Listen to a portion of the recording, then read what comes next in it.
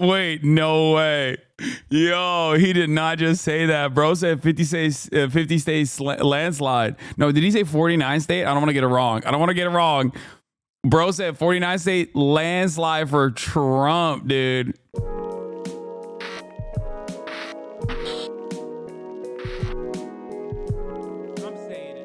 But we're going to start out with Pimpool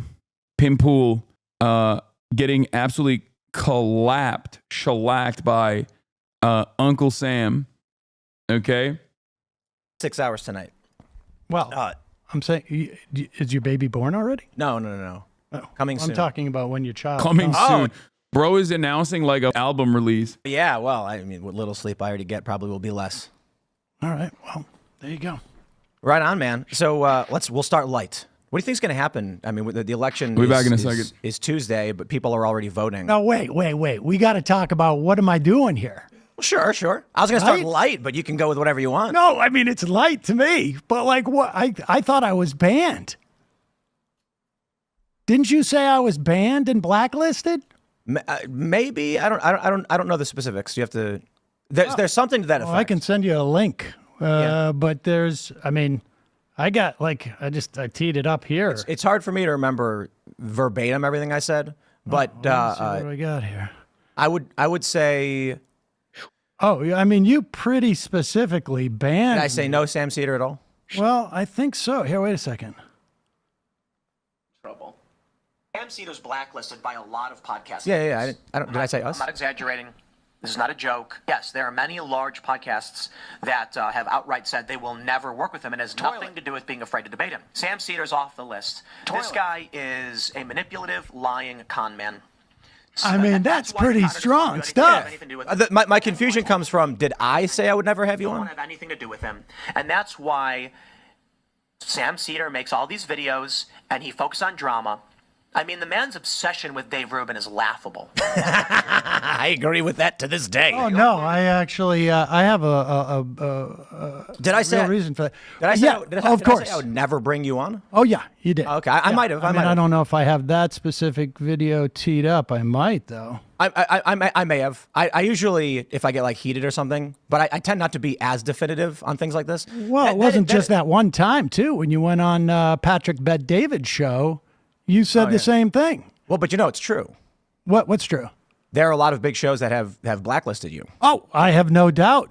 It's not about you, nobody wanting to debate you. I mean, the first thing I asked was like, let's talk about the issues, and you immediately pulled up drama. It's not drama. I mean, I think everybody wants to know. It's like a weird, if you, I used to be a script writer, and if you put a loaded gun in the first scene, and you don't resolve it, people are going to be distracted. So this way we can just deal with this, get that out of the way, and then move on to stuff that is more, I think, like substantive. Yeah. But that's it, right? It's not my business to tell other shows that have brought it up. But I'm not concerned about other shows. I know why. I'm just curious. What am I doing here? What are you doing here? Yeah, I decided to have you on. I don't know. I figured. There were probably misconceptions you had about me. I think that a lot of what you think about what I say comes from clips and not the actual show. So there's like... I don't really have conceptions of you. This started because you said something that was untrue about my position on the death penalty. And I was like, I think Sam saw a clip that someone pulled out of context and didn't actually hear like my 2-hour diatribe on death penalty. I don't. I think actually what I was... talking about, I don't think I ever said whether you believe in the death penalty or not. I mean, you cited a quote where you said that I said something like, I cited a quote, or did I play a video at the beginning of a video? Tim Pool agrees that people who commit treason should get the death penalty, which is that right? Do you have the video? You must have the video. No. Oh, wait a second. And I just went, holy crap! And let me see if I got it, because I'm pretty sure I remember this. It was in the context of you suing Kamala Harris. And you were on with Laura Loomer. Right. And you said the words. Here we go. People who get the death penalty, people who commit treason should get the death penalty. What's the context of that sentence? What's the context of that sentence? Right. So there's a clip that's 5 seconds long. Oh, no, but I watched the whole rest of it. Like, I know you went back and forth, but it was so weird because you should really, if you can find this and put this up, because what I found fascinating about it was that you literally did say on multiple times in that going back and forth, because apparently what happened is you got in trouble at one point with, I don't know, some streaming service about people calling for the death penalty or whatever it was. I don't know the background of that. YouTube says you can't call for the death penalty as a legal mechanism. Okay. And so she brought up, I think these people committed treason. They should get the death penalty. And you said, well, I don't know if she said, I think well, she I said, don't care what she said, really, for this sake. But I'm quite sure you said, if you commit treason, you should get the death penalty. Now, right now, what words are you missing from that sentence? Because it sounds like you just heard a clip. No. I watched the whole thing. Okay, well then, and why then are you, at one point afterwards, so let's pause. Let's pause. We'll break. Yeah, you said if you commit treason, you should get the death penalty, and you have been caught committing treason. Have you reconsidered your stance on capital punishment? We'll break this down. Sure. Is it currently codified in law that if you commit treason, you are out, the penalty is death? What do you mean by codified? Like, is U.S. law states that the penalty for treason is death? Not necessarily, but it is one. It is, right. The penalty for treason is death. What is the penalty for murder? It varies. It can Right. be, It can be the death penalty. Exactly. So it's the exact same dynamic as treason. Yes. Oh. So if we're talking about, in that context, people levying... Tim Pool, why are you talking about leniency in sentencing with a man who has consistently gone to the tort conference for the past decade for fun? Are you insane? Like this, you're talking to a man who lives and dies by the tort. Okay? That is what he does for fun. Like, this is not a normal person. Okay? He reads Social Security reports for fun on his off time. This is what he does for fun. It makes no sense to me. Okay? I at least watch anime in the off season when I'm not, when I'm not like covering the news or reading the news. Like, at least I have like some fun things that I do. Sam Seder's idea of fun is homework. Okay? Like sometimes I'll go on vacation with my family and I'll still stream there, right? And I'll care about like the local politics of the area that I go to, and it'll be fun to see like a unique perspective. Once again, repeating, Sam Seder's idea of fun is going to the tort conference. Tort, a wrongful act or an infringement of a right other than under contract, leading to a civil legal liability. War against the United States, to which I said, I don't believe any of these people committed treason. Correct. Sedition would be trying to undermine or cause damage to the government. Correct. Treason, that's not the issue. Right. And so the context of that conversation is, one, I don't agree with the death penalty. And in no circumstances. But you did say the words, if you committed treason, you should get the death penalty. Okay. So once again, do you not understand? Would you agree if someone commits murder, that they should get the death penalty? No. I agree with that. Right. But you did say if they commit treason, they should get the death penalty. So if we're talking about the penalty for levying war against a country, whether you want it to or not, if a judge sentences someone to death, should they get the death penalty? If a judge, I don't think people should get the death penalty under any circumstances. If someone is shooting at another person, should they be shot at and killed? If someone's shooting at another person, should they be shot at and killed? If someone is committing an act of violence and actively, is it within the legal rights of a person to return with lethal? I like that Tim Pool's like a legal process in which there's an entire investigation conducted, a prosecution occurs, and you go to the civil or you go to the criminal court structure, and then the punishment dished out to you is death, is the same as like in the moment shooting someone in self-defense. Like we are not on the same planet if you think that this is equivalent, okay? You are talking about an entirely different scenario, brother. What the are you talking about? Like, it's not even, you can't say that it's an analogy because it's not an analogy at all. One is a entire process, like one is after apprehension, detainment, criminal prosecution, and then sentencing that comes afterwards versus someone defending themselves in the moment. Force. You mean self-defense? Yes. I think so, yeah. Right now, whether you want it to or not, if someone robs a liquor store, should they go to jail? Should they go to jail? Under the current laws, regardless of your opinions, should the police arrest the person? Should the people arrest the person for robbing a liquor store? Yes. I mean, I think they should, yes. Do you think in literally every single circumstance, then, no matter what happens if someone commits a robbery, they should be arrested? I mean, I suppose there could be extenuating circumstances, but yes, if you commit a crime, you should be arrested. So the clarification that I'm trying to make, it's not about, I don't think there's any real reason to try and go back and parse semantics. The concept was, if people are levying war against the United States, such as we're on the battlefield somewhere in Iraq or whatever, right? Wait, this whole thing was about treason, where you were saying that... Do you want me to explain the ideas, or do you want to just go in circles? I don't understand. Well, I want you just to address what I'm talking about. I'm trying to. Instead of talking You about interrupted war. me. All right, go ahead, please. Treason is levying war Treason is levying war? or providing aid to the enemy of the United States in a time of war. Well, it also, you can be, I mean, there's been people who have been charged with treason when we're not in an active war, but yes, I guess. Well, just- I mean, but however you want to parse this, treason is a legal charge against somebody, and there are multiple potential penalties for that, one of which includes capital punishment. And just for the sake of clarity, because in the show we're not talking about specifics of someone may or may not be wrongly charged. If you're asking me why I would say something like should be, it's rooted in this: treason against the United States shall consist only in levying war against them or in adhering to their enemies, giving them aid and comfort.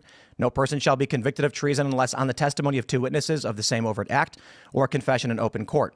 So the issue at hand was when I like that they left the empty chair on there. Like they didn't shut down that camera. What's happening here?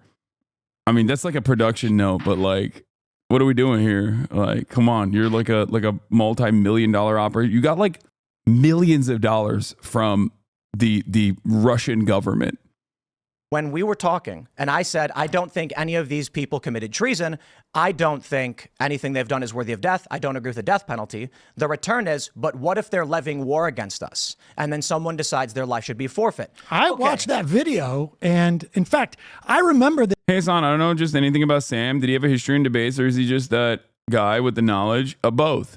He loves debating. He's very good at debating. And also on top of that, he is very knowledgeable. This is Sam. Sam loves doing this stuff. Like he truly enjoys this, I think, a lot more than I do in terms of like talking to silly people and like unwinding them step by step. Now, Tim Pool himself is not exactly the most apt, astute debater either. But yeah, he is. What do you mean Russian money? They're American. Tim Pool, were you not around when the... Okay. You're going to have to take this up with the Department of Justice and the FBI, my friend, because they disagree with you. Like, there was a whole investigation conducted into Tenet Media, which is precisely what Sam is going to be talking about, which is why he started talking about the death penalty for treason, because he's going to walk him through those steps and inevitably get to, has your position changed on death penalty for treason since you committed treason by receiving money from a foreign adversary to do propaganda in the United States of America in an active proxy war that's currently happening within Ukraine and Russia, which is technically within the confines of what Tim Pool had talked about, or, you know, in terms of like treason and the death penalty for treason. So this now, actually, we were going over the ridiculousness of your lawsuit, and I said, you know, don't trust anything Daniel Strata Music says. What? Did you ever beat Elden Ring DLC 10/24/2024? Are you okay, chatter? Oh, Tim says he doesn't agree with the death penalty. That's fine. And then they played more where you say, if you've committed treason, you should get the death penalty. I mean, and the interesting thing is, let's then do I this. watched. Hold on, let me finish. And Do then you want to do a drama circle jerk, or do you want to actually talk about the ideas of the death penalty? Ooh, he's already getting mad. It's like, dude, we're 10 minutes in. Why are you mad already? Why you have to be mad? And what should or should not happen? No, I think that I personally am against the death penalty. I think So let's you talk are about maybe against the death penalty. I'm 100% against death penalty. But what I found fascinating, it was as if you watch that video as it goes further along, and maybe you can release it. I don't know if it's behind a paywall or what. I watched it somewhere, so I know it exists. Maybe it was on Rumble. And if you go along, it's almost like you catch yourself and you realize, like, wait a second, I'm against the death penalty. So, no, you shouldn't get capital punishment. And that's one of the things that I think, like, in terms of, like, that I have always found fascinating about you. And that there's actually a great video by Timba Toast on how you vacillate between different political ideas as a way of, like, maintaining a certain brand. What is the brand? Well, I don't not exactly sure what you think the brand is, but Here's the challenge. Here's the challenge. You know, if I post a joke on X that is like over the top, for instance, I tweeted Kamala Harris is like Hitler and Stalin times 200, and she's gonna start 800 wars. That was actually written about in various liberal outlets as if it was a fact statement. And so I'm sitting here being like, can they not tell? Well, there's Poe's law. I get it. Sometimes they don't.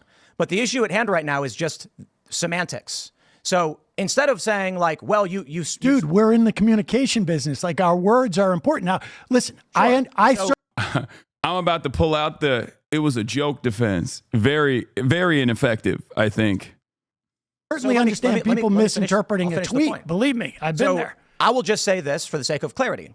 Right now, regardless of my opinions on law, should the law be that someone will receive the death penalty, then they should receive it. I oppose it. But it doesn't necessarily, the treason, the punishment for treason is not necessarily the death penalty any more than it is with murder. All right, so let's just try and... Why would you ever say, if you're So against this is death once penalty? again misconception I'm trying to get past, so let me explain. Okay. In the circumstance where someone has committed a death-worthy trespass, I oppose the death penalty. I would advocate against it. We recently had a big case where there were two instances where people were put to death. One guy, the family even said it shouldn't happen. They had cut a deal with the prosecutor. It still happened. And that was, I believe it was, who was that? That was Missouri. Mm-hmm. And a lot of the people who watch my show were quite outraged that a family would say no. But the issue at hand is, I don't assert myself over the rest of the country in law, which means if the mechanism of the courts is as such, that's what should happen. I will fight against it.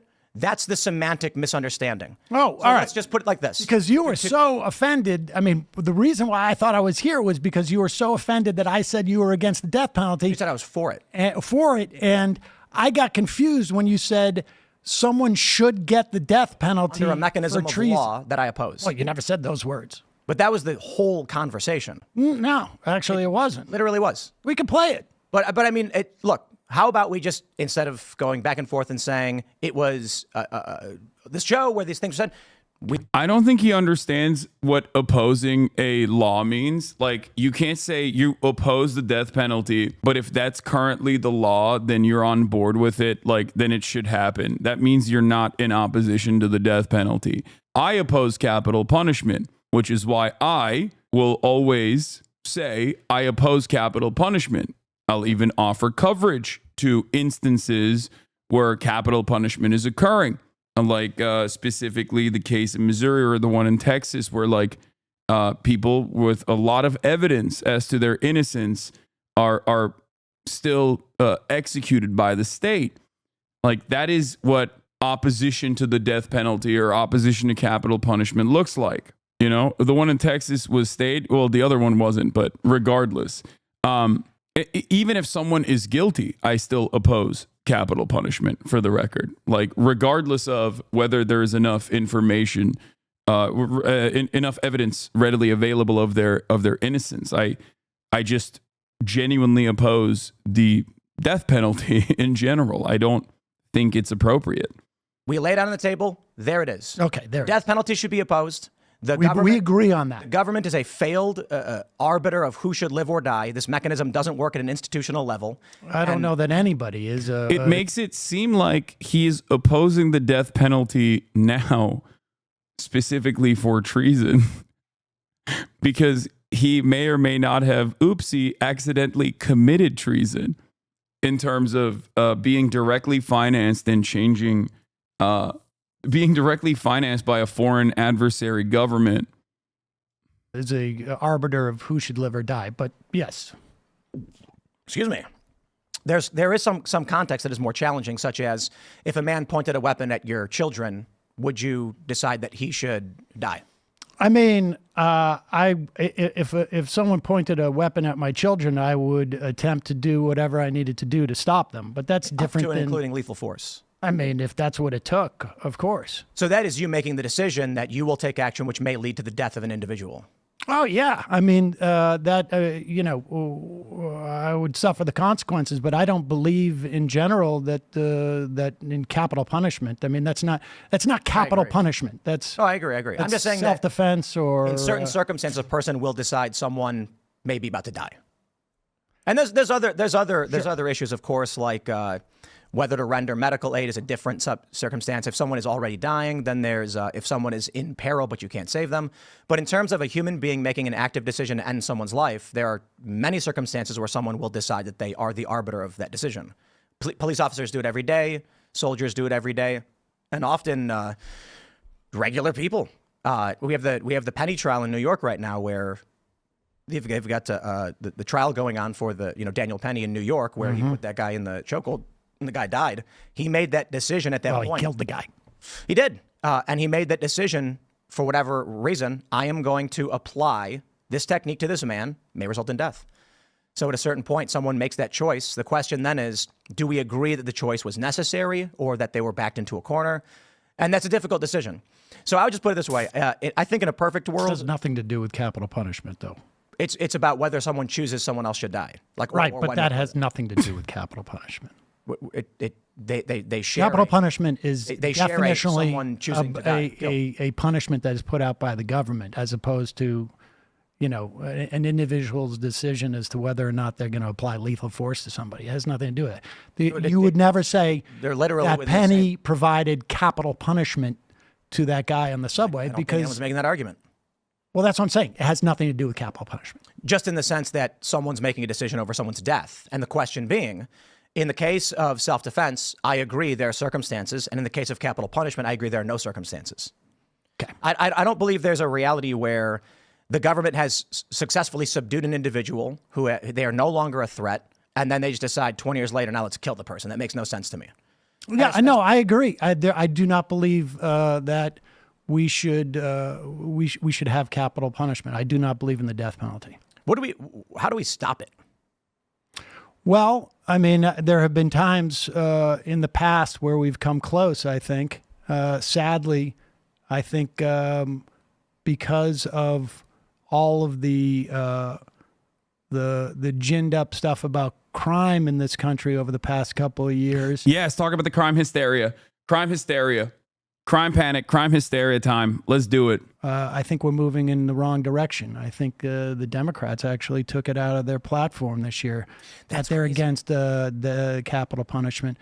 It is a problem. There is a cost associated with the attempts to scare people about crime in this country, and that's one of the costs, that we move further away from some type of positive public policy. 4% of death row inmates are likely innocent. And that means at an institutional level, people in this country accept 4 in 100 people. Wait, what? Like, is he?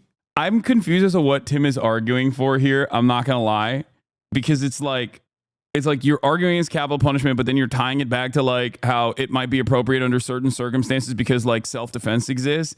And it's like, if you think 4%, if you think the percentage of 4% in a legal structure where like innocent people are executed by the state is unconscionable, I don't even know what the percentage of like self-defense instances that actually end up shooting someone that had no business being shot at all, but simply because of castle doctrine, the person got away with it under our current legal system.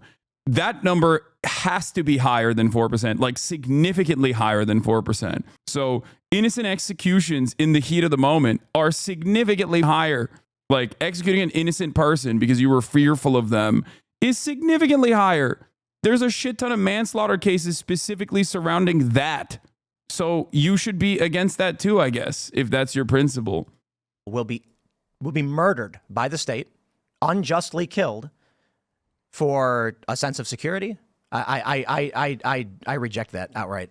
Yeah, I mean, I think both in terms of efficacy, but even in terms of, I think if you feel that there is a situation wherein, without a threat to anybody, right? I mean, these people are all in jail, that there is a justification to kill someone in cold blood, then I think it just becomes a negotiation as to when it's not. You know what really gets me too is what I hear from a lot of people is, what about when you've seen on video they're harming a child or they're doing something? And it's funny because in a circumstance where an individual literally witnesses a crime happening, it's easy to say, sure, we can, like if you're out in public and you see someone committing an egregious crime that is going to cause great bodily harm or death. But why does that justify an institutional, national level mechanism by which the government can decide that someone dies? I think it comes down to 12 people walk into a room, someone they've never met before points to a person they've never met and they say, trust me, kill him. And these people are like, well, I guess. I think that's insanity. No, I agree. Yeah. I mean, you brought up the Penny thing, and I think that's why it's even that much more egregious, in my opinion, his killing of that man, because I don't believe in that situation there was any type of threat that justified holding this guy in a chokehold for that many minutes at all, frankly, for that matter. What do you think, like the penalty should be? Like, do you think, like they're charging him, I think, with negligent, is it negligent homicide? I'm not sure. Or at the very least, I would imagine manslaughter. But, in generally, as a rule, I don't really parse out court cases. I mean, if there's a charge, as a matter of public policy, there are instances where I think that people should be charged. They're having a conversation around capital punishment in a way where Tim Pool is agreeing with him on principle, but also simultaneously still making it seem like he's disagreeing with him.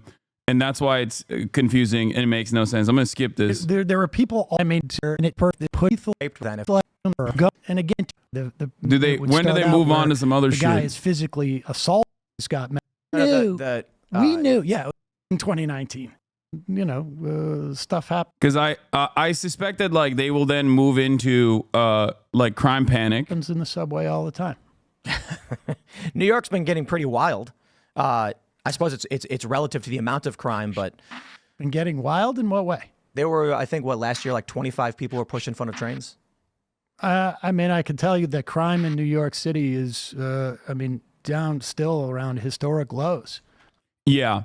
New York City has one of the most robust, the most robust public transit structure in the United States of America. It's obviously still significantly lower than like our European counterparts or, places like Japan, places like China.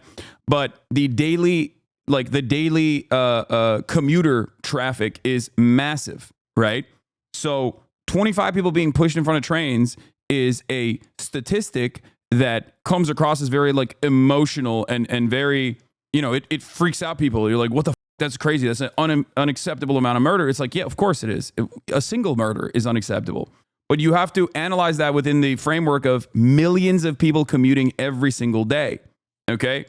So when you look at the statistics like that, when you look at the actual statistics, it is such a tiny margin.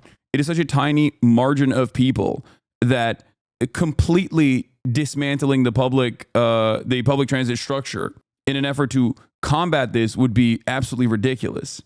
So you still have to look at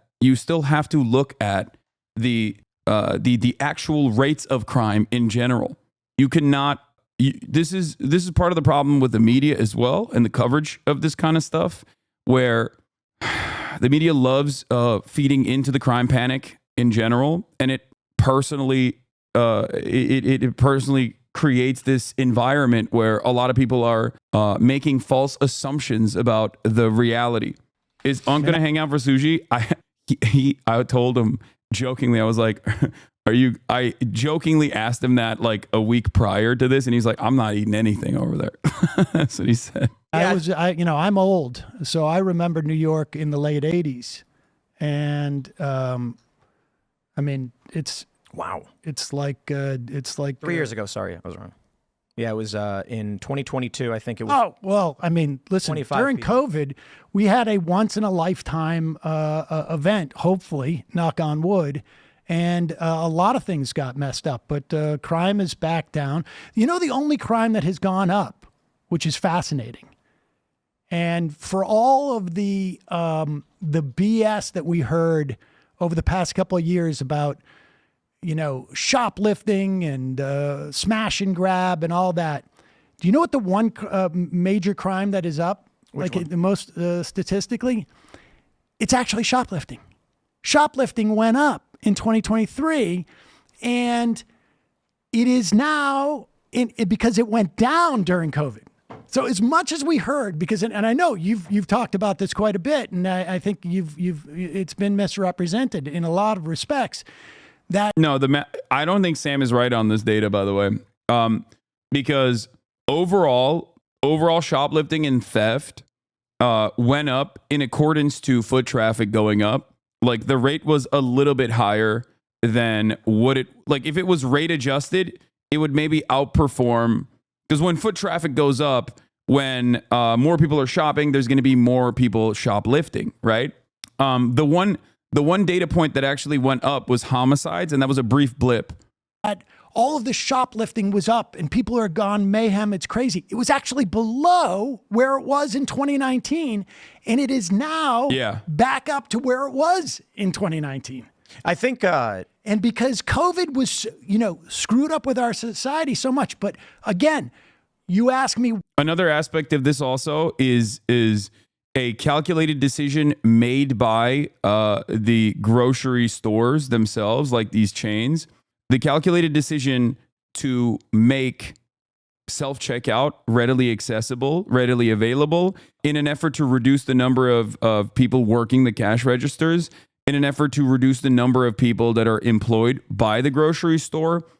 They know that this will increase shrink. They know that this will cause people to steal stuff. Okay, because when he's saying shoplifting, he's not specifically just talking about like people going in and doing smash and grabs, right? What you see in the media, because those smash and grabs, while they can be publicized heavily, are not going to make up for billions of dollars. Actually, the people that are stealing are people like you.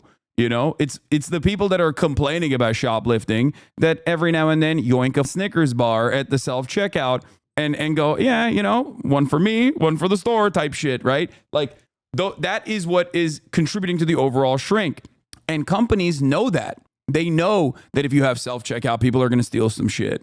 Except the cost for them to employ cashiers and with all their benefits and with all the workplace compensation and all of the other stuff that they have to offer people that they hire, the profit margins still remain high when they automate that process, even if people steal shit. Okay?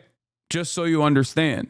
So this is something that every grocery store corporate executive knows. This is a reality that they know because they've made this calculation. And what's really interesting about it is that while I can comprehend this by thinking about this logically, and yet these brilliant minds in the media have never really addressed that at all. It's really, really interesting. Self-checkout is what increases shrink. Okay? That's what, and that is happening across the board. It's not just happening in like Oakland, or it's not just happening in neighborhoods where grocery stores are closing. It's happening all across the board, and they know that it's happening all across the board.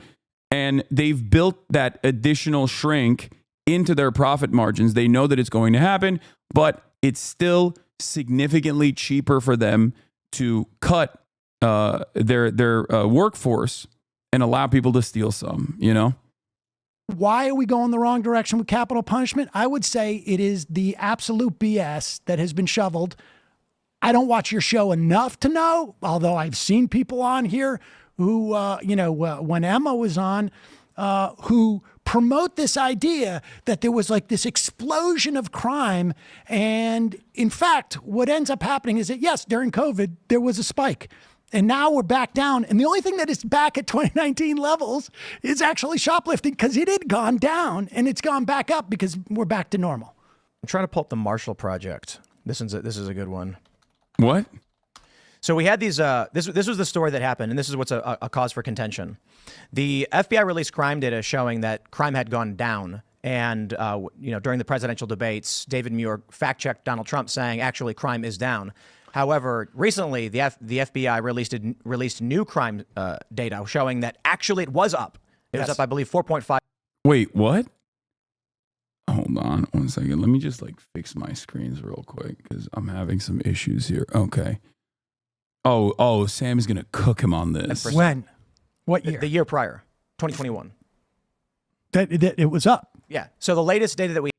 Dude, what are you talking about? Crime is down from 2023 to 2024. That's just the truth. David Muir is correct in correcting Donald Trump. You can't just go back and be like, well, FBI found out that the crime was actually up. Yeah, it was up in 2021. Okay.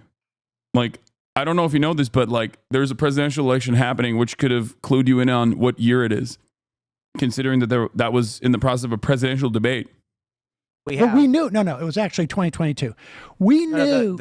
We knew. Yeah, it was 2020. I'm sorry, the increase from 2021. Yeah. Yeah. During COVID, in the wake of COVID, 2022 was up because the data reporting was not complete.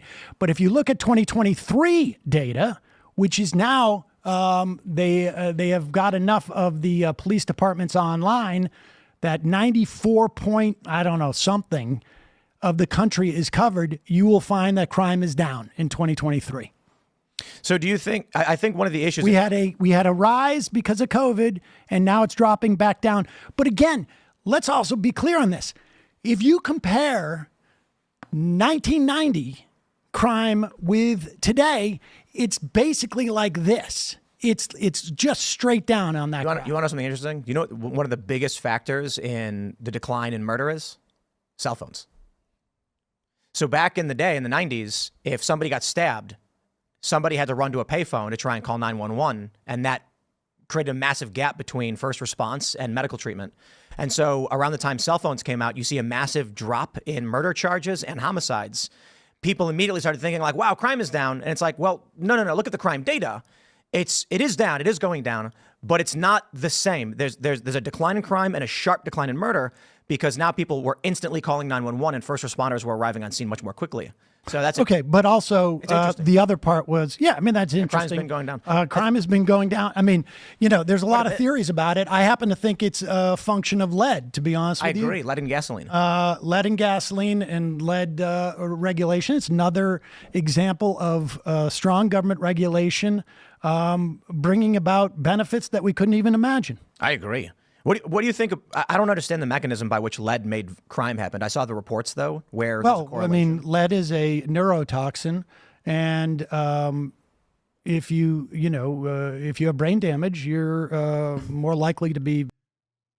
That is the sad state of affairs. Is that yes, a big chunk of our Gen Xers are just straightforwardly brain damaged. It's kind of a wild reality to reckon with, but yeah, a lot of our boomers, but specifically Gen X, is the lead generation, is the lead poison generation. And yeah, it is perhaps one of the major reasons as to why they are so incredibly violent. Yeah. This is probably one of the most resilient theories I've ever seen on the matter, in terms of why there was such historic highs in crime, and how we have basically reached historic lows in crime. The lead theory is I don't think it's I don't think it's like a crazy conspiracy is what I'm saying. I don't, you know. Maybe violent or, you know, antisocial. That's crazy. Like in the 70s when we had leaded gasoline and it's just pumping out of all these cars, like people are effectively having some kind of effect on their brain that it aggregates. And so if you are living in areas that had a lot of lead paint, hadn't been remediated, and on top of that, you're getting gasoline that's in the air, or I should say lead that is, you know, in the air because of gas, that accumulates in your brain, and it creates neurotoxin. That's why we have that problem in Flint, Michigan, right, with the lead poisoning. We have a lot of children, you know, who have special needs, and there is data. I mean, this is, you know, it's very difficult to assess this stuff, but there's data that shows that about 20 years after lead gasoline is outlawed, or lead in gasoline is outlawed, you see a precipitous drop in crime that's happened both internationally and in this country. What do you think about phthalates? Are you familiar? No. So plastic chemicals leaching into our food. Oh yeah, yeah. Even these cans. So I'm gonna give a shout out to Liquid Death. They'll get mad at me, I guess. So Liquid Death is water in cans, and it says "Death to Plastic." But every single aluminum can is lined with plastic. So it's all leaching into our, like, yeah, even these midriffs. They say they're endocrine disruptors. So they're affecting people's hormone regulation, hormone balance. This could lead to, depending on the study, hormone imbalance could lead to like emotional disturbances or dissociative. This part I don't understand because I love drinking just cans. I love slamming Diet Cokes all day, every day. And I also happen to pay close attention to my testosterone levels. Like I have a pretty healthy, relatively balanced diet on top of that. And I just don't know. Like, I feel like if there was someone who would get hit with the microplastics, make you gay shit, which is what like his underlying theory is here. Like I'd be the number one person who is homified, you know, because I'm not even at this point. I'm mostly macroplastic. I've moved beyond microplastic. Or like identity issues. This is one of the reasons why, I mean, since we are a couple of days away from an election, I'm such a soda boy. I think it's so important to make sure that Donald Trump is not in a position to appoint any more Supreme Court justices. I mean, the damage has been done, but you know, it could be rectified, because one of the things that this Supreme Court has done in its assault on what is known as the Chevron doctrine, and deference, is it will over time inhibit the ability of something like the EPA or the USDA or the FDA from assessing in real time that there is a problem with certain products that is poisoning our environment or poisoning our people, and it will inhibit their ability to address it, because we don't know in the future, and certainly if you know what chemicals, you know, we discovered this over time, right? We didn't know this when plastics are fantastic. And then we start to realize there's these PFAS, there's these things that you mentioned, maybe in the context of fracking, there are certain things leaching into water, but you probably know that you can't just there's no, I test water and then all the bad stuff comes back on the test sheet. You must look for specific things. Well, what this Supreme Court has done is inhibited, and this actually is even a problem for investors like the SEC and other agencies. They have inhibited the ability of these agencies to do their work as scientists, as financial regulators, find problems that exist that were not contemplated by Congress and act upon them, because Congress doesn't have the ability, you know, to act on every single or anticipate every single substance that may be a problem for people, or high fructose corn syrup. I mean, that's also a problem. That was under the Nixon administration. They decided they wanted to increase the amount of of money that expendable money that people had, so they decided to subsidize corn and make all the food cheaper. But isn't it weird how the high fructose corn syrup things happens? They subsidize corn. So then these researchers are like, corn's so cheap now because it's being paid for by the government, by taxpayers, that we can produce. It's actually difficult to make high fructose corn syrup. It's more expensive than sugar, but the government subsidy has resulted in 100%. It's also the filler in all our foods. Yeah. I was reading something recently that said that the high colon cancer rate among young people is due to emulsifiers. They're using This looks like Tim Pool receiving an entry-level college class. Yeah. It is not as contentious as I thought it was going to be. I mean, I still appreciate it. I think it's good for Tim Pool's audience to have a better, wait for it. Okay. All I'm saying is it's good for Tim Pool's audience to get an introduction to someone like Samuel Seder in a non-adversarial setting like this, because they'll learn some shit, hopefully. Gellan gum and guar gum and these things in dairy products.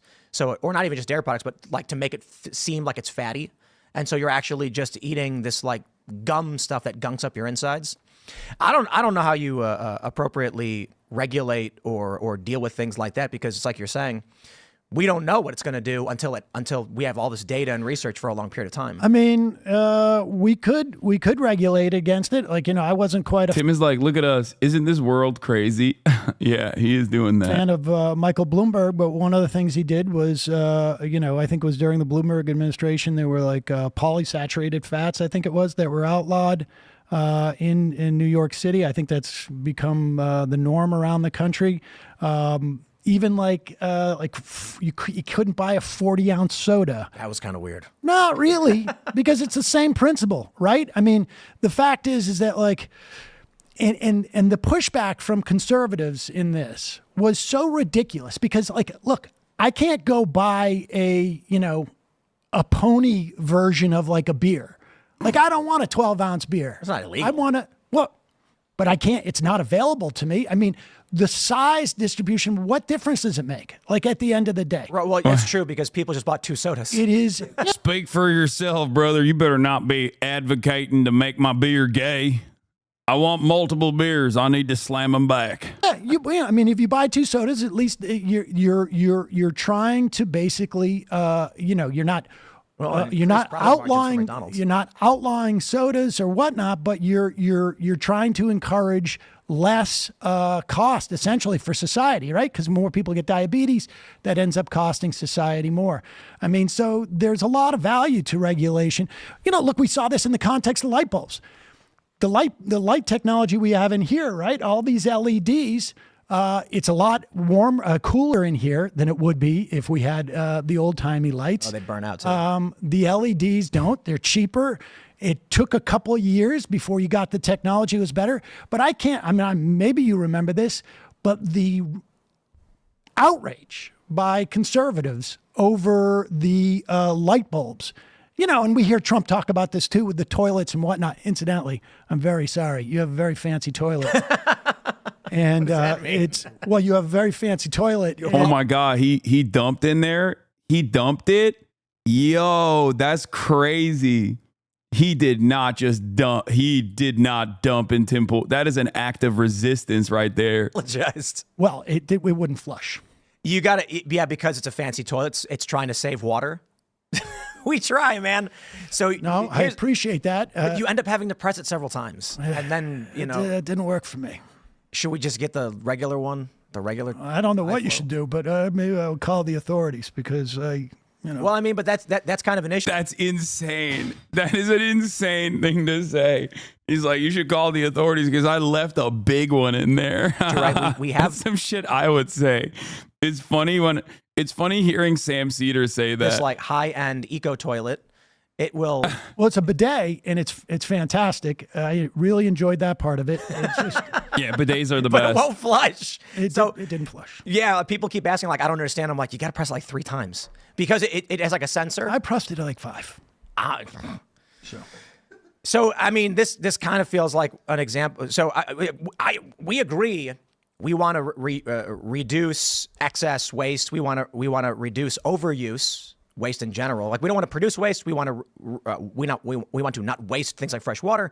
But now we have a toilet that requires 5 flushes because we tried doing the right thing. Well, I mean, look, you just bought the wrong toilet. I mean, One downstairs and have the I have problem. low flow. You can find low flow, manual toilets. I mean, that's a high end toilet. Okay, this conversation is getting derailed. But, I mean, the bottom line is all of these. There are definitely regulations.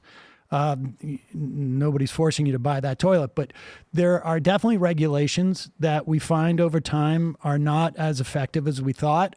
But the bottom line is all of this deregulation that we're seeing is a function of largely certainly of conservatives, but largely a function of the Republican Party. And now we see, for me, Kamala Harris would not be the first person that I would vote for, but in terms of the Supreme Court, that alone is enough for me. How do we balance and federal courts? I would say too broadly. I mean, how do we balance this? Right. So there's a push and pull between private and public. There are, I've never been a laissez-faire libertarian guy. I've never heard a good argument from a libertarian about how you protect water. I've often brought up the Clean Water Restoration Act. Are you familiar?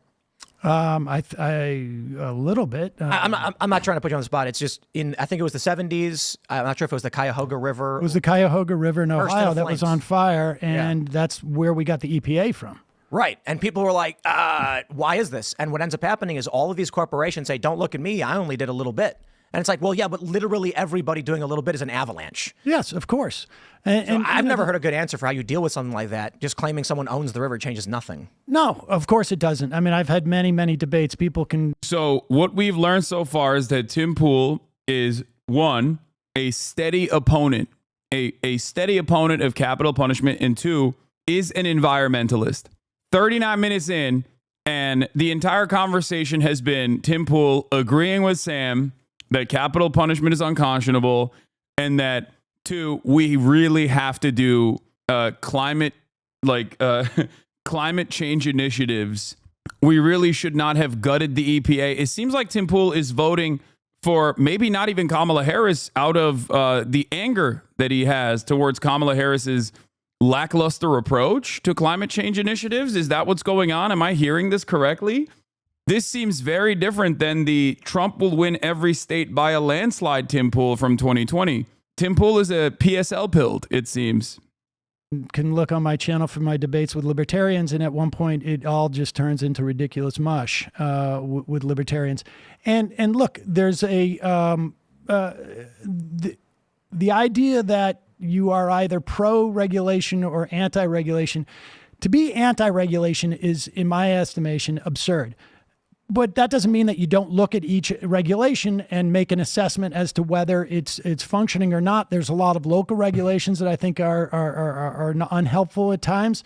I'm sure on a federal level there are some regulations that are unhelpful. But the bottom line is, fundamentally, this kind of stuff annoys me though, because it's like guys like this who are otherwise like amoral, who are otherwise like valueless, can so quickly behave like a chameleon in any sort of conversation, and they can they can basically change their entire worldview just for the sake of that conversation, and then just go back to the regular bullshit. And I don't know. I find it a little bit aggravating. I find it a little bit annoying. There are a lot of people who are there are a lot of people I see, like Tim Pool is a propagandist for sure. Obviously he's a right-wing guy.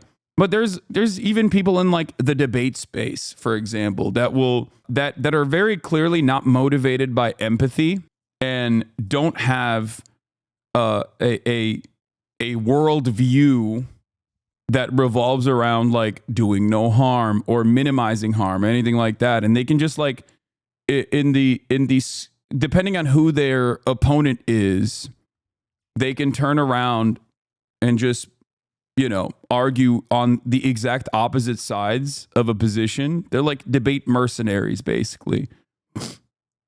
And I don't think their audience has punished them enough for it anyway. Like, I don't think people will punish. That's why D is on his pro-Palestine arc right now and debating Zionists and blaming you for affecting the movement for worse. I like that his entire worldview is just motivated by whatever, like being at odds with me, no matter what it is. Yeah, he's the true advocate for the Palestinian cause after advocating to genocide them and continuing to defend that genocide for a year of said genocide. And now he's going to be the true champion of the pro-Palestinian cause, and be like, Hasan is the bad guy. I don't believe that he is actually flipped. This chatter keeps saying he is, or this chatter keeps saying he has flipped, but good luck. You know, like I said, if you came out pro-Israel on October 7th, he would have been pro-Palestine, probably. But that is precisely what I'm talking about.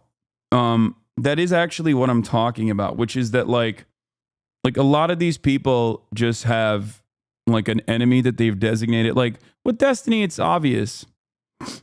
With Destiny, it's obvious. It's like he has tailored a lot of his content and a lot of his ideology around like being in opposition to me. So anything that drives a wedge, he will try to utilize, which is very strange. But one thing that is clear is that, yes, he has no consistent set of principles or values, but he is rhetorically skilled enough to be able to, I guess, dupe people, especially in like short bursts, when something is like clipped in a TikTok debate format or whatever. He can get people to be like, yeah, this guy seems to be on my team or whatever. And most people don't interrogate or examine the full scope of their knowledge or their opinions or their advocacy. But that's pretty much it. Is it successful? Are you noticing more hate or not? Not really. I don't think it's that strange because he's definitely getting bred of that tactic. I know, but I think ultimately it doesn't really matter. Let's continue. Do you allow the government to have this ability to regulate? The idea that we have, that it inhibits the free market in some way, I think the idea of a free market is absurd, doesn't exist. But beyond that, we're always regulating the market. It's just a question for whose benefit are we regulating it? That's the bottom line. I think free markets can only exist temporarily until someone amasses power and then displaces the market and becomes the power structure. There is no, like, what is a free market? It would be like 10 people who live 10 miles from each other, they trade periodically. But once you get to a point where anyone controls one resource, you start to get power displacement, and then you'll end up with power centralizing. Yes, well, the first thing that you're talking about, hasn't existed in forever. Yeah, forever. I mean, really. But if he's saying anything pro-Palestine, it's because the tides have turned so much further than they ever were, and it's more beneficial from a standpoint to ride both sides now. Yeah, that's probably what it is. But good luck to him. I hope that he finds peace one day and stops relentlessly trying to smear me with his maybe 3,000 cultish freaks that are in here probably every single day, more than they even watch him. The reality of the matter is it'll never happen because he makes money off of that. But it's like, I talk about this with left libertarianism because a lot of people on the right say it doesn't exist. And I'm like, it absolutely does. It's hippies living on a farm. You know what I mean? That's left libertarianism. They're just hippies on a farm. There's no need for great power structures or police because 10 people living on a farm get along just fine. Yeah, but scaling things up is where... but and maybe they're completely self-sufficient, but they got there in some fashion, and it wasn't they drove on roads that were built right by a society. So. It is funny because I always hear libertarians say that it's a meme who's going to build the roads, and I never actually get a response. Well, like private companies, you can find private companies that are going to build roads, but they're they do. Yes, but they're not going to build. The trap card. Never tell a deregulation, anarcho-capitalist, libertarian slanted guy how roads are built. Okay, never tell them that. You'll destroy their worldview. Okay, it's pretty funny that this ideology has existed for so long, and yet they have seemingly not come across like a coherent way to get around the initial infrastructure expenditure necessary. Like they say toll roads and whatnot, but there's still a massive amount of expenditure that you need to put down before you get to that process. And it's like virtually impossible. It is virtually impossible to do that with simple tolls. So it's pretty funny. Sam is taking calls from any libertarian who will speak with him to debate on the subject, and they've all been destroyed so badly that none even bother to call anymore. Yeah, I will never understand like how this genuine issue is presented to libertarians on a regular basis, and they never have an answer for it. Like I've yet to hear a coherent counter argument to a concept as simple as roads. Like there are varying degrees of anarchist thought on this matter. You have minarchists who believe in like small government because you still need to have a court structure, right? To enforce contracts. That's another fun argument that I'm sure Sam engages with all the time. But it's just, yeah. You bring up the court system, you bring up the enforcement of the court system, and all of a sudden, bedlam.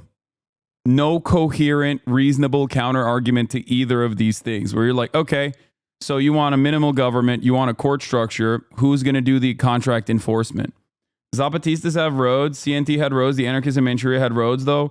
Yeah, that's different. We're talking about anarcho-capitalists. It is like one is the abolition of hierarchy and the democratization of all matter, all aspects of governance. The other is only unjustifiable hierarchies where might is right and money plays a significantly larger role, where there is no, there is no structure at all. There's no enforcement at all. Build it to everywhere, like out here, I mean, had to build this road. Well, you built the road, not the paved one. The no, the one that goes onto the property, we had to build. You're not fooling libertarians by but, bringing up the bitch-ass roads. Libertarians, which tend to be smarter people, you somehow think that the thing that's going to stump us and be like, damn, this libertarian shit is the roads. This is level 1 shit. You not fooling now libertarian by bringing up them bitch-ass roads. So what's the, like, who builds it? What are you going to do? You're just going to pave it yourself, like Tim Pool said? Because roads are, at the end of the day, a circuit. They have to connect. Railroads are private corporations for what it's worth. Yeah. And that process has been fantastic. Also, once again, tremendous amount of government expenditure on that as well. Heavily regulated, would be significantly more efficient if nationalized. Still requires, there is no massive infrastructure project. There is no massive infrastructure project like that was not built with government interference. Okay? Roads are built by the government and then given to private contractors. Railroads, still similar structure. The paved one gives you the opportunity to, that's the way you get to the airport. Yeah. So I guess the point about regulation is, I certainly agree. It's like Republicans across the board are almost always talking about deregulation. But yeah, it's absurd. But I don't see Democrats talking about cleaning regulation either. Right? There's a give and take. What? Let me give you a better example. What does cleaning regulation mean? Getting rid of the bad ones. Oh my God. I mean, I would like say so reforming. to an excessive standpoint. I mean, this is, and I'm not speaking positively of this, but that guy Cass Sunstein underneath under the Obama administration, it was absurd. The idea, look, I don't think you ever have to worry about the Democrats putting. I agree with you almost 100% on everything. But just as a devil's advocate, how does this line of thinking apply to NASA versus SpaceX in terms of success and efficiency of systems? I'd assume it's not a public versus private perfect example, but yeah, curious of your thoughts. Yeah, that's actually a wonderful question. SpaceX is NASA. You're doing the railroad argument again. It's the government building it and then offering, like government building the underlying infrastructure and then handing the keys to a private corporation and then still continuously funding that private corporation. That is, SpaceX is funded by the government. It's comprised almost entirely of former JPL NASA engineers. The major issue with, the major argument against this in terms of like aerospace manufacturing and technological achievements that occur in the field of aerospace is that when it's funded by the government gets to say, because it might be, you know, politically sound, we're spending too much money on this shit. Okay? When it's at least a private contractor, they can give the same amount of money, if not more money. Okay? But it's hidden, as it's written off as an expenditure that isn't cut because we have no mechanism of saying we got to lower the amount of subsidies that we're offering to private corporations because the private public partnership is the method in the United States of America. That is the saddest aspect of this. These massive technological improvements that have been life-changing have almost always come from the public sector because massive technological leaps require an endless amount of failure. Private corporations have short-term profit motives.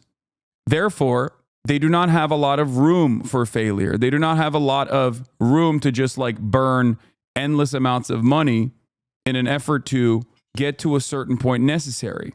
The internet would have never been created under a private structure. It just simply would not happen. And the same is true for novel chemical compound discovery, for example. Like virtually every single novel chemical compound discovery happens in public research. Okay? Other countries that have more robust public research facilities and spend less money actually are per capita creating creating more novel chemical compounds than the United States of America. There's a reason for that. It's because failure is not viewed in the same way in the public sector as it is in the private one.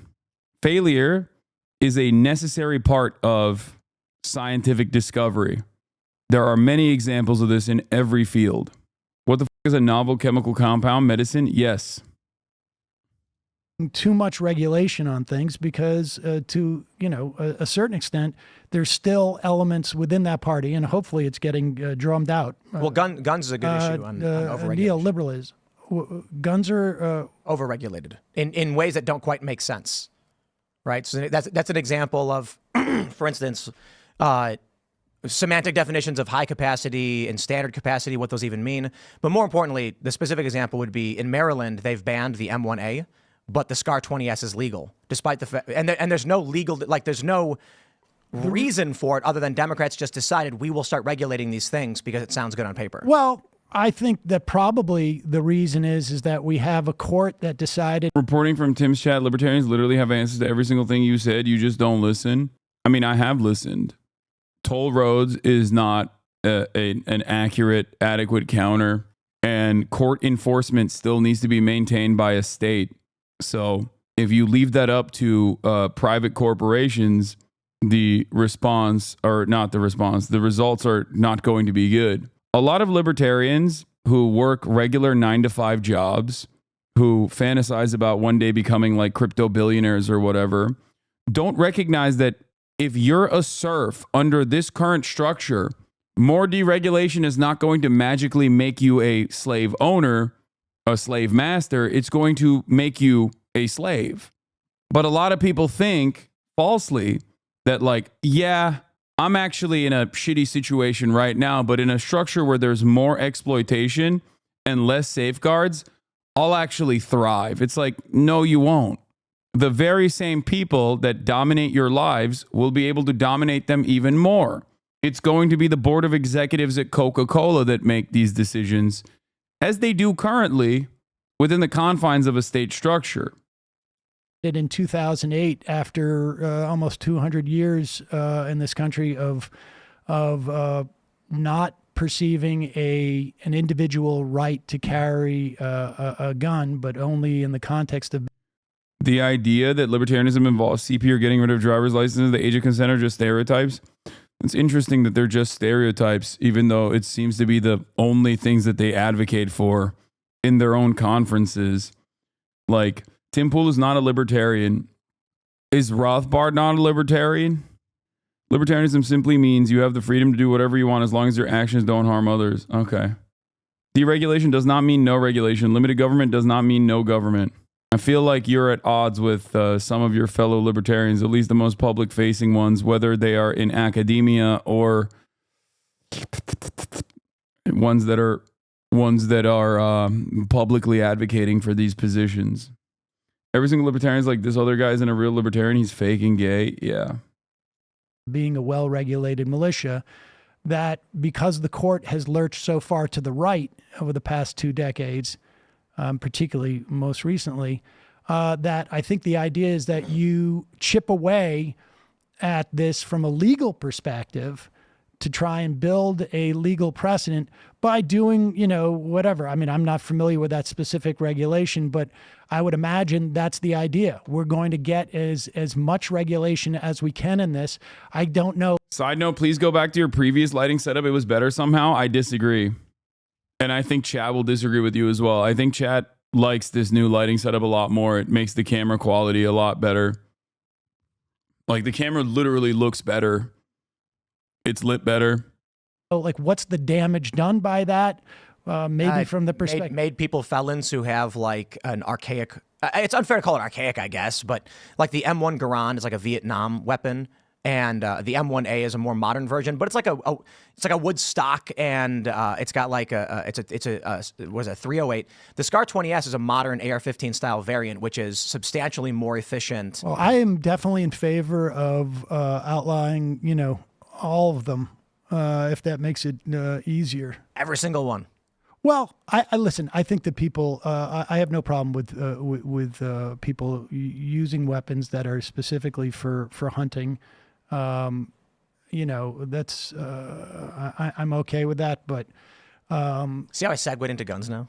Well, I'm happy to, I mean, it's absurd, I think. It's a bit of a forced segue. But, the Supreme Court has lurched to the right, and we have agree. 2 Supreme Court justices on the right who I think want to retire in Alito and in Clarence Thomas, and I would love Donald Trump not to have the opportunity to appoint their successors. I don't want to go too. I want to stay on the guns for a bit, but the sign's pointing to a Trump victory.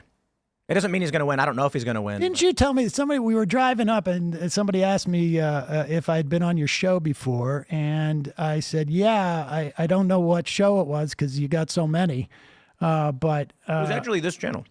Okay, that was like 7 years ago. And nobody can find that interview, but I'm quite convinced that you also predicted a Trump victory then, and that must have been like it was pre-COVID.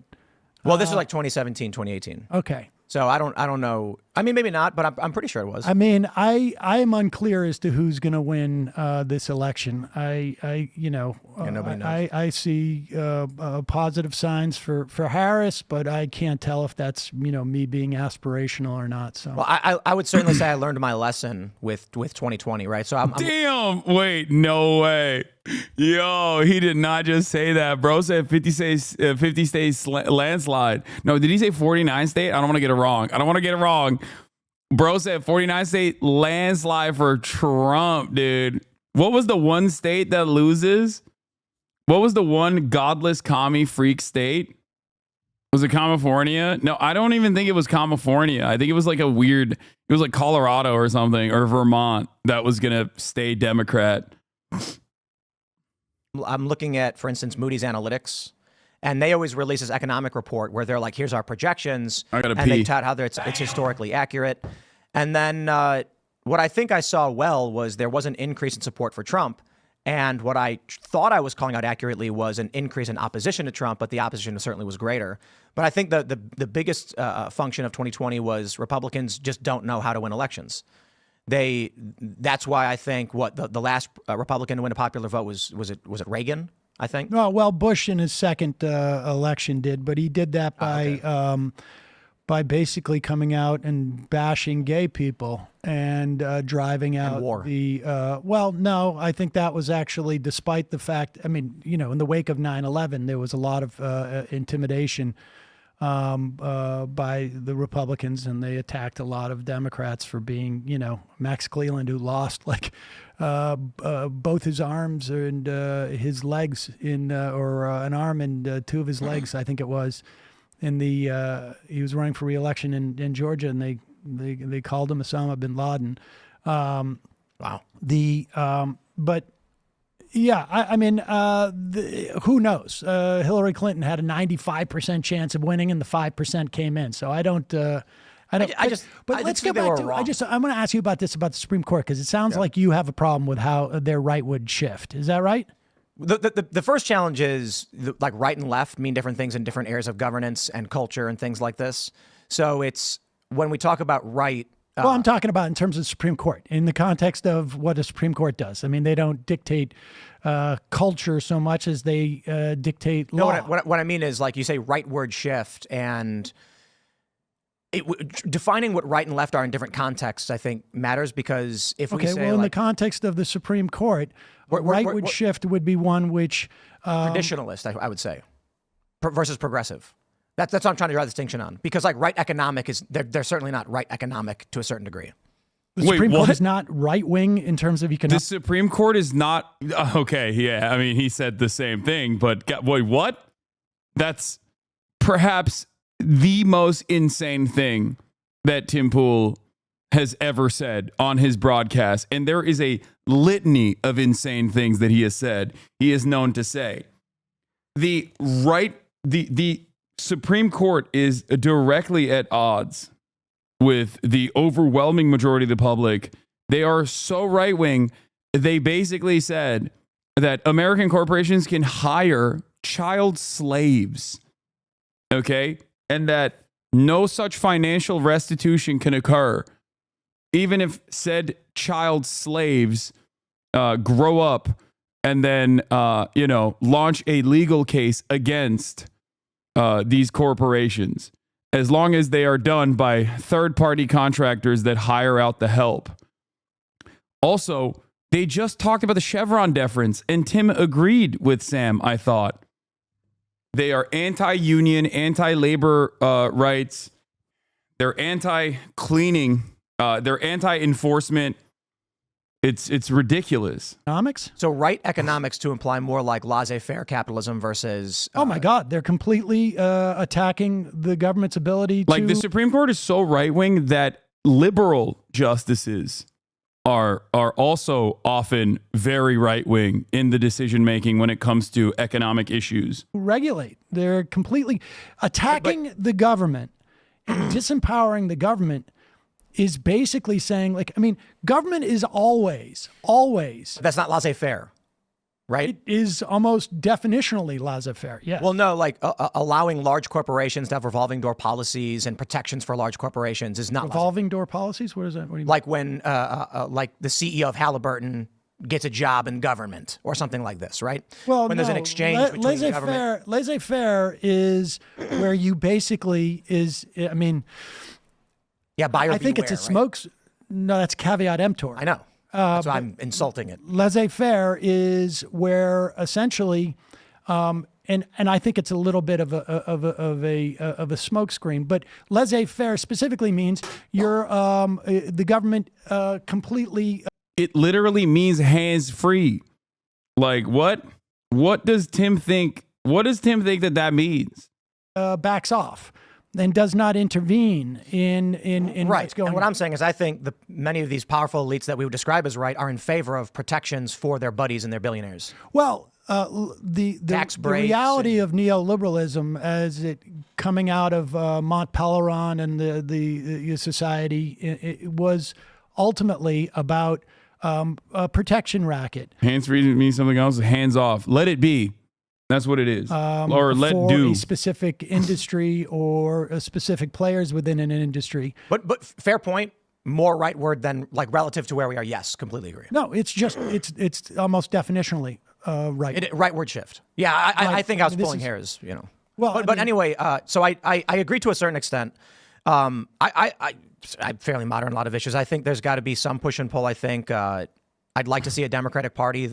This is my number one theory. This is more than like my nuclear doctrine.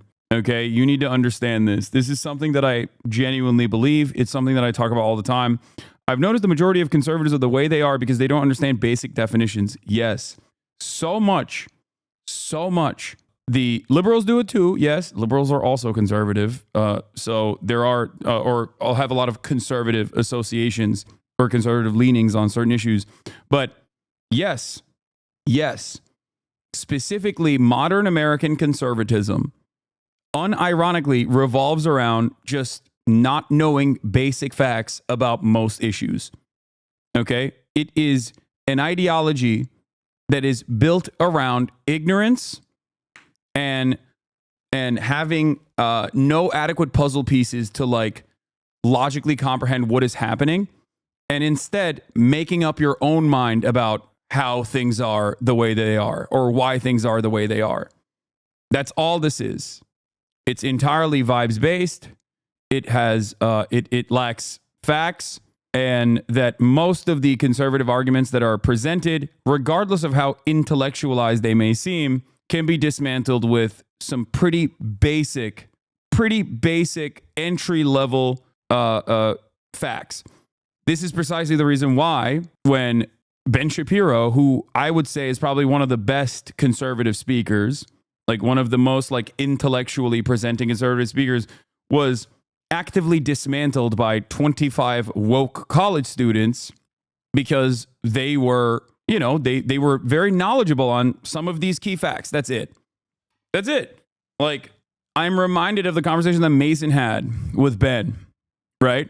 Our GOAT, our warrior, our Jubilee warrior, one hand politics, where he basically was like, don't you think that the incredibly restrictive immigration process that makes it so that the average processing time for like legal pathways of migration into this country are 10 years or more makes it so that many people choose to cut the line or use illegal means to get in? But they weren't college students. Yeah, I know. I'm just sorry. Woke people. Okay. Don't get caught up on that. Some of them were college students. Others were not. But like that's it.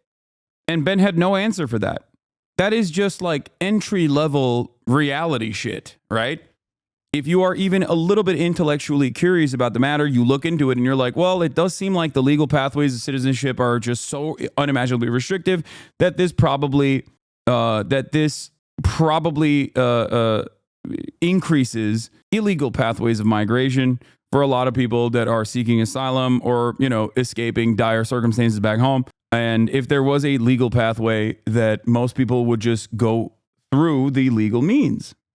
That provides sound regulation in key areas that matter, like we're talking about lead and water and things like this. And then I'd like to see actually any party, I don't care who does it, like it's a sound reason to be like, hey, don't dump lead and garbage in our water.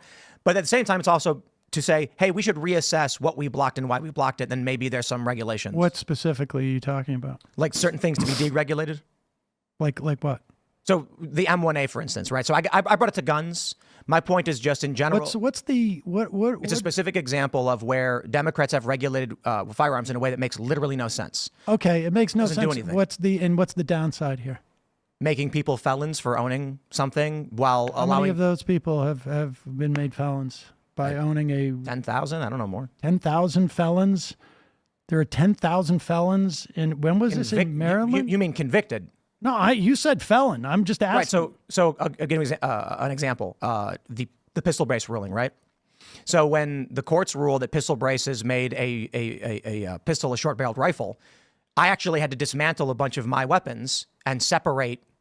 And there was no law passed. There was no act of Congress. That's some pussy shit, Tim. You should have been defending your freedom from the ATF, brother. Was ATF making an arbitrary decision that I was now committing felonies for simply having owned a legal product that I bought that was legal at the time. And Congress never passed this law.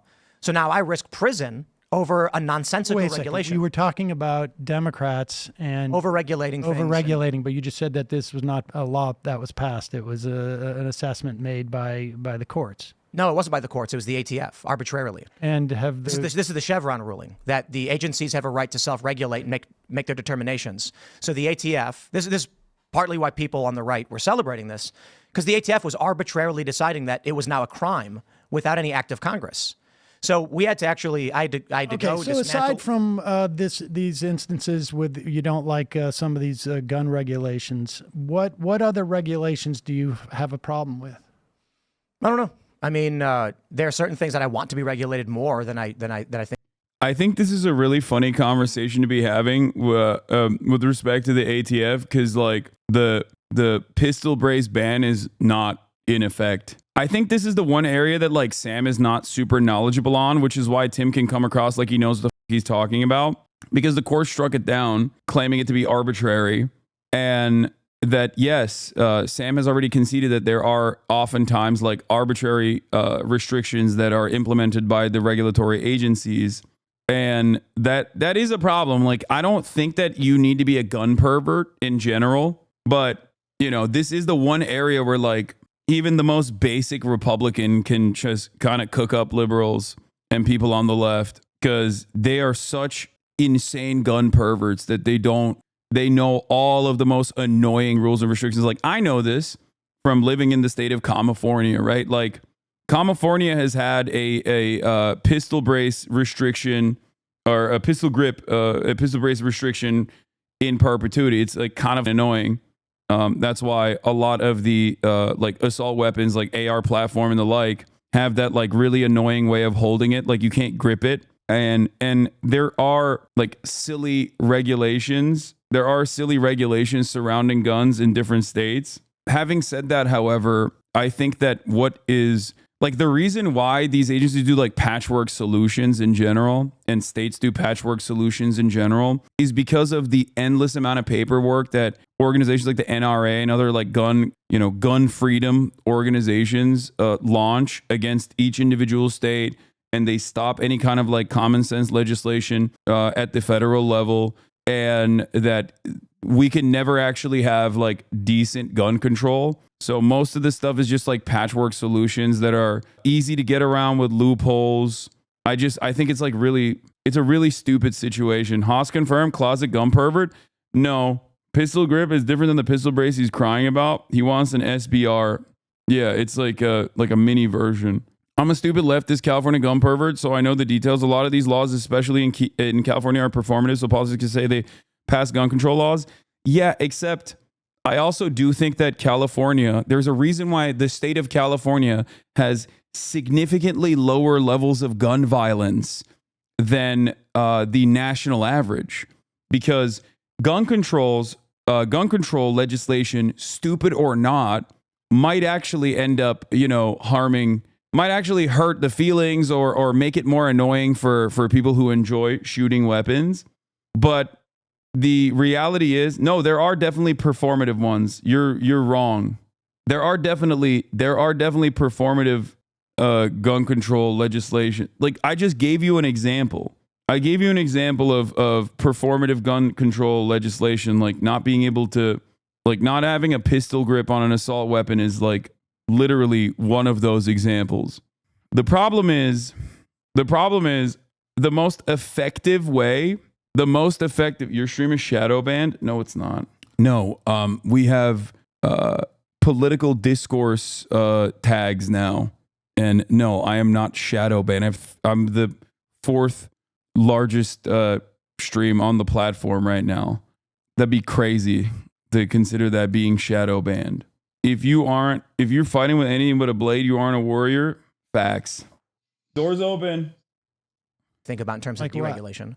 The lead in the water pipes is the easiest example. Lead is actually, and why isn't it being enforced is the question, I suppose. But well, also, it is being enforced. I mean, the there- problem at what about happened uranium too. happened in Just so you know, your stream doesn't show on my Alexa Echo show anymore. It used to show as soon as I went on Twitch. Now I have to put in the URL. It seemingly hasn't been successful, the shadow banning. Maybe. in Michigan was that you had a Republican governor who wanted to basically disempower a. You don't show up in just chatting and incognito. I mean, we can test this very quickly. Oops. Let's see. Twitch.tv/directory all in incognito. Recommended for you. Views high to low. Boom. I'm right there. Let's do, how do we do categories? Just chatting. Recommended for you. High to low. Boom. Right there. Recommended for you. I don't show up. I'm not recommended. That might be because, Twitch does not recommend me. That's understandable. It is interesting, however, that Asmongold's commentary also revolves around politics, but he's at the top of the recommended board. But I guess his type of politics is considered more permissible and not as political. Like, he probably doesn't get hit with the politics tag, but it's all good. I'm going to talk about the Trump Epstein tapes in a second. Yes, after this. Hasan, you literally do politics 10 hours a day? Yeah, I know. I'm not. Shadow ban equals not showing up and recommended? It's fine, I think. A city that was, frankly, largely African-American city. And I think gambling should be regulated. I am no fan of the deregulation. I think what we're... But I'm specifically, I get that you have some issue with some very marginal gun should stuff. Be regulated. But what should not be regulated? Like you said that... Yeah, your existing clout is what's getting people to click on your stream. All these people on here probably know you or of you, but getting newer viewers from Twitch might be harder now. It's fine. It is what it is. Even during a shadow ban, you're getting the same amount of viewers as you always do. Who cares? Doesn't matter at all. You show up and recommend it on incognito, just way down. Yeah. Discoverability on Twitch has always been a massive issue. I don't think there is an active shadow banning, though. What will you do if politics is banned off Twitch? I don't think politics will get banned off Twitch. But I'll go somewhere else. Not being recommended as much because you're tagged as politics does not equal a shadow ban amount. I agree. Holy shit. Did an anonymous user gift 100 gifted subs? What the Yeah, I think I'll be fine, chat. I think we're good, boys. Law tip, dink doink. Another instance of conservatives not knowing how things work. All regulatory agencies must be created by an act of Congress. Congress cedes its power to these regulatory agencies when they create them via statute. Straight out of the Constitution. This is why the Looper Bright is so brain dead. This is why the Loper Bright is so brain dead, because the entire point of these agencies is to take the load off of Congress and actually tackle the issues. Mate Feed Art, thank you for the 100 gifted subs. God damn. You have a problem with what Democrats are doing in terms of regulation. As long as I got my Oilers, dude. As long as I got my Oilers and my subscribers, we'll be fine, I think. Curious as to I think that's an overestimation. I think that I would and I would like to see with another gifted. regulations Holy reassessed shit. and then either. But which ones? What are you talking about? I'm saying we should have a review of regulation in general. So you think we should review every single regulation that exists? I think they should have sunset clauses. Why? Well, because nothing's infinite, nothing's absolute. You know, we might say, for instance, okay, I'll give you an example of regulation. Lead's always going to be bad for people. Yes. So that one we wouldn't sunset, right? Agreed. Monty G, thank you for the 5 gifted. We're talking about if we apply a regulation to a specific body or something, a body of water, perhaps. The body of water may change.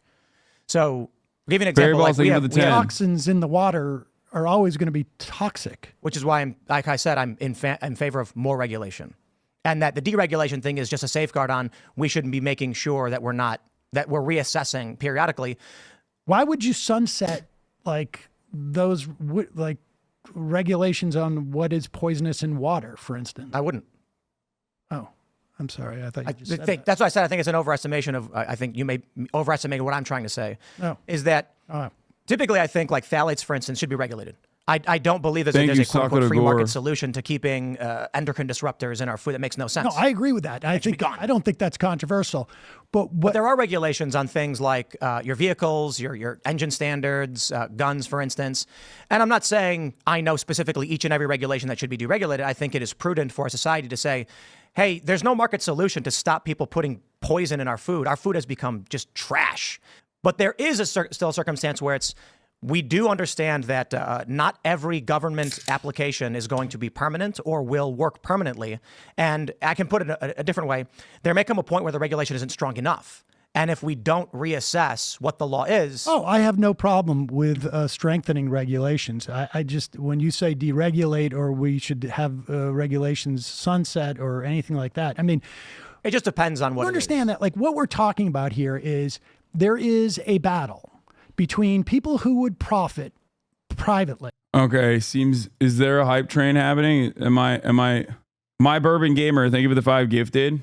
I think you guys want this real bad. Oh my God, I will vote. I'm sorry. I will vote. For Donald Trump. Oh my God, I will vote. I will vote. I will vote for Donald Trump. The people go out to vote, no fear, no more. Vote for Trump. Let's go. Vote for Trump. If you wanna keep America great, vote for Trump. Let's do it. I vote for Trump. Come on. Oh my God, I will vote. Woke. They're woke. Okay, I gotta say something about this. Last night, I was talking to Eddie Bareback about how much of a bop this song is, how much of a banger it is. And we started singing it at the club.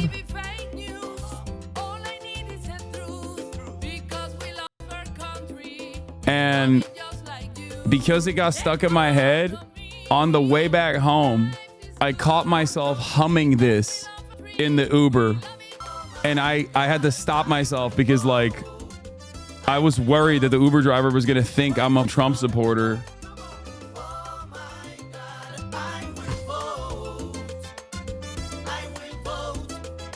For Donald Trump.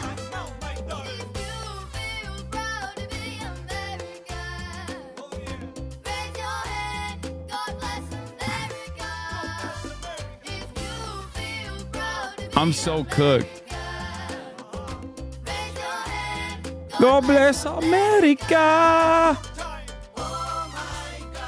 I will vote. I will vote for Donald Trump. The problem is, like, the most, like, earwormy part of this song is when, you know, they say, I will vote. Oh my God, I will vote. I will vote for Donald Trump. And so that's the part that you sing. And then if that's the part that you sing, the average onlooker is not going to know what your political perspective is.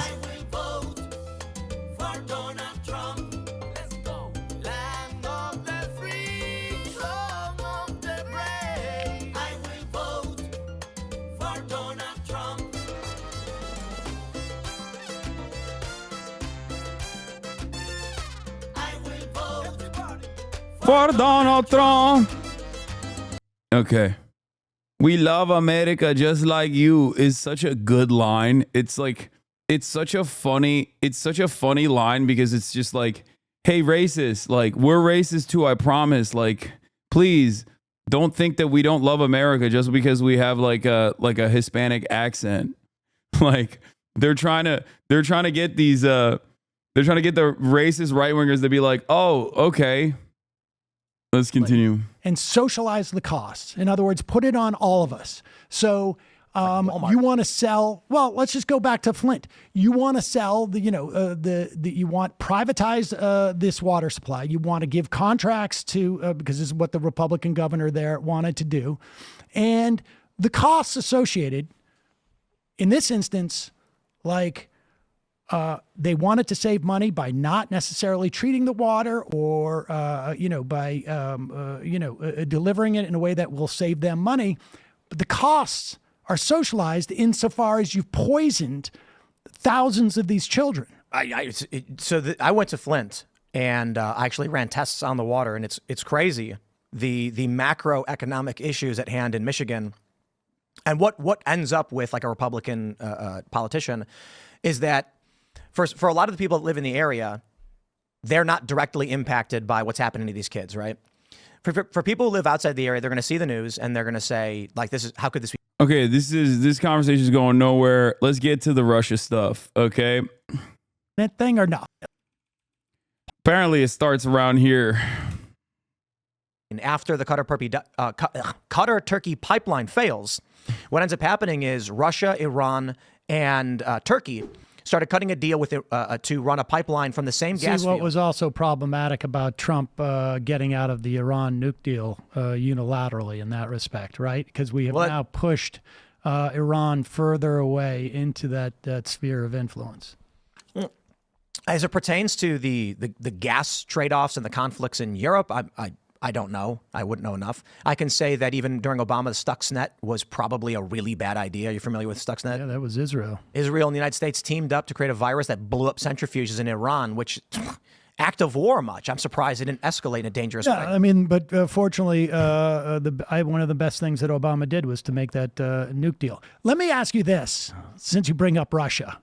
Yeah. Do you feel like that you have to put some type of disclaimer because of the whole tenant thing, or no? No. I never received money from Russia. We never were given any money to create anything. Tenant Media and It was all laundered through tenant media. I mean, obviously you didn't get, you weren't getting paid in rubles. So I can try and, right, I'll keep it real simple. You have sponsors on your show. Did you ever ask who their investors are? Did you? The sponsors? Yeah, like a company comes to you and says, we want to, have you shout us out or something. Do you like look into their financiers? Do you dig through their bank accounts? I mean, we get it all from media brokers, but they weren't advertising on your show.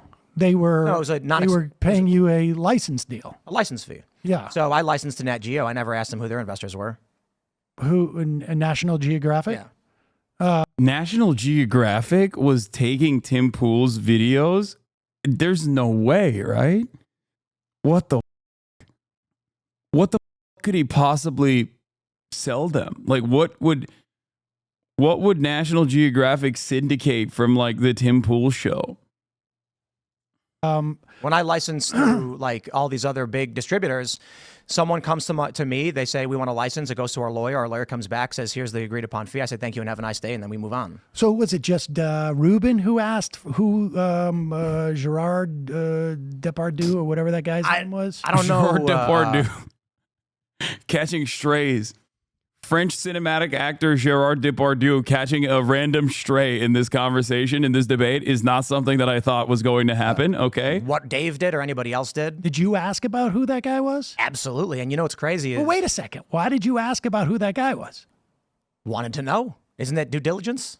Yeah, but you just said you don't ask who the investors are. No, I said, do you? Like, do you dig into all of these things? I've never actually been approached with anything even remotely like that. So when I got reached out to like by Discovery and Nat Geo, I said, I'm familiar with what this is. It's yeah, no. If I mean, I licensed my show to Peacock, and right, you know what they are. Well, yeah. I mean, National Geographic is a well-known thing. But if somebody comes in and says like, we're going to give you that kind of money for your programming, I'd be like, how much money do you make on Majority Report? Fuck is that? How much money do you make on Majority Report? How much do I make from on our revenue from the whole show? All of it, 100%. I mean, it's six figures a month? Revenue, yeah, Per month? yeah.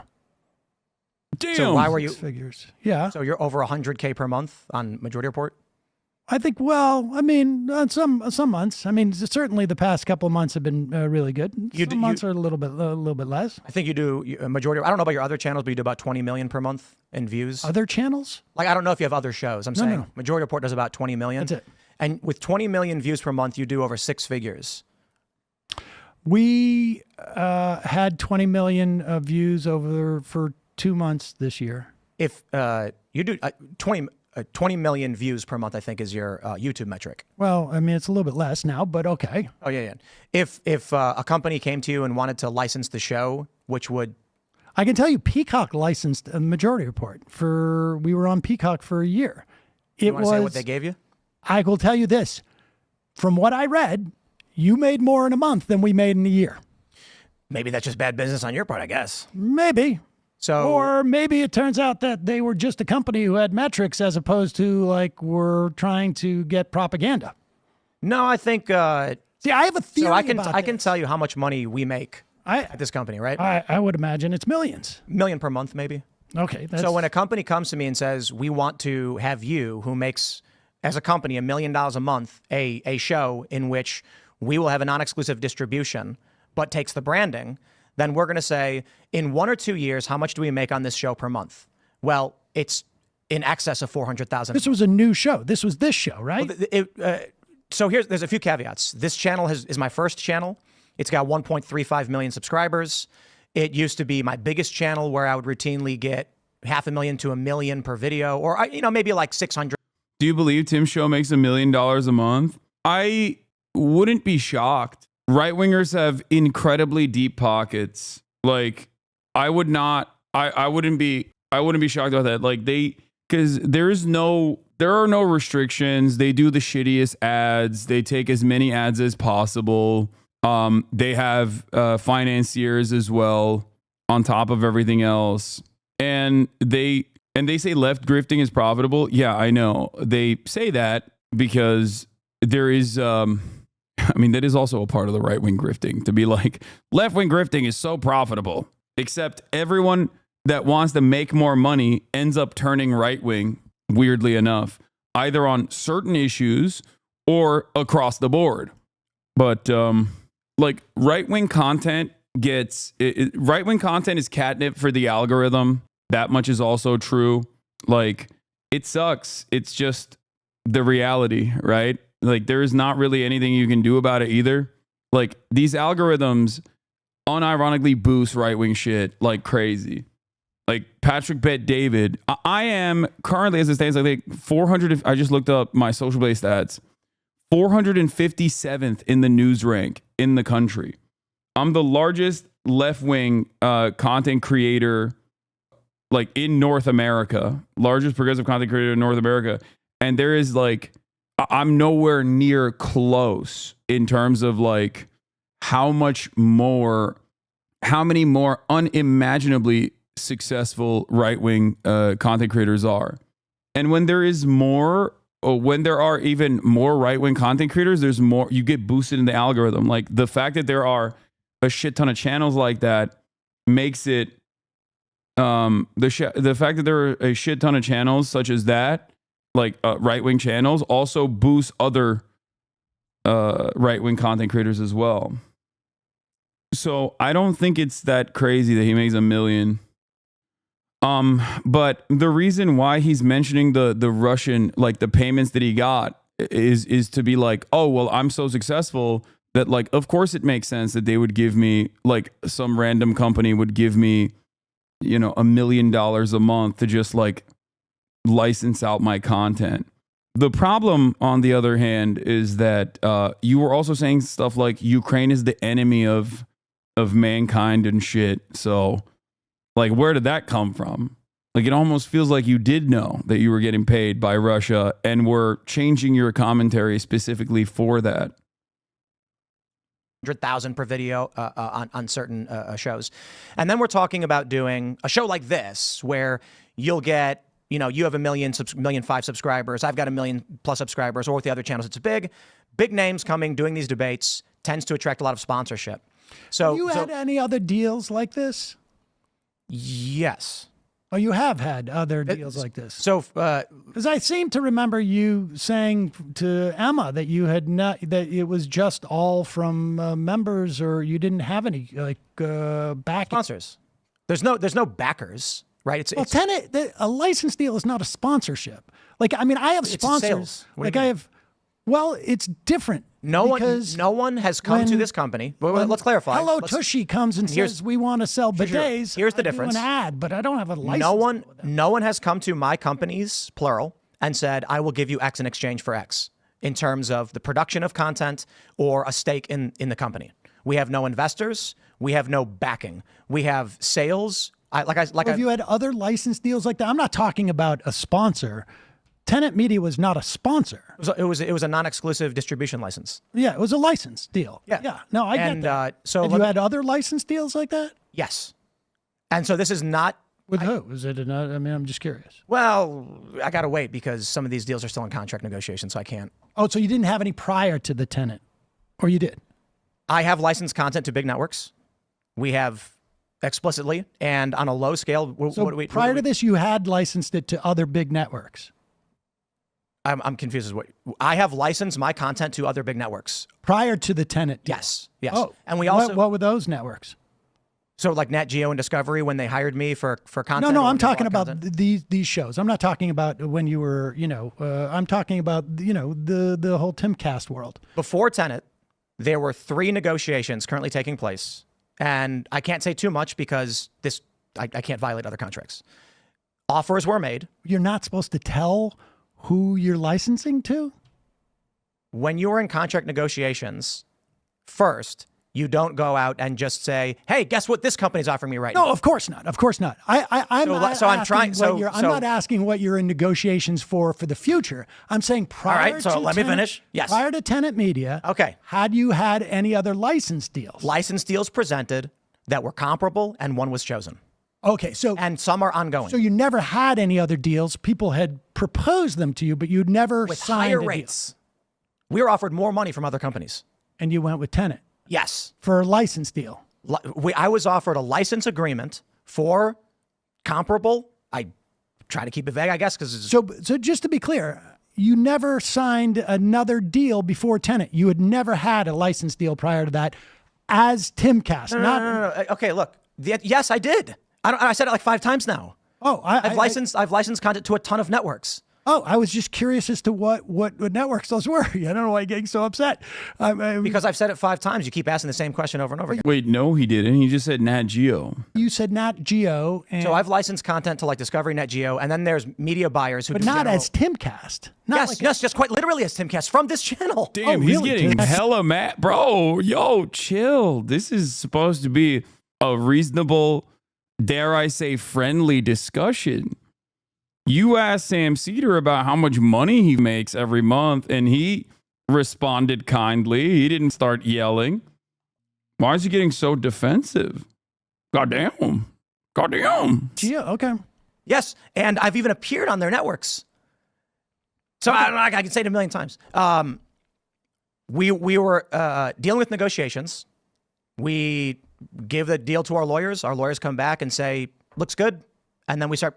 Okay. The show already existed. Yeah. No, I never thought that you were in the bag for. Well, I mean, I never Russia's a thought bunch they of were scumbags. telling you what to do. I just thought it was. I think the funniest question should be, in this circumstance, do you think it's a patriotic thing to take all the money that you've gotten from the Russian government, as the FBI correctly pointed out, and give it to Ukrainian charities? Do you feel like that would be the patriotic thing to do? Take all of the money that the Russian government has given you. Do you feel like that would be the right, appropriate thing to do? And give it directly to Ukrainian charities, especially after you called Ukraine the enemy of mankind. I would want to know what his answer to that would be. I think that'd be funny. Was a lot of money to be getting, and not asking who Gerard Depardieu was, or whatever the guy's name, Gregorian. So the issue I think is worthy of clarification is like you yourself make 6 figures a month on your show. Well, that's our revenue of the show. I don't make that. Right, the revenue of this show and otherwise, like $1 million doesn't go in my pocket every month, but we have staff and we have employees, and so it's around there. So when a company comes, and we had several, and they say, "This is huge," we had a $30 Are million you back in offer. negotiations with those people? Yes, I would imagine. especially considering It feels like you've had to, like, what was this whole thing? Were you shutting down the show? Or that's exactly what I was going to say. Right, like I can't be the CEO, the principal talent, and a dad. It's already difficult to do. maybe I'm not such a bad businessman. Maybe you're a good dad. I got 2 kids, and but whatever. That's it. Well, so like I've got to record 4 shows today. And that's an impossibility with a kid. Mm-hmm. So that's why like last week I'm like, I can keep doing the morning show because that will keep me occupied. You shut down your news operation too, didn't you? Scanner is still in operation, but it's like. Didn't you have like a news like a website or something? Yeah, we still do. And so there was we did Timcast News for a while, and then we had another company called Scanner that we are trying to get off the ground, and it's still there, but we're in a holding pattern. Content is still being produced for Scanner. But we have to figure out, like, here's the reality, man. News articles, the news media is a very, very difficult thing to monetize. Very tough. Very tough. You can write articles all day and night. You can send reporters on the ground, which we do, and then figuring out how to make that sustainable is incredibly difficult. And it gets to that point where, we can't. But I will say, in regards to what happened Monday, last week, oh, yeah. So one of the offers we got was $30 million. And it comes with caveats. And so we go to these other companies and say, what are your terms? What are your offers? What are your terms? What are your offers? And then ultimately Tenet we were like, we'll go with them. That's whatever. We go to our lawyer goes through it. We say, all right. Tenet didn't pay $30 million. No. Sounds like they paid a hefty amount. I mean, if you're Dave Rubin, what do you think about that? Like, I mean, if you're Dave Rubin and somebody says, we're going to give you $100,000 a video, doesn't that like make you go like, what's up with this? No, because what's interesting in the indictment is you can see that independent of each other, several people made the same negotiations. A lot of this goes through agents, and agents go to a market standard rate when you're negotiating. I mean, I understand. I mean, I've dealt with agents, but I mean, but you don't set your price. I mean, your agent's going to tell you what you're going to be able to get from something, right? Or do you go to your agent? You could go to your agent and say, I'll only do the job for this amount. I get it, but there's in my mind very little shot that Tim did not know that he was getting paid by Russia. I do not. I'm sorry. Like there's just no, like no. Especially because of that famous clip. Like that clip alone to me is like, that's, like this is it, brother. This is pretty. Ukraine, they know it. But I don't know that it matters anymore. This is psychotic. Ukraine is the enemy of this country. Ukraine is our enemy, being funded by the Democrats. I will stress this again. One of the greatest enemies of our nation right now is Ukraine. They are expanding this war. Now, don't get me wrong. I know you've got criminal elements of the U.S. government pushing them and guiding them and telling them what to do. Ukraine is now accused, a German warrant issued for blowing up the Nord Stream pipeline, triggering this conflict. Ukraine is the greatest threat to this nation and to the world. We should rescind. Ukraine is the greatest threat to this nation and the world. Like, Ukraine is the greatest threat to the nation and the world. That is insane, dude. Like, and all funding and financing, pull out all military support, and we should apologize to Russia. I didn't even. We should apologize to Russia. We should apologize to Russia for invading Ukraine. Like, as you guys know, I have had, I would say, a fairly reasonable, fairly rational take on trying to find a long-standing, peaceful solution to the unjustifiable, immoral, barbaric invasion of Ukraine conducted by the Russian government. And it's like, and yet, of course, many people have said time and time again that I am pro-Russia over and over again. Those people have never really listened to what I have to say, I think, because if you have ever listened to me talk about Russia's invasion of Ukraine, I have consistently maintained the position that it is completely unacceptable. This is the most insane thing I've ever heard. We must apologize to Russia. Like, come on, dude. That is incredible stuff. Usually there's, it's going to be like, look, this is the kind of job that's going to pay in a range of here. The company's got this much. Here's what you're going to be able to get for it. So, for instance, like 500,000 views might be $10,000 in ads, right? Okay. That's market standard.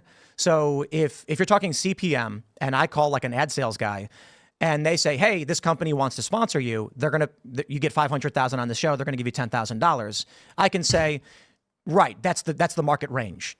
And so then I might try and argue a premium and be like, well, I'm Tim Pool, so I think you should give me 15. And then they'll come back and say, no. We're not talking about sponsorships. We're talking about the value of a license agreement where a company would have the ability to run sponsorships Right. on their end. Right. So if we're talking about, say, Timcast IRL in the morning show, which we do around $1 million in revenue per month, then a comparable show is going. You're going to say this when you're licensing a show. If we run the show by ourselves for a year or two, then here's how much we're going to generate in sponsorships, memberships, et cetera, by the end of year 2, 3, 4, and 5. If we do a license deal, we jump the gun. We generate lesser revenue than we would in the long term, but it closes the gap sooner. No, I get it. I then there's understand why you would take it. I would take that money if somebody came to me and offered that, but I would be like, wait, what's going on here? But you would be, I mean, we have 3 different companies coming at us. They're all known American enterprises. I mean, I will say one thing too, like Lauren Chen's was working at the Blaze. You know what I mean? This is not like some strange person appeared out of nowhere. Raises questions to me about What's up with the where Blaze? I mean, yeah. I think, it's quite clear to me that, there was reports about like, in the run up to the election, George Santos was on a Zoom call where people were getting paid at least $20,000 to put out stuff that Kamala Harris was a slut on their social media and stuff like that. And tell you I'm the like, secret. I've been doing this for 20 years, and it's not a huge amount of competition on the left. Nobody's ever offered me $5 to do anything like that. Let me let you in on the secret. This has been true for a long time. So your revenue for Majority Report, is it largely YouTube based, or do you do like ad reads as well? It's ad reads, it's members, it's YouTube. You have YouTube programmatic, so do we. Like programmatic ads means like your YouTube channel will show you how much you made from YouTube's ads. Yes. So Russia can go on your YouTube channel through Google Ads and put $10,000 a month into your channel without you knowing. Okay. And you'd have no way to track or control any of that. So this. It's okay. This does happen though, where. So this in and of itself is not an appropriate argument because the responsibility is in the hands of YouTube, to ensure that this does not happen. And they do already have protections against that sort of thing. You got directly paid for your content and maybe even the actual contents of your content. Oh shit. I got lost in the sauce here. I was supposed to have Edinger Mentum on to talk about the polls, and then I forgot. We'll get back to this stuff in a second, but let's talk to Edinger Mentum to talk about the polls, and then we'll get back to this. Anyway, we're now going to get back to the Tim Pool, Sam Seder debate, while I go pee really quickly, and then we'll move on to some more news. Obviously, we have Jeffrey Epstein, Donald Trump tapes, which I think are crazy, and a lot more to cover today. So companies, politicians will use some kind of special interest, and you can run an ad for any product you want, which is the crazy thing. Well, yeah, this is what Trump is doing with his watches, right? Like, I'm going to sell 147 watches at whatever it was, 10 grand a pop. And it's basically a way for people to launder money to him because it's like, all right, I just bought a watch. And that's basically it. And so he knows. You're allowed to buy watches. Maybe we should regulate politicians selling products during elections. I think that would be a great idea. And maybe while they're president as well. But I know I bought his shoes. What's that? I bought his shoes. We were skating in them. Let's talk about like abortion or something. I don't know. Or Israel. We can talk about Israel if you want. I mean, I'm of the mind of what we're doing is obscene, and I'm unhappy about it. And I feel like we have two options. One is horrible, and the other one's worse. I agree. In terms of these governments. I mean, do you think we should cut off funding, pull out, and just be done with it? Well, I think that we should condition aid to Israel. I mean, I think that we should, if we have leverage in any type of situation, we should exercise that leverage. In terms of Ukraine, we had a treaty with them when they gave up nukes in '93, saying that we would protect them in the event of Was it a of treaty? Russian aggression. Well, or an agreement. Right. And the legal distinction matters, I suppose, because Well, I mean, it matters in terms of like how perhaps. bilateral security agreement. I mean, that's you can refer to it as just a bilateral security agreement, and I think that there's. Oh no, it wasn't even that. The Budapest Memorandum. I mean, I think that this was operational. It's not obviously a treaty. Treaties can be broken. We saw that with Paris Accords and well, it's easier obviously if it's a treaty. It needs to be we need to bring the Senate in, but I am I think that aid that we provide for Ukraine should have an exit strategy to it. I haven't seen one, but I also am not convinced that that's been a function of the election. Haven't we spent more on Ukraine in the past 2 years than we have on Israel in 50? I don't Or know. comparable? Probably comparable, I think, at this That's point. crazy to me. And it's fair to point out too, like we're not just giving all the money overseas. We make weapons here, and then it has American 100%. weapons jobs. but- Yes, but 100%. Wow, Tim Pool's analysis on Ukraine is the greatest threat to mankind has changed quite dramatically. That's weird. I wonder if something significant happened since the last time I watched Tim Pool when he said those words to now he sees a silver lining in the weapons transfers to Ukraine and its impact on the American economy even. What a shocking change of events.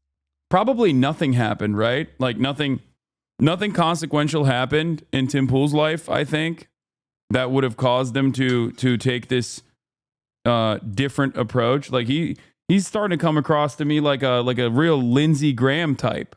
I haven't been keeping up with Tim Pool. Is there a reason? Because like the last time I saw him, he had such good ideas on Ukraine being the enemy of not only America but the mankind. Seems to me he's seeing the silver lining here. There's no doubt in my mind that we spend far too much money. So much of our economy is dependent. Eisenhower said, beware the military industrial complex, and his original wording was the congressional military industrial complex. And I subscribe to that. I do think from a moral standpoint, although I don't think this is controlling, but as a moral standpoint, obviously like one country is being invaded and to some extent occupied, and the other is occupying and completely asymmetrical type of situation, that we have in Israel is just absurd. I kind of feel like no matter what course we take, the dominoes have been knocked over. The BRICS nations are lining up for their currency. The petrodollar is on the verge of being dismantled. Saudi Arabia has already said not interested. I don't think Trump recovers that. And I think that means Americans better buckle up for a bumpy ride. I mean, to be fair, you've also said that we're headed towards a civil war in this country so many, many times, and I don't think that's happening. Well, that's not my opinion. That's just the corporate press. I think it was... It's not your opinion that we're headed into? Oh my God. I accidentally snorted a piece of chicken into my nose. That's not his opinion. I think Tim Pool has talked about a civil war being imminent more than anything else. Like, if there is one way to like summarize the most consistent talking point that Tim Pool has repeated over and over again, it is the fact that it's happening, and it's happening right now, and it's going to happen tomorrow, and it's happening yesterday. To a civil war, or hasn't been? It is not an original idea from Tim Pool that we're on track for a civil war. Well, I mean, do either one of us have any original ideas? I mean, I didn't come up with single payer. No, but I just to clarify, my position is I didn't one day just decide for no reason, oh man, I think a civil war is coming. It was like, here we go, Common Dreams. This is a progressive organization. Here you go. The second civil war has already begun. This is a progressive outlet, right? So when I read progressives, conservatives, The Atlantic, I think that's more metaphorical, but if you want to claim that you did not mean that there was an actual civil war, I do. that's great. Yeah, absolutely. You do think there's going to be a civil war? 10 years, 20 years? I mean, what? What? Yes. Okay. Do you are you- like so? We can talk about it. We can go in great detail.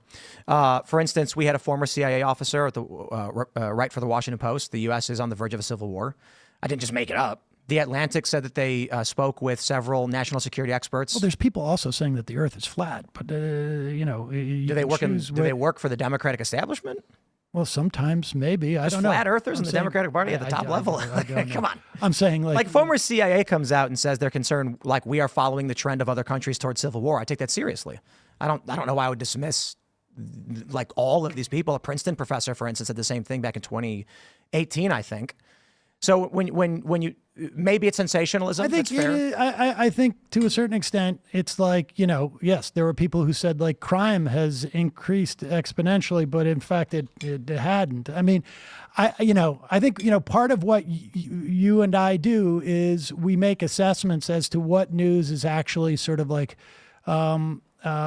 real and what really has real world. Tim Pool looks at credentials and laughs at them when it's like a person who's like, I've done vaccine research at the highest level and I am a well-decorated epidemiologist and I am warning you, we need to, take COVID seriously. He'd be like, that guy's gay. Obviously you can't trust credentialed people like this. Tim Pool, when it's civil war, he's like, excuse me, high-level CIA officer who is managing the Civil War department said that it's happening. Yeah. Only when they're engaging in sensationalist rhetoric that they believe, that Tim Pool believes, then he's on board. Implications for people, and part of what we do is assess that like these things don't, and it's a distraction. I think you're wrong. I think there's an optimism and a normalcy bias. And the only thing I can really say is, look, I read the news and I opine on it, and I'm wrong about a lot. But I can probably pull up, I don't know, a couple hundred articles from CNN, the New York Times, the Washington Post, talking about the brink of civil war that is coming to this country that I just did not make up one day. So if I read the New York Times, these are all right-wingers. The New York Times, Ross Douthat. Oh, sure, it's an opinion piece. Yeah, of course. CNN, you've got Bruce Hoffman, Jacob Ware, Straight Arrow News. I don't know, but there's a poll saying people think we're on the verge of a civil war.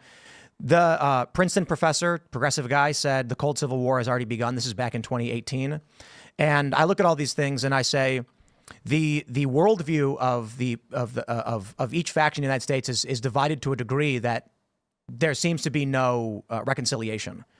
And so now what you have is sitting members of Congress calling for a national divorce, which means nothing. It means civil war. But that was Marjorie Taylor Greene. I mean, she's a lunatic. Well, call it whatever you want. But when a member of Congress is saying something like this, would you? Oh, I have no doubt. Listen, do you think if lunatics get elected, we could see? Okay, Marjorie Taylor Greene also said Jews have space lasers, dude. To be fair, Tim Pool probably agrees with that too. So, like, she said Jewish space lasers were responsible for the wildfires in California. She says a lot of shit, dude. Oh my God, I forgot. She also says that the government has a weather machine. Yeah. Oh God, she says so many insane shit. See a civil war? I have no doubt that we have a crop of right-wing Republican lawmakers who are completely nuts. I think that what about January 6th? What about January 6th? Do you think a January 6th type event could result in this country reaching civil war? You mean had they been successful? And let's to kind of depoliticize it. Let's say January 6th, 2025, politician X wins. It could be whoever. I don't know. Let's say let's for the sake of your politics. Let's say Trump loses, and then Trump supporters storm the Capitol once again. This time taking the. Do you really think? Wait a second, because this is really an important distinction.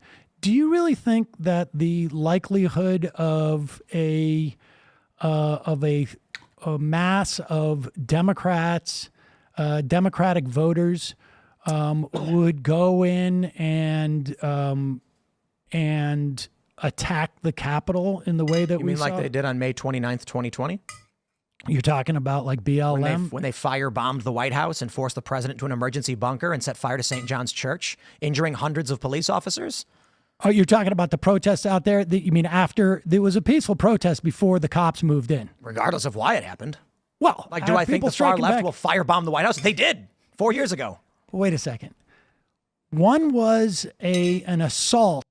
Dude, there's something so funny about the president at the time in his lame duck session refusing to follow regular process and creating an insurrection, albeit a very funny one because it was the most like diabetic insurrection of all time.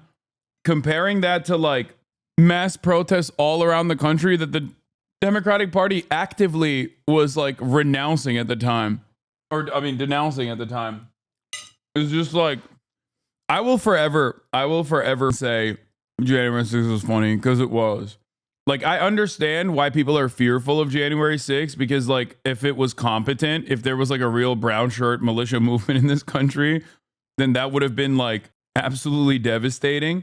But in the absence of all of those things, like, and no like ideologically principled fascist movement, it's just all like you're never gonna tell me that watching a bunch of HVAC business owners trying to climb up the congressional wall and falling is the funniest thing you could have ever seen. It would have been better if the police were like actually there, you know what I mean? And then we could have seen like enforcement in real time.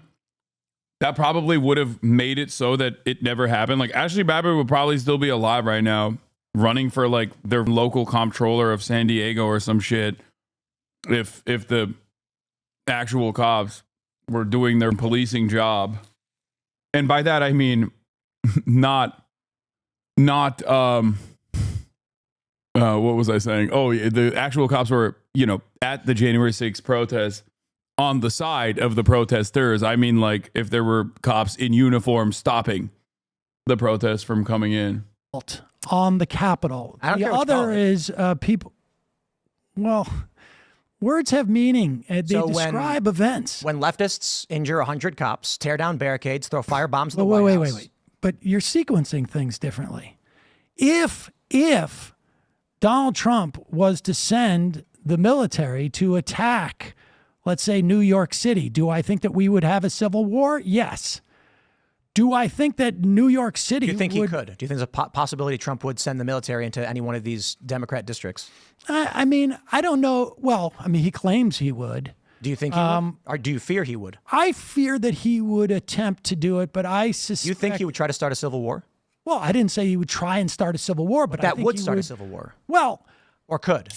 I think it could, but Do you I think don't there's a think the- possibility civil war is facing the sound in No, a year? no. I don't think the military would allow for that, frankly. National Guard, or it's like, do you think they would disobey Donald Trump? I think you'd get a series of resignations. Possible, I guess, that at one point, but Someone eventually is going to if say yes, your right? if your argument is that the rise of Donald Trump could bring about a civil war, I mean, I don't know that I would say the rise of Donald Trump. I think Trump's a symptom. I think that the reason Trump gets elected is because you have this rage bubbling up in this country in a variety of ways. So you had the Tea Party and you had Occupy Wall Street, which were rather light. But then you get the Bernie Sanders movement, you get the Trump populist movement. But Trump is a bull, and he storms through and he takes the power. Bernie didn't. But I mean, they're saying that it's because they're both populist movements? I mean, one's a right-wing authoritarian movement. Call it whatever you want. People rose up and had movements for whatever reason. And perhaps you could say because Trump is a strong man, he ended up succeeding in his movement where Bernie's did not. Well, I mean, no, Bernie Sanders was Like Hillary Clinton's the authoritarian, and she stomped out Bernie. No, Hillary Clinton is not an authoritarian. I mean, I don't like her politics, but authoritarian it's a word. It means something. Yeah. And right-wing authoritarians. I mean, there's been, you could check out Bob Altemeyer's research, formerly from the University of Manitoba. Like there's clinical research that shows that we have like Something like 25% of North America are right-wing authoritarians, and they're just looking for a leader. And the Republican Party has been stoking racial animus for decades now, and this is where that the lead to civil culmination. war? I mean, it certainly did, 200 years ago, but I think that the likelihood of civil war is low relative to the amount of times that you talk about it. Well, I think it would require you to see what I talked about. Like, should I not opine on The Atlantic saying, quote, there's people that are absolutely ready to take on a civil war? What will happen if Trump loses from 1 week ago? If I address that and I say something like, I think it's silly to assume that within the next few months, people are going to start a civil war, is that a bad thing to do? Doug, that's not how you opine on it. That's an opinion piece itself. You are literally pointing to that piece to say it's silly in the argument where you're trying to justify that it's not silly to say that a civil war is likely. Does Tim Pool hear the arguments that he's making? Am I misunderstanding him? Why has he so consistently dunked on his own argument, it seems, or dunked on his own past behavior while simultaneously seemingly defending his own past behavior? I don't understand it. Or should we just ignore it? I mean, I think it's just indicative of what you consider the news is, and I think that's why are they all writing about it? Well, because they have the same problem that you did with your news outlet, is they can't get clicks. Do you think the only reason all of these outlets, I think I've got 1, 2, 3, 4, 5, 6, 7, 8, 9 that I just pulled up from a quick Google search, it's just they're getting clicks for it? Yes. I'm not, it's not a gotcha. I mean, literally, it's just sensational. The answer is yes. Yes. I think when you think about the original. I'm thinking from my own personal experience. I've been covering the news professionally for the past decade, and I can't recall a single time where I was like, a civil war is imminent. Like maybe as a joke, as a meme, in a haha moment, but never. I often talk about how awful American politics is. So frequently, so consistently. I talk about the dangers of misinformation, the dangers of a right-wing reactionary sentiment in this country. And I don't think there's ever been a fucking moment where I'm like, yeah, civil war is imminent, dude. I just don't. The only way that it happens is if, we experience an unimaginable economic shock. And even then, I don't think it's that likely. And with no recovery measures whatsoever implemented. It would mean the entire global economy has to collapse. There is a reason why January 6th was goofy. There is a reason why January 6th was goofy as because Americans are far too comfortable. Civil War, there was a huge economic investment on the two different sides, right? One side wanted free labor, and the other side, aside from having other economic interests too, that wasn't aligned with having free labor. I don't think we have that same division here. Does that do we need to follow 1861 or 54? For a civil war to happen, or is it possible to look at, say, the Bolsheviks, the Spanish Civil War, the French Revolution, the British Civil War? I think it is unlikely in this country that we would have a civil war. Do I think that we could have, sort of like a constitutional crisis with someone like Donald Trump and the Republican Party? Yes, I do. So academics right now believe that we are in what's called civil strife. Civil strife does not guarantee civil war, but it is the precursor to. So the civil rights era was a period of civil strife that did not result in a civil war. Bleeding Kansas was civil strife that did result in the 80s, we had something like 100 bombings, maybe 75 bombings that would, various civil strife. It comes and goes, you know what I mean? Yeah. So you've got Stephen Marsh, who wrote the book The Next Civil War. He's a liberal guy. He makes a lot of these predictions. I defer to him. I think he's wrong on a lot of his fact assessments in the granular scope of things, but he makes a lot of points that are correct. So we actually had this debate. I think it was it last week actually on civil war, conflict, and crisis. And one of the things I have to bring up is people try and look at the 1861 Civil War as if we must follow that trend for civil war to occur, when in fact it's rare that you actually get civil war. What would you do to stop this civil war? Tell people not to do it, to go out and vote, to believe in the system, to vote for who you think is going to help bring accountability to this country, denounce You think and there's no reject difference violence. in terms of the parties as to which one could bring about that could bring about a civil war? I think both do you parties think hold that the it's- potential for it. Do you think that like Kamala Harris would, Takes two to tango. well, actually, Oh my it takes god! two to tango. Oh because my a tango god, is- bro! I swear, Republicans don't live on the same planet, dude. No. Kamala Harris is parading Liz Cheney around and saying she's gonna have a Republican in her cabinet. Like your brain has to be the size of a walnut to legitimately say it takes two to tango.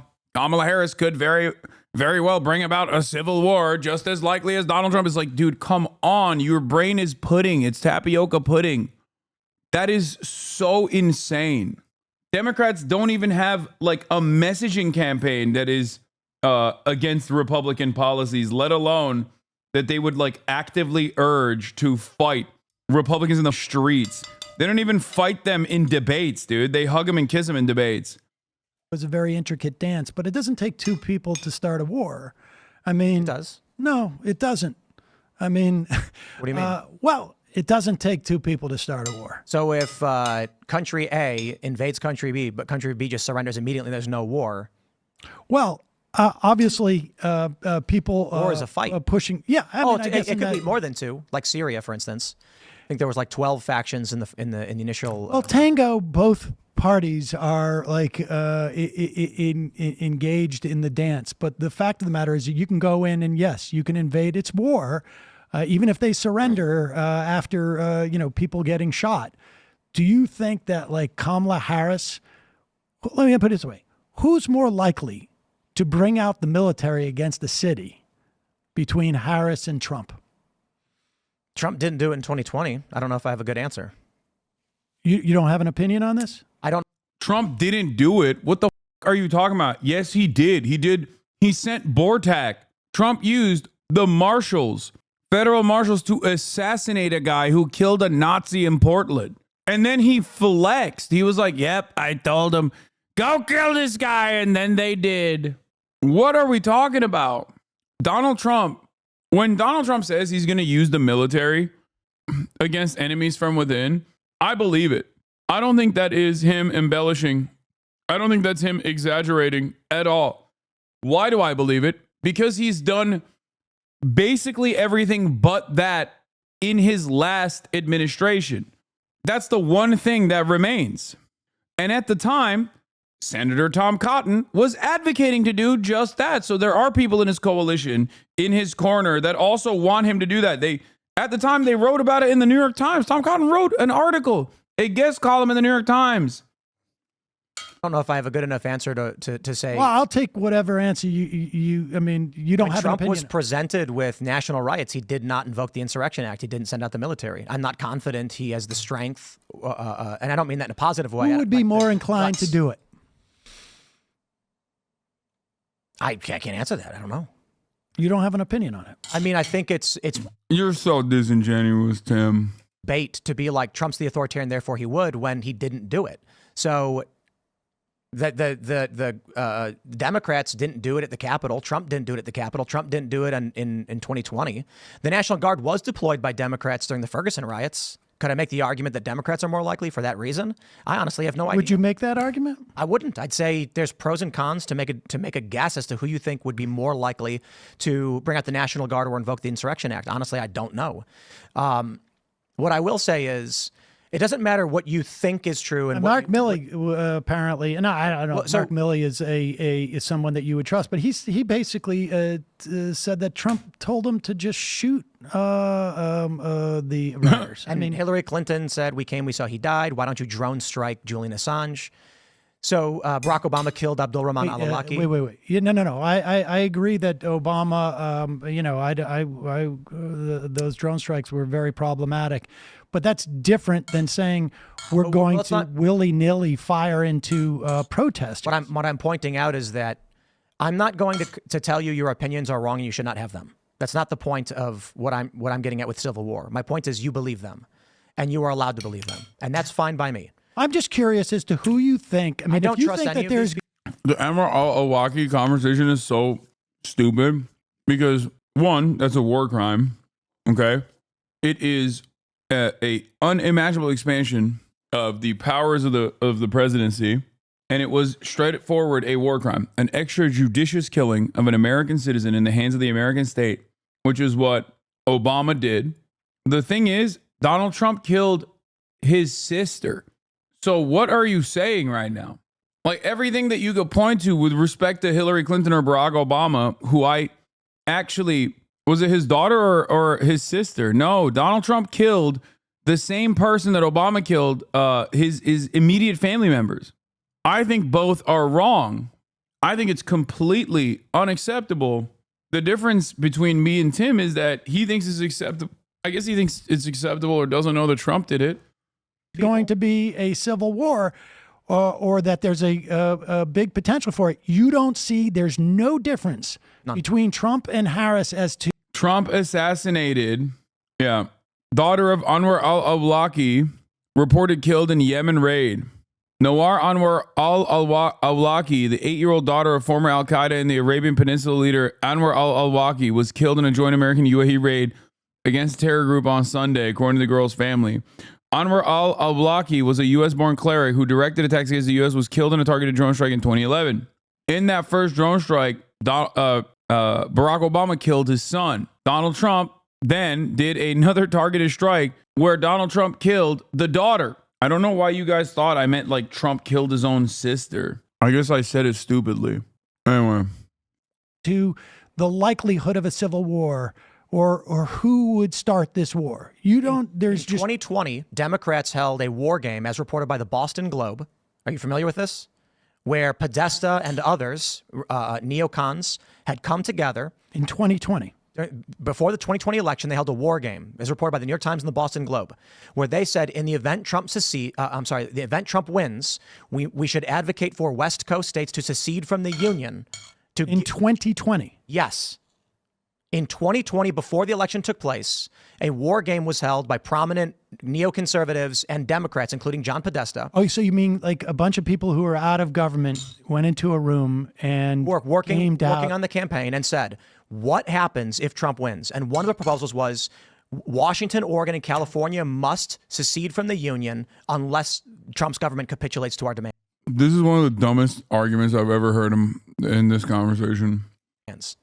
And that was just the most insane thing I'd ever heard. They're not just going through a bunch of different people out of government are just going around. So your argument, you say out of government, but campaigning for the office of the presidency is a big difference, right? Podesta is a big shot in the Democratic Party. It's not like he's not in power. These are private organizations, Republican or Democrat. The issue I'm saying is this: by all means, tell me I'm wrong, believe all of it, but I just think it's fascinating you don't have an opinion on this. Well, because I hear you, and I mean, you have this knowledge that some Democrats who are out of power. You keep saying that, but John Podesta is far from out of power.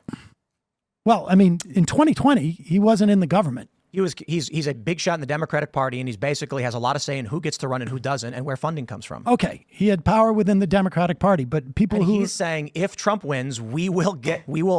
Well, wait, did Panetta say this, or this just there's like 14 different scenarios that are being gamed out, and because they're doing the war game, this is one of them that happens in this sort of completely hypothetical thing. Why do you think they entertained the possibility of West Coast secession? Like, that's just stupid, isn't it? Well, I mean, it's a stupid thing for them to do. I listen. Donald Trump had states competing over PPE during COVID. He completely abandoned this country at a time where there was. The Transition Integrity Project was initially organized in late 2019 by Rosa Brooks, a law professor at Georgetown, former Pentagon senior official. Peaceful presidential transitions are seen as a hallmark of the Republican Party. Trump's own statements have fueled concerns about the peaceful transition of power.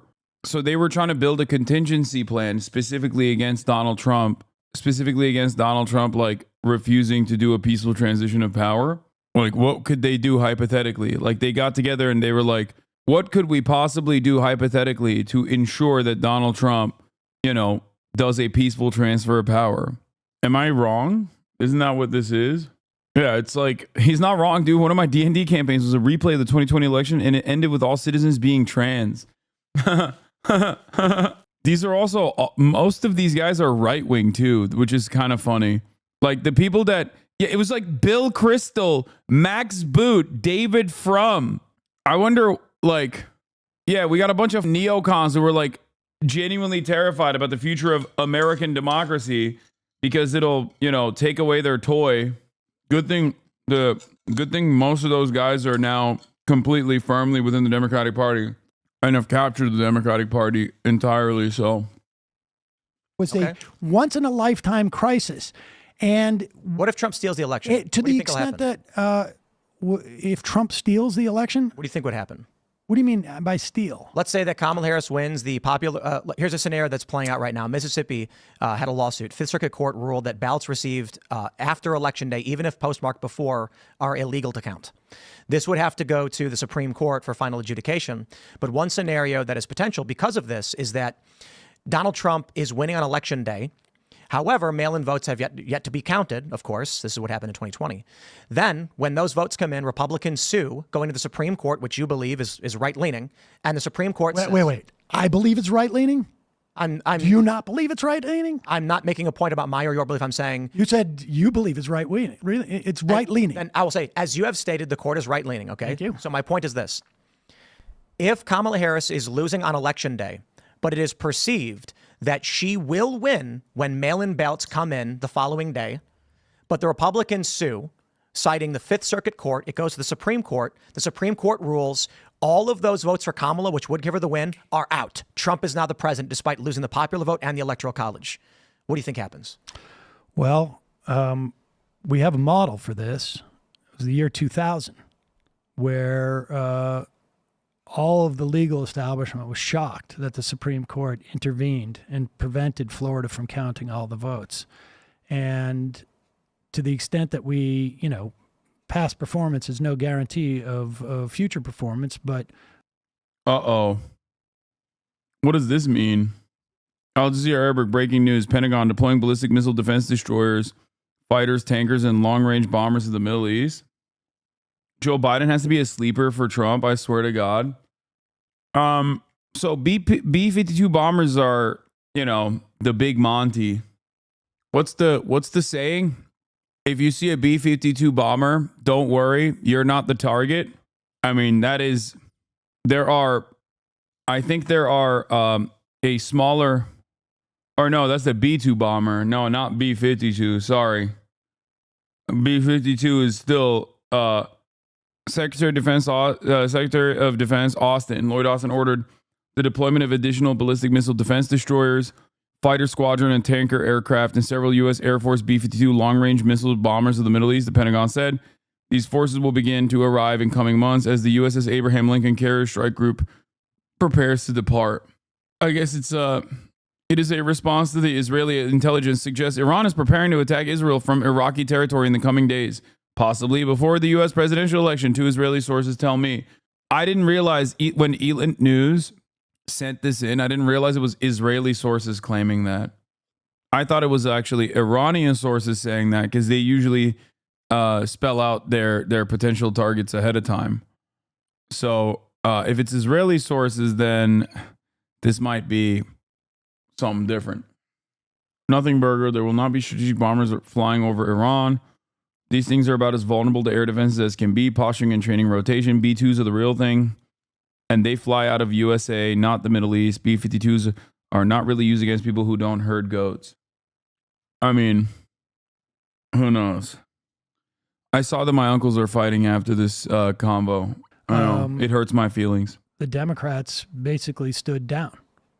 Do you think Democrats would just stand down and let Trump come in? I think I would be surprised if there weren't like a massive protests, and I think we would see states attempt to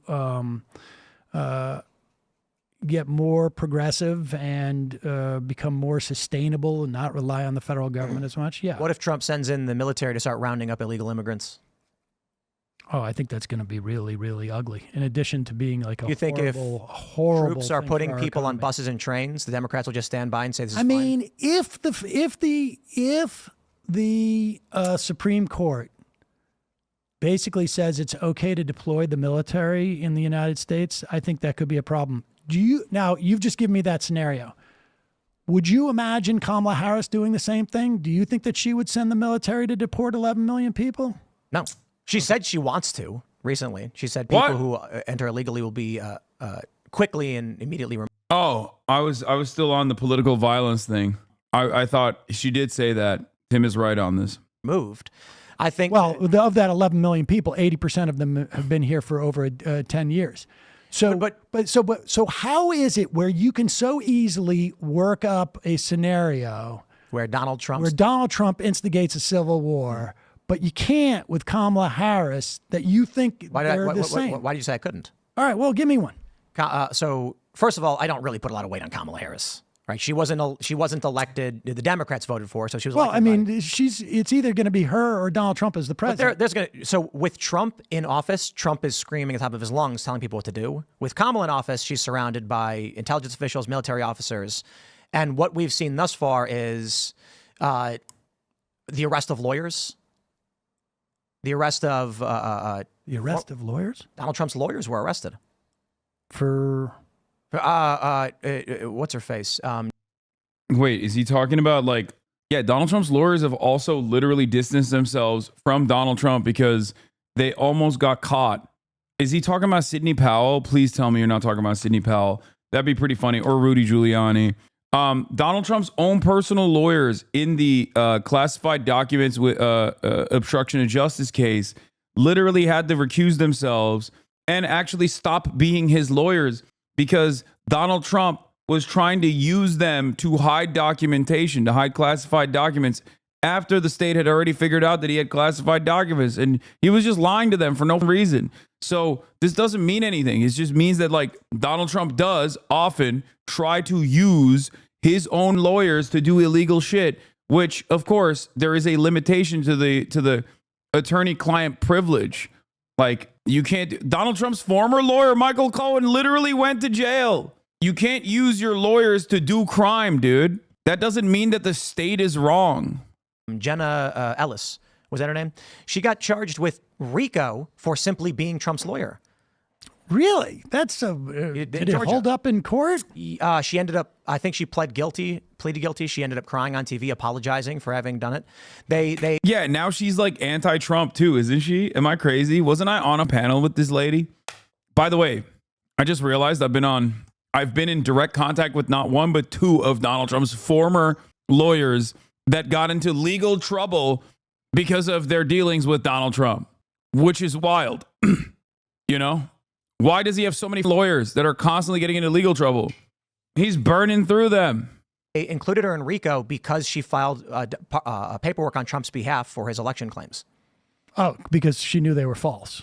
No, I don't think that was what she was charged with. She was charged with RICO counts 1 and 2, which was participating in a conspiracy to defraud the United States. And so the issue then becomes, if you're a lawyer and you are retained by someone who says, here's the argument I want to make, and you go, okay, then they criminally charge you for it. That's a huge step over the line. Well, if you're involved in fraud, then yes, that's always been the case. If you're not, is this the first time that a lawyer has ever been subjected to something like that in a fraud case like that? Not sure, but it's other lawyers that got charged too in Wisconsin. So it's you know what? By all means, Sam. Oh, wait. But go ahead and tell them she deserves it. Say she deserves it. She deserves it.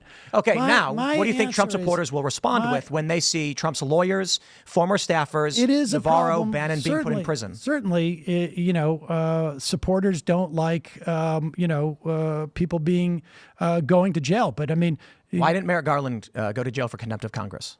Why didn't? Dude, what an insane line of reasoning. Does Tim Pool not realize that a lawyer cannot legally participate in a crime? Does Tim Pool think that when you're a lawyer, that means you're above the law? Does Tim Pool think that if you have a lawyer that you have retained, you can get them to do whatever you want and they have to agree to it, even if it's a direct crime. Did this not watch Saul Goodman? Like, did he not watch Better Call Saul? You know what happens, right? Did you not watch the last season? Here's the fault with Sam's prior SCOTUS argument right there. And it's that SCOTUS can say what Trump is doing is unconstitutional. Trump can just do it anyway. And there's nothing anyone can do because it's within his official duties, citing national security concerns. If he starts rounding people up and deporting and offing them, there's nothing the system can do. No, that's not true. Attorney-client privilege? No, the Supreme Court, the Supreme Court has given additional allowances to the president, but that doesn't mean that the president is like above prosecution no matter what. It just means that there is an additional safeguard for a president to do crimes and claim that it is a presidential act. That doesn't mean that a president could just like shoot someone in the head and then get away with it. There would still be you would still have to take it back up to the Supreme Court to be like, is this a presidential act or was this not a presidential act? Previously, you didn't have to make that assessment. You were like, that's illegal. You're going to jail. But the Supreme Court made it so that they were basically the final check against, if they want to, the final line of defense that determines whether or not this is a prosecutable act or not. Anyway. He go to jail for contempt of Congress? Yeah. What you mean from the Justice Department? Yeah, the was it the her investigation or was it I'm getting the name wrong? He was held in contempt of Congress, I think, twice. There's been a lot of people who've been held in contempt of Congress who haven't gone to prison. So the issue right now is Peter Navarro and Steve Bannon go, and when Merrick Garland defies Congress, he does not. I think government officials probably get away with this more because we had we had members of Congress who also. That is a fine argument. But wait. It's a fine argument. But we're getting off the original question was. And the question is, do you think Trump supporters are going to accept this as true, that it's just government officials getting. I don't know. I've seen Trump supporters believe a lot of very strange things, like John F. Kennedy is in the I'm sure this has happened, but in recent history, I can't think of a single Republican or Democrat or any like person that holds office that has ever been prosecuted in contempt of court for being in contempt of Congress.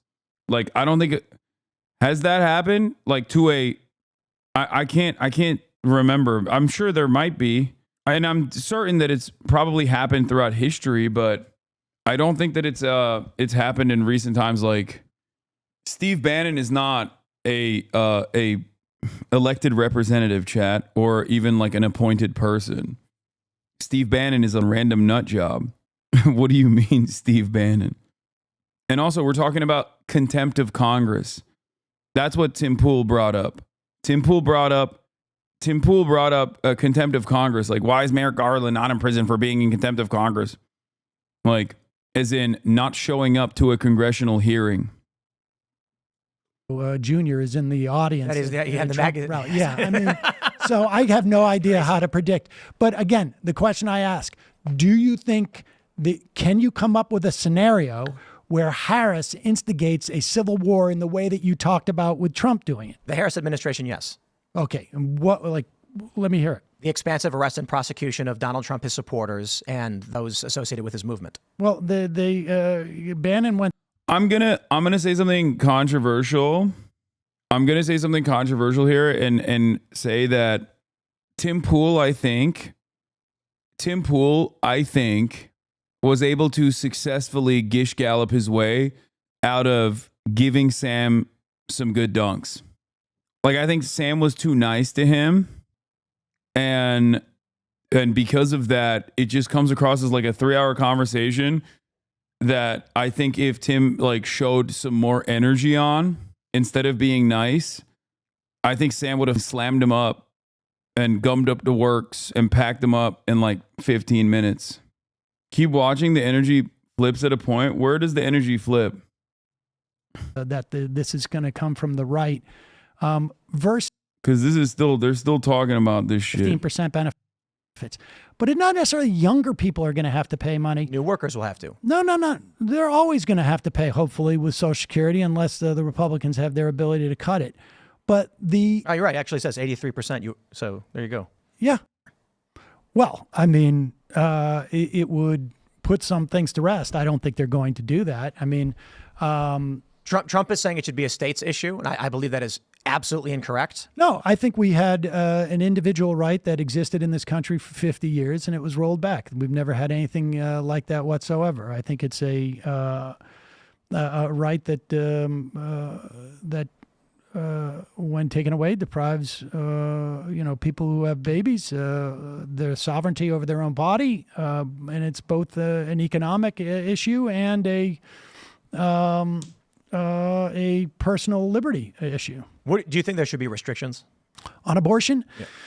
I mean, the problem with restrictions, like for instance, This is the normal response to this is no. But the optically best possible response to this is not a no, because when you say no to no, like when you say no to that question, I know a lot of women are going to get mad, but when you say no to that question, immediately you have to remember that like the worst idiots will go, "Oh, you want to have a fun abortion on the last trimester."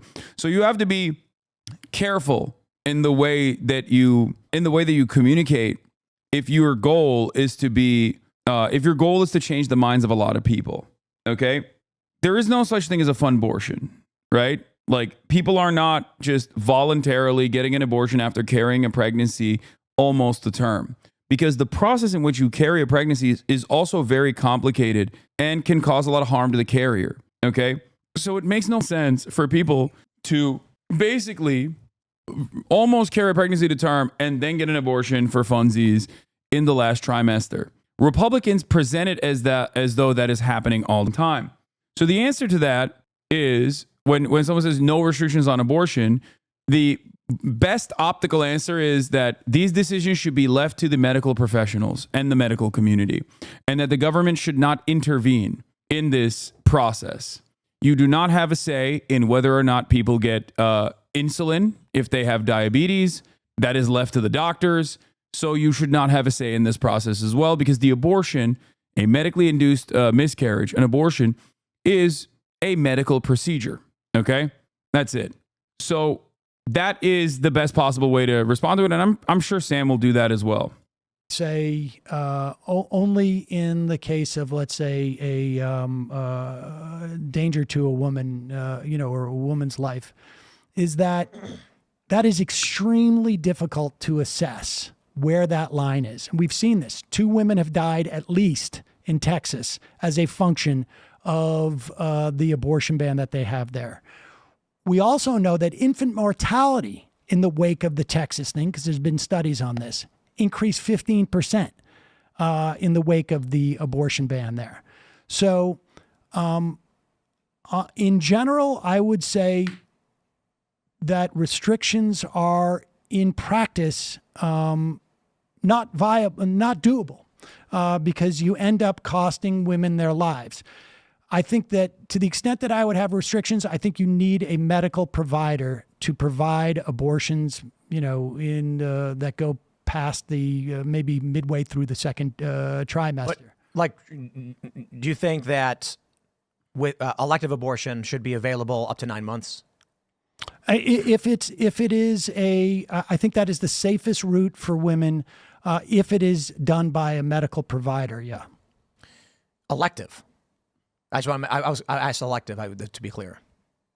Elective. Meaning no reason given, no medical issues, just a woman saying, you know what, I've carried this baby for 8.5 months and I've changed my mind. Well, that's a little crass way of putting it. I think some women are going through some serious crises in their lives, and they may make a decision that's a bit more than just they've changed their mind. Like, for instance, where a woman is being battered by her husband, and then she realizes at month 6 that if she has this kid, he's going to continue to beat and harm the child, and she can't stay with him or something. Well, I think, I'm not going to assess people's reasons for having an abortion. It's not really my business. But I think that having restrictions ends up. But morally speaking, just because the innovation is now easily accessible and available, does it make the act right?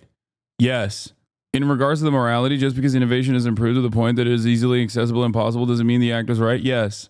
Yes. The answer is absolutely yes. What do you mean? What is the counter argument against this? Like, moving with the times. What are you saying? I treat abortions, medically induced miscarriages, in the same exact way that I treat any other medical procedure. I think that the medical innovation in this field is completely and utterly irrelevant, and I think that this decision should be left to the healthcare professionals and the patient themselves. I'm saying that diabetes and abortion are two different things. I'm saying that that's not correct. It's up to you to tell me why it's a different thing. They are both medical procedures that save the life of the carrier, that save the life of the person. Like, it's medical intervention that professionals have decided is the appropriate response. Not only is it that in circumstances most things are allowed, so yeah, you're right. Wait, what? Okay, so what, you conceded? I don't understand. All right, I guess cool. I don't know what you're arguing against. You just said I'm right, I think. Costing women's lives, and so I would, on balance, not have restrictions outside of, like, obviously, like, particularly as you get further into the pregnancy, requirements about medical, certified medical providers. So let's say you have a scenario: a woman goes to a Planned Parenthood, 6 months pregnant, and she just says, "I don't want to explain it. I just would like to get an abortion." Is that a? Can we leave diabetics out of this nonsense? Why? What are you scared that the Republicans are going to start denying you insulin? No, I think it's a perfectly apt and appropriate like analogy in this circumstance. It's just like a readily accepted, have been for years. Okay, fair. We're not talking about lack of Medicare for all or how expensive insulin is. We're talking about, like, we're talking about straight up, like, one party deciding, like, insulin is unconscionable, insulin is ungodly. She should be allowed. There should be just medical professionals that say, we're going to do it. We're not going to ask you why. I think it's okay to. Like, the answer to this is there's already restrictions to third trimester abortions in almost every single state. And that is because it is a medically invasive procedure, and it's a risky procedure, as a matter of fact. And that is precisely the reason why, you can't do an over-the-counter third trimester abortion. There is a lot of visits to the doctor leading up to this decision, and it's ridiculous. It's no different than hormone replacement therapy.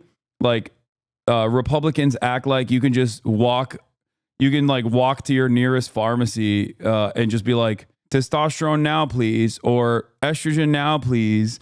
And then they're like, oh, I'm too woke. I have to give it to you. Like, that's not how that works. You know what I mean? It's very stupid. You're just arguing against the reality that does not exist, right? Dude calling me conceited. Conceit, though you are well-spoken, don't get it twisted. Dude calling me conceited, arrogant. You can't just name call dick. No, dude, I said you conceded. I didn't say, like, concede, to concede. Like, you agreed with me, so I don't know why we should argue any further. You said I am right.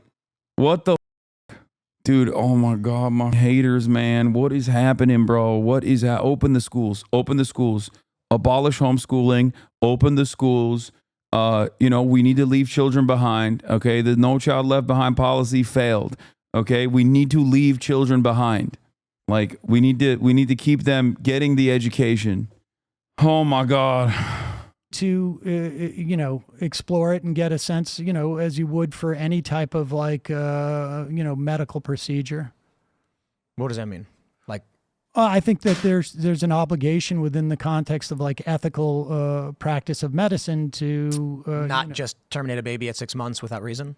Well, no, I'm not saying that they should adjudicate this, but I don't think that, like, necessarily medical providers are going to be just like, hop up here, we'll just do this right now. I mean, I think there are procedures in which they do it, but essentially, as long as it's, like, sort of like they're following, medical procedures. Like, I don't think that somebody can, walk in here at 6 months and say to you, like, can you get rid of my baby? And you're allowed to do it. No, but I'm just asking, like, should there be a time limit, like 16 weeks? I think that is that endangers women too much. So the answer is no. I don't believe so. Yes. Any additional regulation or restriction brought about by the state endangers the life of the carrier that is making a oftentimes complicated medical decision with a medical provider. Okay? It's that simple. You are putting people's lives on the line for no reason other than winning political brownie points with a tiny group of people that are very, very strong and overrepresented in the Republican Party's base of support. That's it. The overwhelming majority of Americans do not agree to this, so much so that state by state they have refused to go along with these restrictions. They voted against these restrictions. They voted to preserve and protect at least Roe v. Wade in virtually every state where it's been on a ballot measure. Can speak from experience as the wife and I have been trying to have care after our miscarriage, and it's going on 2 months of doctor following laws and regulations. This was at 8 weeks and we still can't move on with our lives. Yeah. Being pro-life is the biggest virtue signaling group on the planet. Yeah, I mean, they're not pro-life. They're pro-forcing women to carry pregnancy is the term. They are anti-choice. They're not pro-life. They are anti-choice. Because if they were pro-life, there is a whole litany of different things that they'd be advocating for, like gun control, for example. Like, the average Republican is certainly not pro-life. They're pro-death more than they're pro-life. Let's be real. You got owned in the marketplace of delusion. It's true. I did. So, but that would create a circumstance, be it as rare as, it may be, but where there's like an 8-month abortion. It's conceivable. But certainly in the 8th or 9th month. I mean, here's the thing. In the 8th or 9th month, you can, you may find that. Like, the overwhelming majority of third trimester abortions are being done, like damn near every single one are being done to people that have already chosen the baby crib. You know what I mean? To people that have already, to couples or to parents that have already decided on a name for the child. This is a medical intervention. It is a medical necessity. Okay. And it is an invasive surgery. It is an invasive surgical procedure. Okay. 90% of abortions happen in the first trimester, and it's as uncomplicated as taking a pill. Okay. It's much simpler than you would think. But in the extreme rare instances of a third trimester abortion, I can't begin to explain to you how rare this is. All right. This is a already psychologically traumatic experience because in virtually every single one of those cases, they want to carry the pregnancy to term. So you're basically shutting off or adding unnecessary complications to a family that have wanted to have the child, okay, and now can't have the child for one reason or another, usually some serious harm to the carrier or it's like stillbirth or some shit like that, okay? And they're trying to get this medical procedure, and now Republicans are like, sorry, we've decided you can't do that. Okay, now you're killing the carrier. You're killing a woman, okay? Why are they so obsessed with abortion? I'm from outside the U.S. Is it to make sure the white population does not reduce? I think it's I think a lot of it has to do with controlling what women can and can't do. I think it's a way to try and punish women into behaving in a more tradcath way of life, only have sex to procreate, do not have recreational sex, that type of shit. America is very puritanical, that's what it is. Hold on. Isn't it weird we have to debate about whether certain medical practices should be allowed just based on vibes? Yes, it is weird. It is weird. It's really, really weird to me, at least. Rainy draws a lot. Thank you for the 25 the subs. I don't understand it. I think it is, to me, there is virtually no difference than Republicans being oh, we've decided we're all Christian medicalists now. You know what I'm talking about? Christian scientists, Christian medicalists that believe that you need to pray every ailment away. If you have an illness, you just pray it away. You can't do real medical intervention.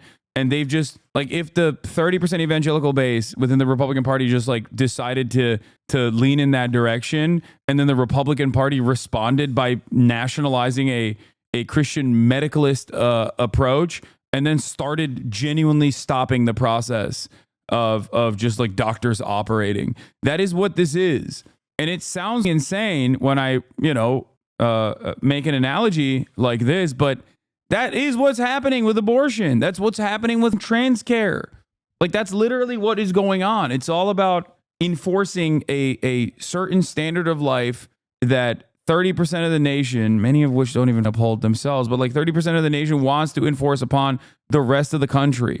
And it's very, very insane. It's very conservative, it's very reactionary, it's very stupid, but it doesn't matter because, the Democrats have to concede the Republicans, and the Republicans love conceding to the most primal, most barbaric nature of the most active base of support. We are held hostage by some of the craziest people in this country. Yeah, 0.02% of all abortions happen in the third trimester. That's 1 in 5,000. And in those final 13 weeks, it just becomes more and more rare because, like you said, at that point, the people want to carry the child to term. Yes. The child is going to not be viable. But we're not talking about that. We're talking about elective. Like, I'm specifically trying to ask about that. But here's the danger, though. Like, and this is what I'm talking about. Why you have women who have died in Texas, and there's probably a lot more that we're not aware of, is that imposing these restrictions is not like there's no like bulb that shows up when you say this child is One thing about Kamala is I will never believe a male politician really gives a personally about abortion, but I do believe her. I mean, the most famous female politician that ran on this issue was Hillary Rodham Clinton, and her statements were also far more conservative than the average person. Last time he spoke about this abortion, there was a group on Twitter that shared this information packet, and I thought it was really helpful too, just FYI. Okay, I'm not going to 100% not viable, or that your life is 100% not threatened. Like, where's the threshold? Is it at 20%? If the woman's life is in jeopardy, it's 20%. And this is, a vague, a doctor doesn't have like some meter that they put on the, the woman and say, oh, okay, your life is at 20%. No. These are vague determinations. And when you impose these type of restrictions on, what invariably happens is women die. Because in real life, not hypothetical world, in real life, the doctors are afraid of crossing a threshold where they could get imprisoned, or they could lose their license, or, conceivably the woman might too. And so I leave it up to a doctor and the patient. I don't know what constitutes even elective. Like, is it elective if there's a 20% chance I'm going to die? No. That's not elective. It's not elective. What about 5%? That's not elective. What about 1%? Wait, what? Okay, so Tim Pool wants unrestricted abortions because the likelihood that you will die while giving birth is higher than 5%. Not elective. Okay. If it's, what's the percentage? Does he not realize that, oh my God, Tim Pool is so devoid of pussy that he does not understand this? Like, dog, how have you never thought about this? Oh my God. Oh my God. You just agreed with Sam that there is no, oh my God. Dog, he literally got someone pregnant before you. I impregnated half of this chat's mothers, okay? Calm down. We know that elective is usually used to describe 0.5%. I've decided I don't want the baby anymore. Because we know that, there's always a danger of a woman dying in childbirth, and it's above zero. In 2022, the maternal mortality rate in the United States was 22.3 deaths per 100,000 live births. It's not 5%. Okay, well, now you're saying it's 33 deaths per 100,000 births. Okay, it's less than 1%. Well, still above zero. There you go. 33 was from 2021. 1 in 20 women dying from childbirth would be crazy, but above 0% is still a risk. Tim is still saying if it's above 0%, it's not elective. By the way, that doesn't even matter because the real point of contention here is not the risk of a carrier dying in during childbirth, because as we've stated time and time again, the risk is bodily harm to the carrier in the third trimester. Someone getting an elective abortion in the third trimester is not getting it because they want to have it for fun. They wanted to see what it would feel like to carry a pregnancy to term and then abort the fetus. So where? Oh, come on. No, We're trying to be reasonable, right? We want to solve the problem. We don't want to just say, oh, What's well, the problem? geez. There are conservatives who believe that if the baby is, well, for many, I don't even believe in IVF because even a fertilized, embryo is life. What's the problem? I understand I bet it feels good as for at least a second. No, I don't think it does. that there are Problem is a religious people distinction who don't between like what I world- do, but what's the problem? The death of a baby. Well, I would contend that we're talking about the death of a fetus.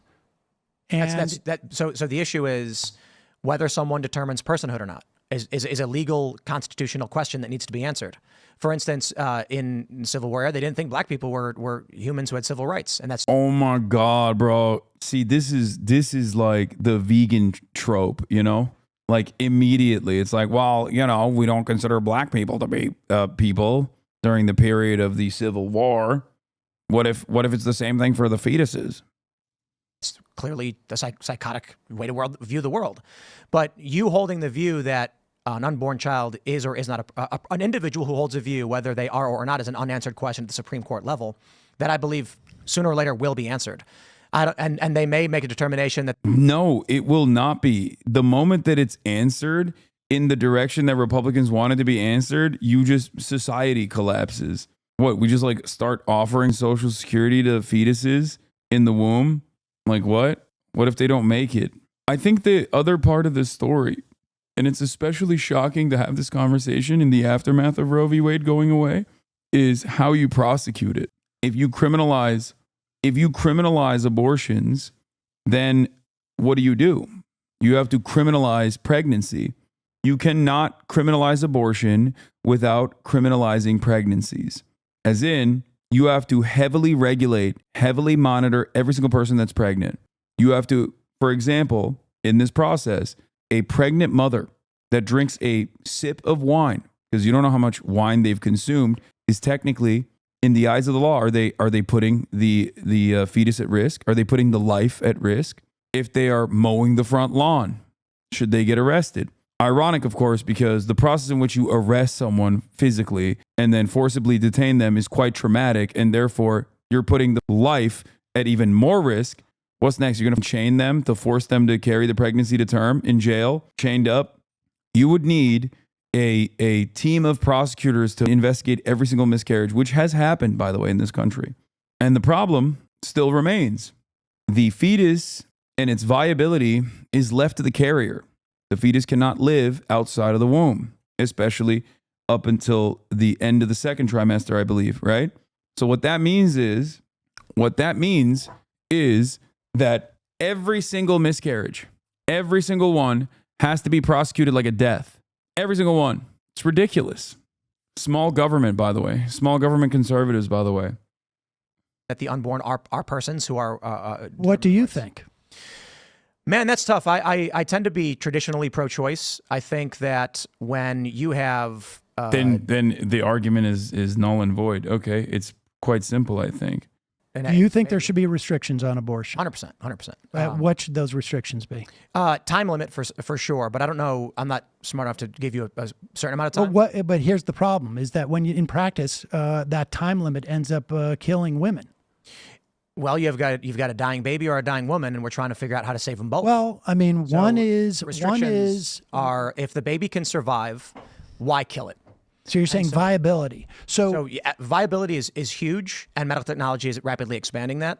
But there's still a lot of questions in how we handle it. So my position is that the government can't mandate one person provide their body to another person.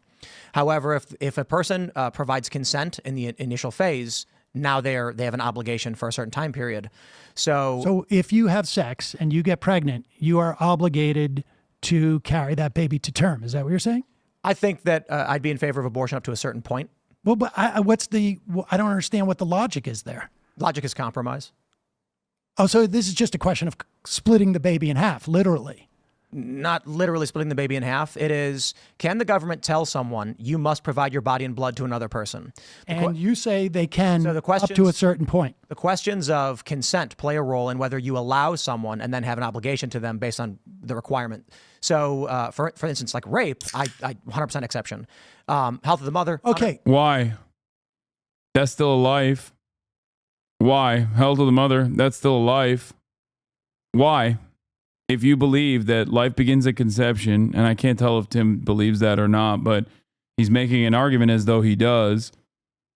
So if it's at the point of viability, there's no, because the rape exception is so stupid because that's not a real thing. Okay. We already have untested rape kits. There's a massive backlog of untested rape kits in this country. But beyond that, the prosecutorial aspect would take so long, far longer than it takes to carry a pregnancy to fucking term. So if you were to leave it to the legal system to determine if a rape happened already or not, it's far too late at that point. You've already forced someone to carry a pregnancy to term.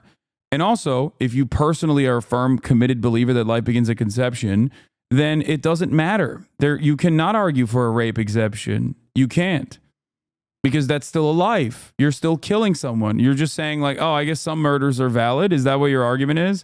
And if you think some murders are valid, then why not make that exception to virtually every murder at any point, especially considering the viability of the pregnancy or the carrier's life? 100% So exception. let's take rape. Yeah. The woman can choose. Okay. What establishes rape? When a person does not consent. Okay. Great. Sam is going to walk him through the long and convoluted legal process in which determining a rape would take far longer than carrying a pregnancy to term. How rape is a criminal term, right? Indeed. So you need to go through the court case. Perhaps. Well, I mean, perhaps. Well, Like, can I come in and say I was raped and that's it? All I need to do is say I was raped. nope. Okay. So you need to have a court case. No, I didn't say that either. There would have to be some degree of Well, you keep adjudication. telling me what you're not saying, but why don't you just say what you're saying? How do you No, establish? you got to calm down. No, well, how do you establish what if rape has taken place or not? So there's rape kits, right? And we can check for abrasions. And a woman who was raped certainly would want to get a rape kit done, I'd imagine. Well, okay. First of all, But if you're there's- asking- we know for a fact if you're that a asking lot of for- hold on, we know for a fact that a lot of women don't seek rape kits for whatever reason because too they're bad. afraid to. Okay, so if you don't get a rape kit, We have responsibilities to ourselves and to others. And sometimes those choices are very difficult to make. so If we're just the talking existence about- of a rape kit will establish that rape has happened. Why do we need court cases to establish that rape has I happened? didn't say we did. I said no. Okay, so So a medical professional a professional who assesses that a rape has occurred, I believe, is what if they go in largely too many sufficient. days after to get a rape kit? And then there's no evidence of a rape taking place? Then Yeah. That would be a restriction. Okay, so who makes that adjudication? If a rape took place, Yeah. the person administering the rape kit. So we would put rape kit people who are administering this and look at the evidence. And do you think it's just like completely binary? Do you think like when you get a rape kit, like this person has definitely been raped or this person has definitely not been raped? I think that we're dealing with something outside of the simplicity of I can go to court. It takes 6 months to a year to figure something out, which means there's a compromise. How can we come to the best determination to make sure that women are not lying, which I assume would be exceedingly rare, and we're actually going after the criminals?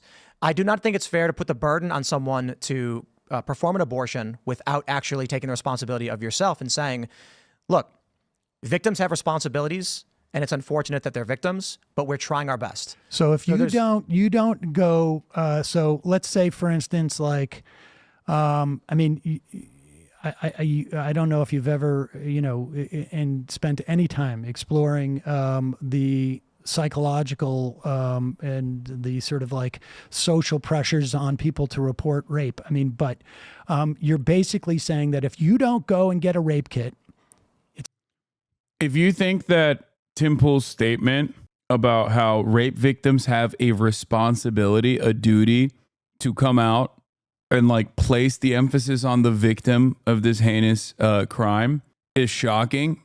I urge you to revisit why this conversation is even taking place. It's not that crazy for Tim Pool to make that leap when the underlying premise of his argument is that he wants to create unnecessary hurdles that get in the way of women's bodily autonomy. And this is not me being like a pussy male feminist. Like, that's just straightforward. That is what it is. You have a disagreement that no medical professional agrees with.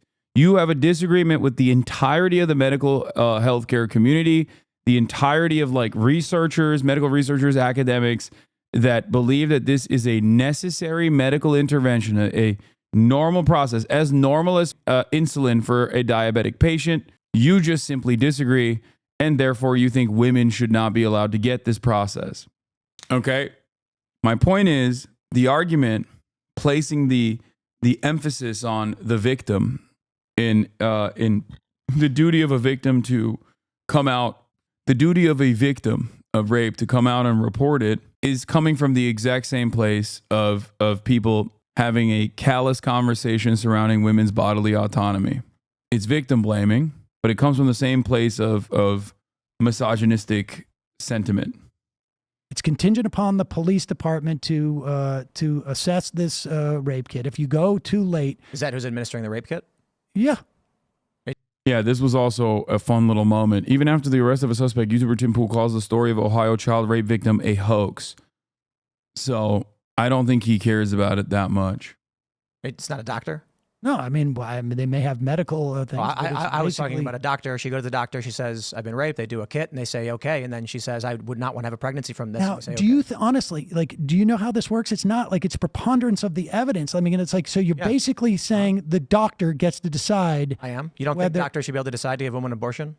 No, I think doctors can decide. Well, Yes, doctors make healthcare decisions. Doctors cannot determine in the aftermath of a rape occurring whether or not that was a rape that occurred or not. Like, what are you talking about? And before you say rape kits, that's not what we're talking about in this situation. What if someone's a victim of rape that comes out months later and didn't get a rape kit done? You know what I mean? What do you do then? Is the doctor supposed to behave like a prosecutor on top of everything else and determine with accuracy?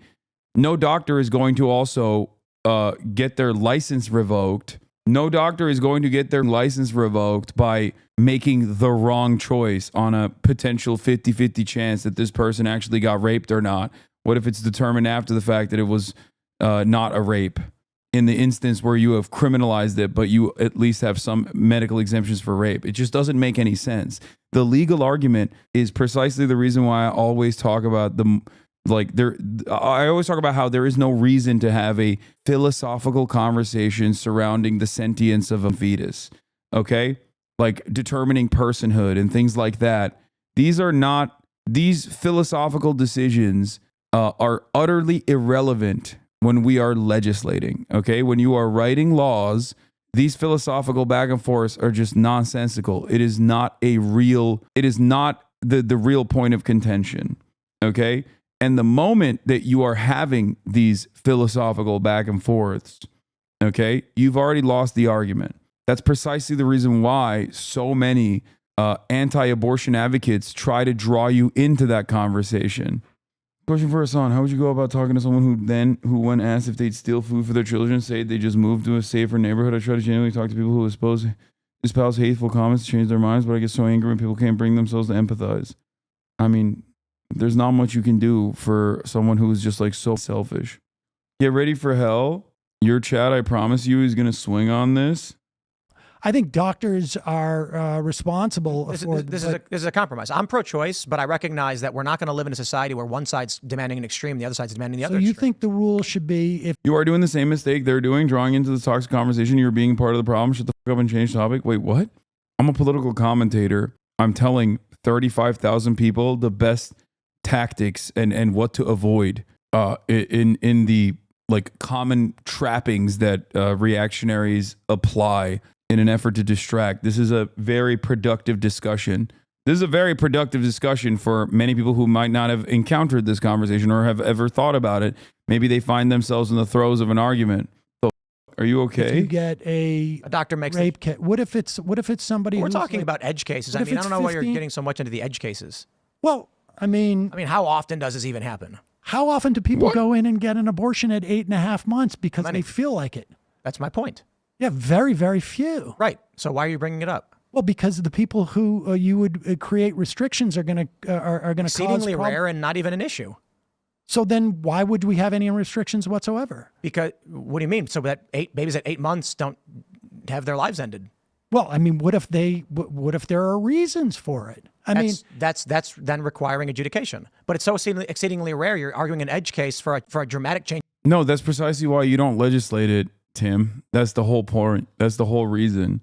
Most states already have only medical exemption, and the ones that don't have it for this particular reason. You cannot get an 8-month abortion that requires zero medical intervention, okay? That's not real. That is not a thing that happens. You have to go to a doctor. A doctor has to carry out this medical process. So legislating that away is idiotic because you have fantasized that women are carrying a pregnancy for 8 months only to feel pregnant and then end it, terminate that pregnancy at the end of the 9-month period for fun. That is insane. What the are we doing? He was so close to getting the point, it's infuriating. Never assume that a right-wing commentator who gets paid to be a right-wing commentator is actually close to any point whatsoever. I do not, just so you know. If you're having a normal conversation with a friend of yours, you can make that assessment personally, right? Some are shitheads, and that's one thing. But most normal people, you can have a normal conversation with on this issue. But someone like Tim Pool, you're not going to have a normal conversation. The reason why Sam is having this conversation with Tim Pool is not to convince Tim Pool. It's to maybe change the minds of some people in Tim Pool's audience. Change in policy. but I'm not. I'm it's saying not a dramatic change in policy. There are, I think, like it's kind of 10 wild that I'm states. like, women should There be are able to get 10 abortions, but you're like, yes, but in these exceedingly rare circumstances, we should remove all restrictions because sometimes. Excuse me. I think there's 10 states at least. I know you can look this up where there are no restrictions. I agree. Yeah. So it's Colorado's not. one. This is not some type of like radical change of policy. It exists. No, this is recent. I even disagree with that statement because, like, even in that process, it's just left up to the professionals to make this determination. That's it. There is no way that you can physically get an abortion with a non-invasive procedure in the 3rd trimester. Therefore, the reason why there are no restrictions whatsoever is because specifically there can never be a situation where you're just like taking a pill. It doesn't work that way. Yeah, it would be like asking the doctor to remove your appendix for fun. Not only is it super rare, but it's like a self-selecting process due to the severity and the complications of this medical intervention. After the end of Roe v. Wade, these are the restrictions that these changes started happening across the board. I mean, I can understand that. Do you agree with those states removing restrictions? Like I say, yes, because I think But that's not Roe v. Wade. That's the end of Roe v. Oh, I said at least go back to Roe v. Wade. Didn't Roe v. Wade have a provision on viability? It was an additional case that people don't bring up. That was in the 90s. Casey. Is that what it was? There was a question about viability and whether or not you can end the life.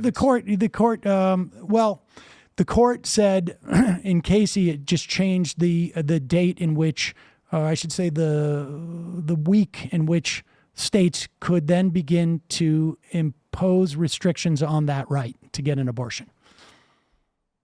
Right. Yeah. No, I think these type of restrictions end up killing the overturning of Roe and Casey resulted in states removing restrictions. Correct. Oh, what the I was muted. Are you saying that the doctor is the restricting factor and that prevents the scenario he has in his head about women getting abortions at 8 months for fun? Yes. I'm saying that the invasive nature of this procedure is an automatic restriction that stops. And the very fact that, like, carrying a pregnancy, okay, becoming pregnant, and then carrying a fetus in your body for 8 months in and of itself is massively consequential. There are a litany of healthcare complications that occur in this process. So my point always is that there is no reason to ever legislate this stuff, because who the would carry it for fun just to get an abortion in the 8 months in the way that the Republicans presented? In virtually every single state that you can get a third trimester abortion, there are restrictions in terms of viability to the carrier. Okay. And in the 10 states that Sam is pointing to, there are similar restrictions in the complications that come with the procedure itself. Like, that being in the rule books or not doesn't change that dynamic. So there is no reason to legislate it whatsoever. Yeah, very few doctors are even trained to do abortions after 24 weeks, non-routine training for OBGYNs. A lot of this problem would be solved if these demons that are on the anti-choice train were to just simply talk to a woman that they respect. Find a woman that they see as a full human being and also respect, so they could like explain to them the process. This isn't to say that there aren't dumbass broads out there, okay, who are anti-choice themselves. It's not what I'm saying at all. But like, even the dumbest woman on the planet who is anti-choice still understands the complex nature of carrying a pregnancy to term and all of the complications that arise from that process. Okay? Wait, I'm sorry. Say that again? The overturning of Roe v. Wade created the legal precedents by which states could begin to remove restrictions. No. They could. I think they could have done that prior to that. I think they could have done that prior to that. So the question ultimately is, I'm not going to come down as the supreme judge and just say like it must be, you know, the right is wrong. I say, and I've told Republicans this: if I was a woman that got raped and you told me I had to have a baby, I'd blow my brains out. Like, there is no way you will tell me that I'm going to, by force, without my consent, give my body to somebody You are else. telling that that woman who got raped, There is some that degree of responsibility. you have to announce this. You Yes. need to follow certain procedures as a victim of a crime, Yes. and if you don't, we're going to force Benign you to carry Burger, that thank you for the child 20 to gift this term. subs. Yes, 100%. Okay. There's Mate a Feed responsibility Art we have and as Benign victims Burger of crimes with as another well. 20 gift And this subs. one of the problems we have in this country is that, That's an interesting theory. well, it's true, right? If you're a victim and you want accountability and justice, you Well, you have to go to court. what if you make the determination that I don't want to go through what is involved with getting accountability and justice, but I also don't want to carry my rapist child? In that scenario, the woman is out of luck, according to you. If you are not willing to take your responsibilities, The responsibilities that Of victims. that the rapist has imposed upon you. indeed, yes. Okay, so this is what do you call this? The Rapist and Power Act? I suppose you'd say that liberals have a view that they have no responsibilities at all. That there is no I don't feel requirements. like I have a responsibility. I certainly don't feel that if I was not someone making who an could be, I am making an the argument. Rapist Responsibility Act is an emotional nonsense. No, it isn't. It's We're exactly, talking about a person's responsibility to no, society. that is exactly what you're No, suggesting it's drama is tantamount. nonsense. No, it's not drama it's nonsense. prop clipping. No, it is not. Yes, you are. Come on, Dude, You're not I making don't an give a argument. shit about Make an argument. Don't say nonsense The words argument like rape. is that what you are suggesting Is is that- that a woman who is raped has a responsibility that has been bestowed upon them by the rapist. The rapist has chosen you. This is a. If I shoot you in the face, I calm have down. caused you I have imparted upon you a responsibility. What you're talking about is fascistic. It is Sam, do you think disgusting. that if someone commits a crime against Why is it calm down? He's just making a. I mean, you made an insane argument and you invoked an emotion out of Sam, who is not a sociopath, immediately. And I think this is the least calm I've ever seen Sam, but still pretty calm. I would have been losing my mind at this point. against you. And so I'm sorry I said Rape Empowerment Act and tried to do it in a more satirical way. But what you're talking about logic is centers are disgusting. shutting down. And listen, no. You're getting overly emotional. No, I'm not. You are not speaking logically anymore. No. What you're when doing a victim is of a crime, when you a person are is doing a what victim you of a always crime, do. they have you're to file trying paperwork to pretend to get like you accountability. can find something in here, but You're it not is talking about the argument absolutely anymore. nonsense. Yes, it is. You are no longer I've now- talking about the issue because nor the law. everybody sees. Oh, I am You are getting definitely overly talking emotional. about it. I don't. You're talking about my person. You're doing ad hominems. You've lost it. Ad hominems. You've lost the argument. You've done an ad hominem. I can't stand like this, bro. You have done ad hominems. You have lost the argument. It's always the same. It's always the same shit too. It's like, it's always the same damn nonsense. This is no different than the Republicans being like, "Oh, you called me garbage? How dare you? I can call you a pedophile. I can say that like entire subsects of the population are pedophile monsters and barbarians and rapists. But if you were to turn around and say, hey man, that's kind of a garbage thing to think. You kind of sound like a Nazi. They just turn around and go, whoa, hold on. How dare you? No.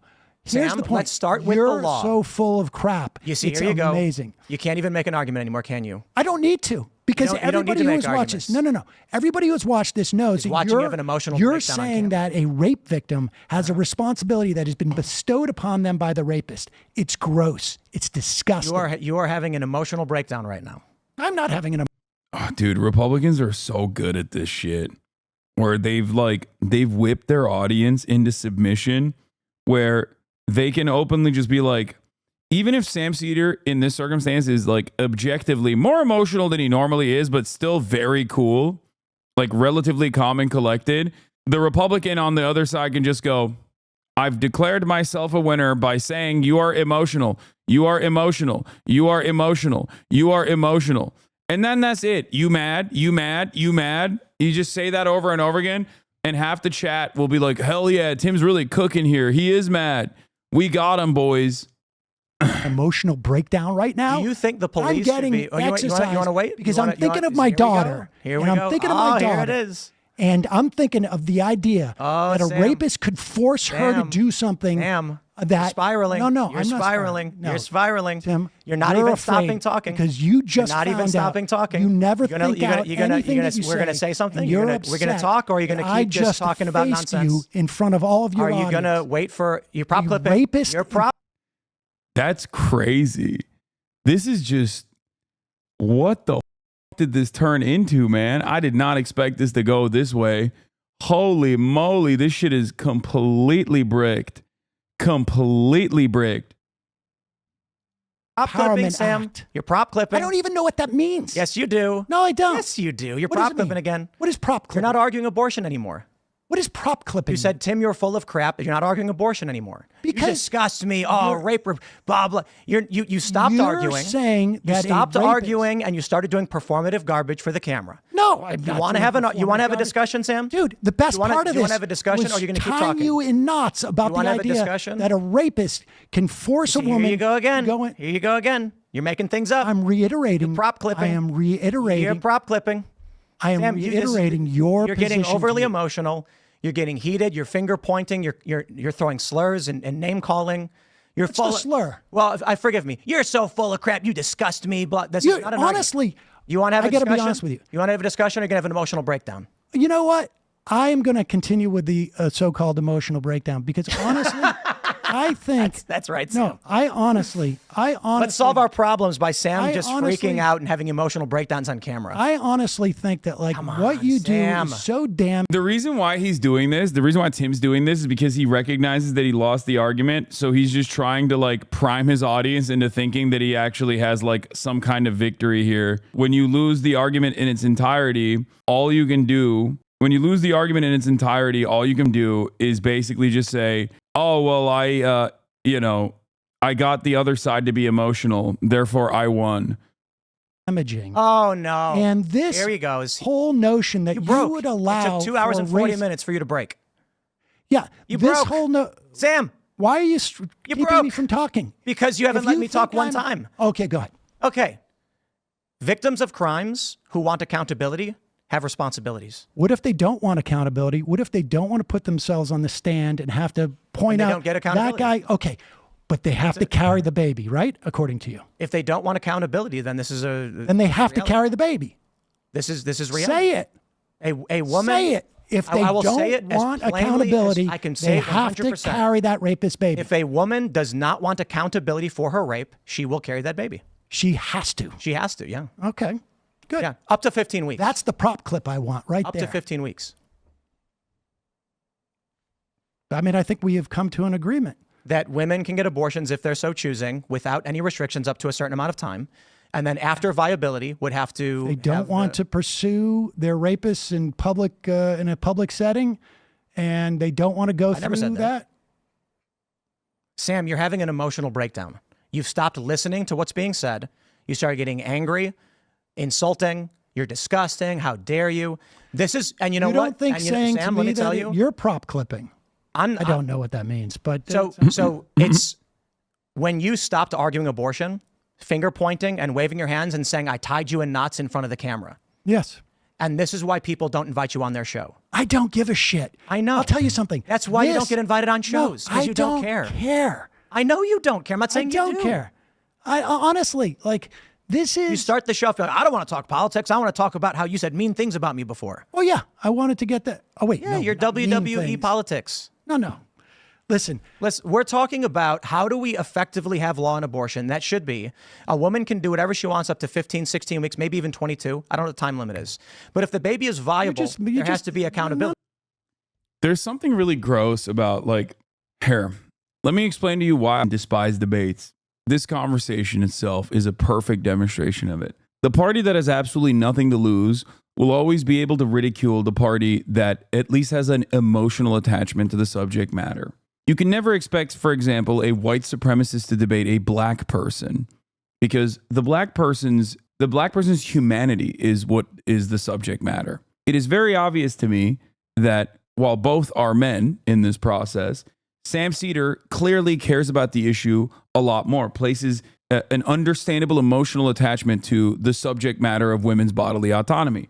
If you are going up against someone who does not have that kind of understanding, who does not care about women at all, then they can always just sit there and be like, well, you're getting quite emotional. You're getting quite emotional. It's like, yeah, dude, it's a pretty up thing that you're just callously advocating for. And you will never understand it. You will never understand it because you do not have the capacity to empathize with women. Straight up. It's such an irritating phenomena. I don't know how else to explain it. It's not by accident that so many of the top dogs in the debate space are just usually white dudes, okay? It's because in a structure such as, in Western nations, in the structure that we exist under, white dudes are, with some exceptions, like virtually untouchable. They're not considered, they're never like dehumanized in any serious way. And I say this as someone who also is a white man, right? I'm a cisgender, heterosexual white man, okay? And even then, there is at least one avenue where people can actively just rob me of my humanity in every conversation. My name is Hasan, and I'm a Muslim, right? I'm white, but it still doesn't matter. That immediately goes away. All of the optical power, the privilege that I have, can so easily be cast aside. There's perhaps no better demonstration of this than the, Twitch streamer or terrorist shit that's been going on nonstop. There's no better demonstration of this than like all of the haha jokes and the active silencing campaign that these supposedly anti-cancel culture warriors have been engaging in for the past month or so. It's just, there's not really anything you could do in that situation. Like people can just like immediately rob you of your humanity. And I'm telling you this, this is an overwhelmingly white male audience, okay? Even though many of you are gay as and I'm telling you this so that you can understand that this is a dynamic. If you care about people, even if you are a white man yourself, cisgender, heterosexual white man yourself, even if you are emotionally invested in uplifting marginalized communities, a person that does not care about the humanity of said communities will be able to always sit there and calmly, not dissect your arguments, mind you, but calmly piss you the f off. Okay? That's it. So these 1 to 3K streamers feel the same? What do you mean? Self-help equals stealing. What? Who are you talking to? What? In these sorts of conversations, you are what? You defined who you are? In this setting, in the environment of a debate stage, like becoming emotional or becoming passionate at all, when you are defending the subject matter, will be received by at least one side of the argument that has nothing to lose in this process as weakness. Okay? And it's a deeply frustrating equation, which is why I'm just explaining like the asymmetry of debate. You can always be portrayed as irrational because you got emotional in this process. And it's like, it's the most normal thing to feel. Anger is the most normal thing to feel in this process. Okay? None of what you're saying is meaningful at all. That there should be a time restriction on 15, 22, you're just throwing around numbers. because there's a debate on how long that duration should be. But my position is that pre-viability, I don't know, some say 22, some say 26. And my addressing you is that the restrictions that you're pushing, and you're disgusting and emotional breakdown. Yeah. My emotional breakdown to you is that when you put these restrictions on women, they in practice are impossible to actually execute. And you have shown that by saying that if a woman refuses to go in front of a court, I never said that. This is what I said, Sam. For the if love they of all that doesn't is take holy. accountability, what does accountability mean? A rape kit. Okay, so if a rape kit, You're saying I was raped with no proof and no evidence, and therefore I they've should got have to to go terminate in. a 6-month They've baby. got to go in within 24 to 36 hours and say to a doctor, "I was raped." And if they don't do that, then they're forced to carry the rapist baby. Depending on what you want to happen in society, there are things you have to do. Sometimes you may not want to have to do them, but this idea you have that people, what you're proposing is that the state should be able to enforce crimes against people without evidence. What? You want accountability, but you do not want I to go don't through want accountability. No, he just doesn't. He doesn't believe your rape exemption holds water due to the complicated nature of the legal process in which you determine rape to be. You determine whether a rape occurred or not. You are also placing the burden on the victim, who may, due to a litany of different pressures, including but not limited to societal pressure, might not be comfortable coming out and getting a rape kit. But once again, this is compounding on top of like it's the exact same principle. It's just like misogyny compounding on top of one another. It's like the conversation starting point is like, I do not recognize the humanity of the carrier as anything but a vessel to deliver a child. And therefore, I am going to have a conversation about what they can and can't do to their own bodies. And of course, if that's your worldview, then yeah, you are going to feel comfortable saying stuff like, yeah, a victim of rape, no matter what age, by the way, should have the responsibility to go and get a rape kit. Now, there's another world here where this does not need to happen. And that world is where there is no rape exemption, because there is no exemption. Like, he placed this rape exemption in the conversation. Tim Pool did. That's Tim Pool's argument. And now he's making it seem like Sam is on board with this exemption. Sam is only following the logical, the train of logic, the chain of logic to try to get Tim Pool to understand that this would be an unnecessary complication, an unnecessary hurdle that would compound additional harm on top of the carrier, who is a victim of rape in this process. I just don't want this woman to have to carry a rapist baby. Right. So this is very 5th grade, right? There is a legal system that exists. We have to work within a legal system because we have compromises and a social contract with other people. The idea that I can take action against another person without proper adjudication is fascistic. What we have to do is figure out what are the terms for each individual circumstance. Who's the other person you're talking about? So we're the baby. Oh, so you At 6 months. You consider a baby a person at 6 months. Viability. Let me ask you this. If Well, I consider a baby a person the whole time. a fetus, a person the whole Life time. begins at conception. But the Oh my God. Oh my God. Oh my God. No, you don't. Shut the f- up. Okay, if life begins at conception, which, by the way, who says Who says, bro, you can't say, sorry, my argument, God, okay? You can't. Like, that's insane. That is such a dumbass, backwards, barbaric way of operating, dude. What the sorry, my source, Le Bible. Like, what the is going on here? Even Ben knows not to make that argument, dude. What the well, one, because he's an Orthodox Jew, and technically his religion does not say that. So there's that process. There's that problem for him. But the other reason why he doesn't make that argument, even though he's dick riding Christianity into oblivion, is because he understands something that Tim does not, which is that most Americans, regardless of their, personal framework of religion, personal belief structure, still think that like making a legal argument and basing it off of a religious interpretation is insane. This is not 1945 any longer. You cannot make this argument. It's ridiculous. You can't just be like, yep, life begins at conception, and that's why this is what we have decided. This is what I've decided. This is why I will deny half of the population its own goddamn rights. He thinks the baby is a person unless that baby is a woman. No. After the fetus is outside of the womb, it's over. Yeah. Republicans do not give a dude. Once the baby's out the pussy, it's like, oh, dude, give the baby a gun. Have the baby fend for itself. You know what I mean? They only care about it for the first 9 months, seemingly. What are you talking about? They do that 99% of the time? What do you mean? Yeah. Once the baby slides out of the pussy, then it's time. It's time for the baby to pick up the goddamn bootstraps. Pick your boots up, baby. Pick your boots up. Buy your bootstraps. It's time. It's time to go out and participate in the workforce. Put that goddamn baby in the military. Pay taxes, baby. Dumbass, stupid ass baby.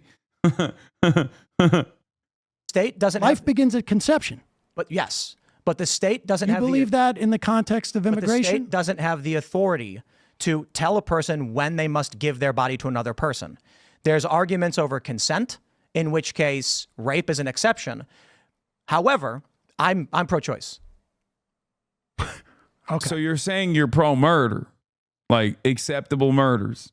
And it's like, if we create a new legal process, a new legal metric of determining rape, then, you're fine to murder the life. You don't believe life begins at conception if you're like, and some murders are fine.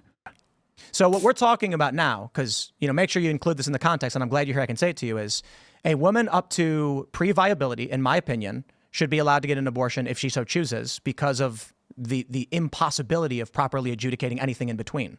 I think that's where, when I say you're having a breakdown, it's because I don't think you're listening to what I'm saying. After viability, we're talking about extenuating circumstances where a baby that could survive on its own. There's now an issue there where the question becomes, why kill the baby? If we're talking about a period where we're not sure the baby's viable or not, we're wondering why the woman carried the baby this long. The issue is not so black and white for you to just say.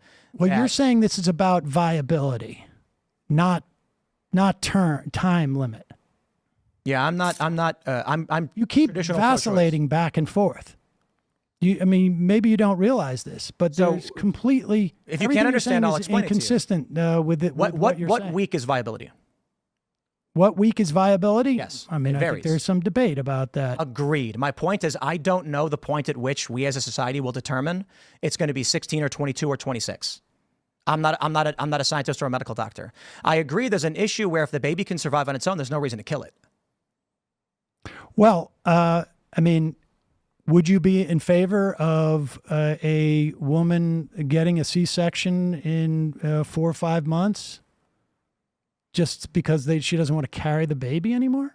If the baby can survive on its own, my position is typically the woman can make that choice, as long as the baby's not being killed. But, so... What? Dude, okay. Tim Pool's technique is actually vicious. Okay? It's a new technique. It's called arguing every position at all times, both for and against. Okay? I think he's like issuing a smoke screen. Not even a smoke screen, a flashbang.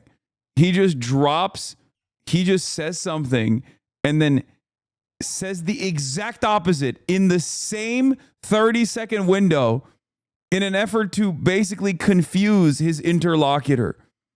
Okay? He's like, yeah, what do you do with this? Like, that last thing that he just said makes no dang sense. He said he's not in favor of abortions if there's viability outside of the womb. That means it's a life. And then Sam directly asked him, okay, so if there's viability outside the womb at 4 to 5 months, do you think a woman should forcibly have a C-section? And he's like, in that situation, it's still, it's up to the woman to kill the baby after the C-section. Like, just let the normal legislation run its course, dog. What the f- are we talking about? If the baby can survive on its own, my position is typically the woman can make that choice, as long as the baby's not being killed. What?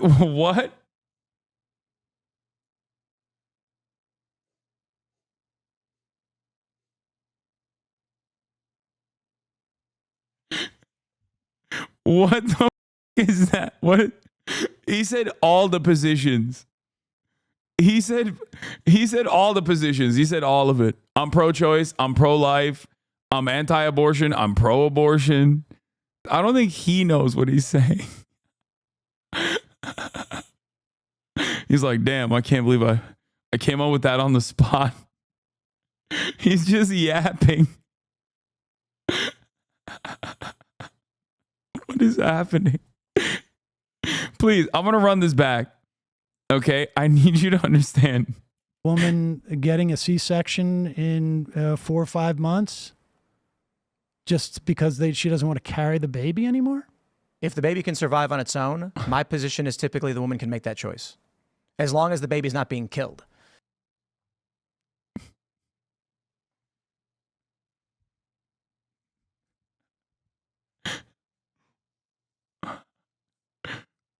Maybe he's saying something brilliant and I just am too stupid to understand. I don't know. You know what? That's what I'm going to go with. He's just saying something that like my tiny brain can't comprehend. But, you know, so you know how they perform abortions after that point? How they perform abortions after what? Like there's varying degrees of how abortions are performed. So Yes. the question I have is this. Let me put it this way. You know, Like dilation and extraction? Are you talking about in terms of my Yes. position largely is we've got two real distinct worldviews on this one that are extreme ends. They neither agrees with each other. No. Don't go back. Interrogate this. No, we need to examine what Tim Pool was saying right before he swapped the conversation back to like, oh, there's extremes on both sides. He's going back to comfortable territory. Okay. I need to examine Tim Pool's beanie. What does it mean? What the was that? He said he's in favor.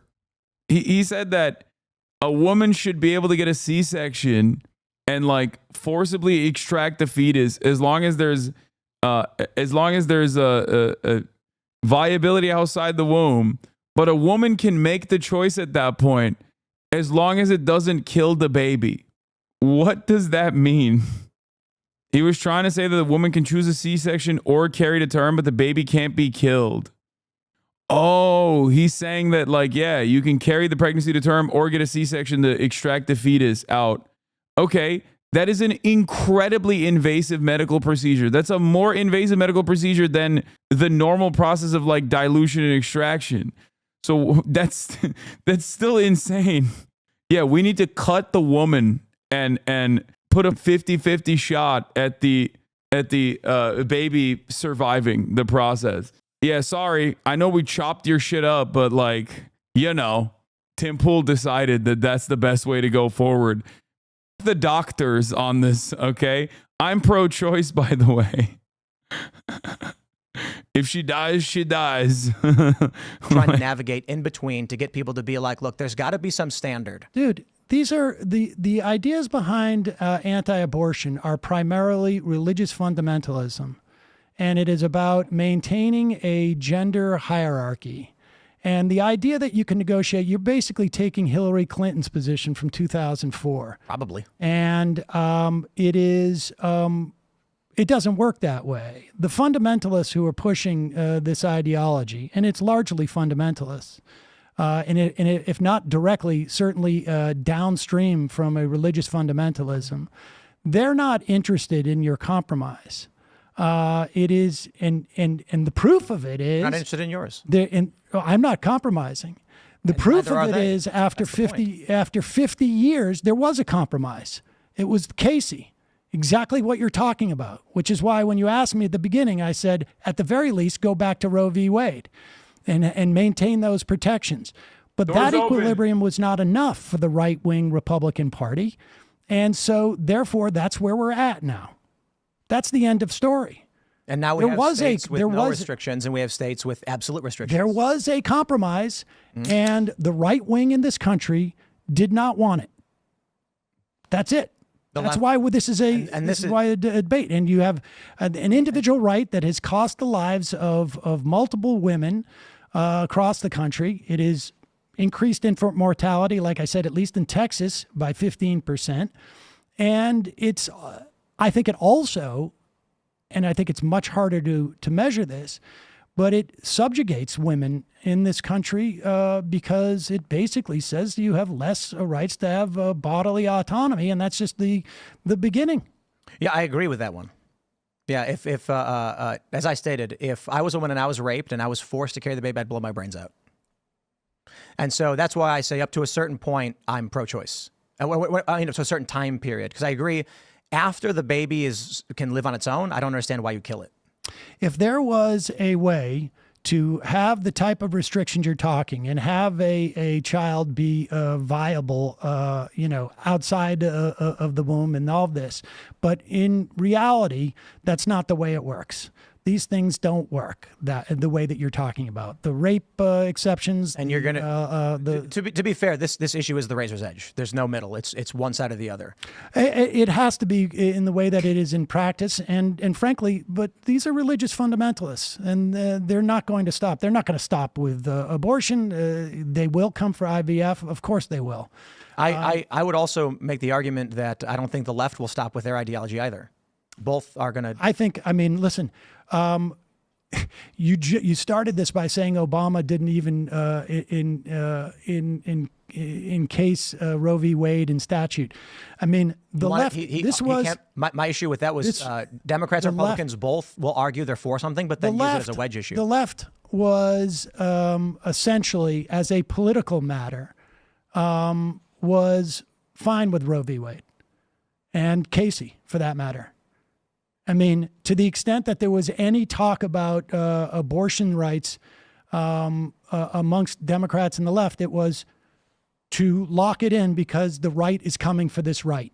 And they have now done it. So, I mean, the false equivalency you're making here is literally that. What false equivalency? Well, the idea that the left is pushing this agenda beyond. No, what's happening is I'm talking about the general. There was a compromise. The right's got their agenda items, the left has their agenda items. I guess. They're both pushing them endlessly. Well, I mean, everybody's are political animals, and they want, they have their program for society. Which is me agreeing with you. You say Republicans won't stop, and I say I agree on the issues the left cares about. They won't stop either. Well, that's true, and I think people make a determination whether they want a religious fundamentalist party to dictate their lives or not, or an ideological fundamentalist party. Well, no, the fundamentalism is an ideology as well. It's just it happens to be born in religion and religious fundamentalism. Last question, because we've gone way over. I do appreciate you hanging out. Why do you think it is so many former liberals are now leaving the left? I mean, people switch parties and ideologies. Not happening the other way around. Is that right? Yeah. Well, wait, what? That's like partially why Joe Biden won. Like, I mean, they're not like those people are not necessarily like leaving the right, but they're just not voting for the Republican candidate. This is the part that Uncle Jank was attacking Sam on Twitter for. Right-wing pundit who joined a liberal network like Anna Kasparian announcing she's leaving the left. You know what I mean? Or Dave Rubin. I mean, listen, if you want to say that these are like the intellectual pillars of... No, certainly not. I'm saying something's causing an emotional rift that makes people not want to be on the left anymore.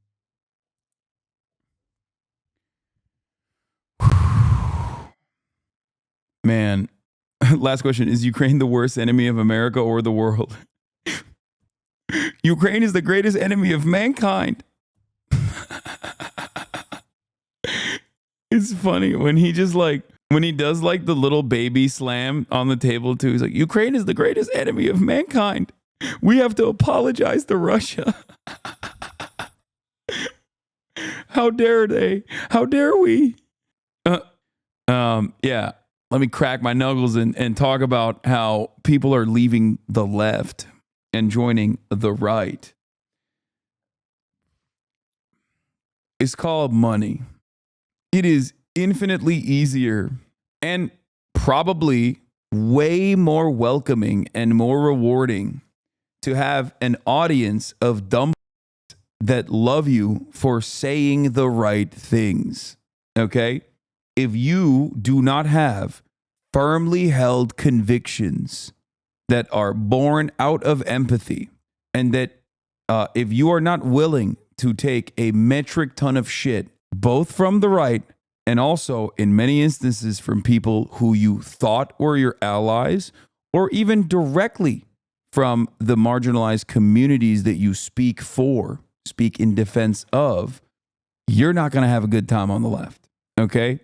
Because the left, there's nothing the left loves more than shitting on each other. Okay? Nothing. Nothing at all. I have been called a transphobe by trans people in the past. I have been called a white supremacist by black people in the past. I've been called not sufficiently pro-Palestinian by pro-Palestinian people in the past. I've been called a misogynist by women. I have been called everything. And yet, here I stand before you, still unchanged, unyielding, not changing my perspective even a little bit, because I do not advocate for the civil rights and liberties of marginalized people because I want them to like me. I'm doing it because it's right.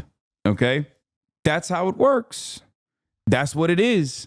And I think that a lot of people, after years and years and years of doing this, sometimes get annoyed and want to go the more comfortable route.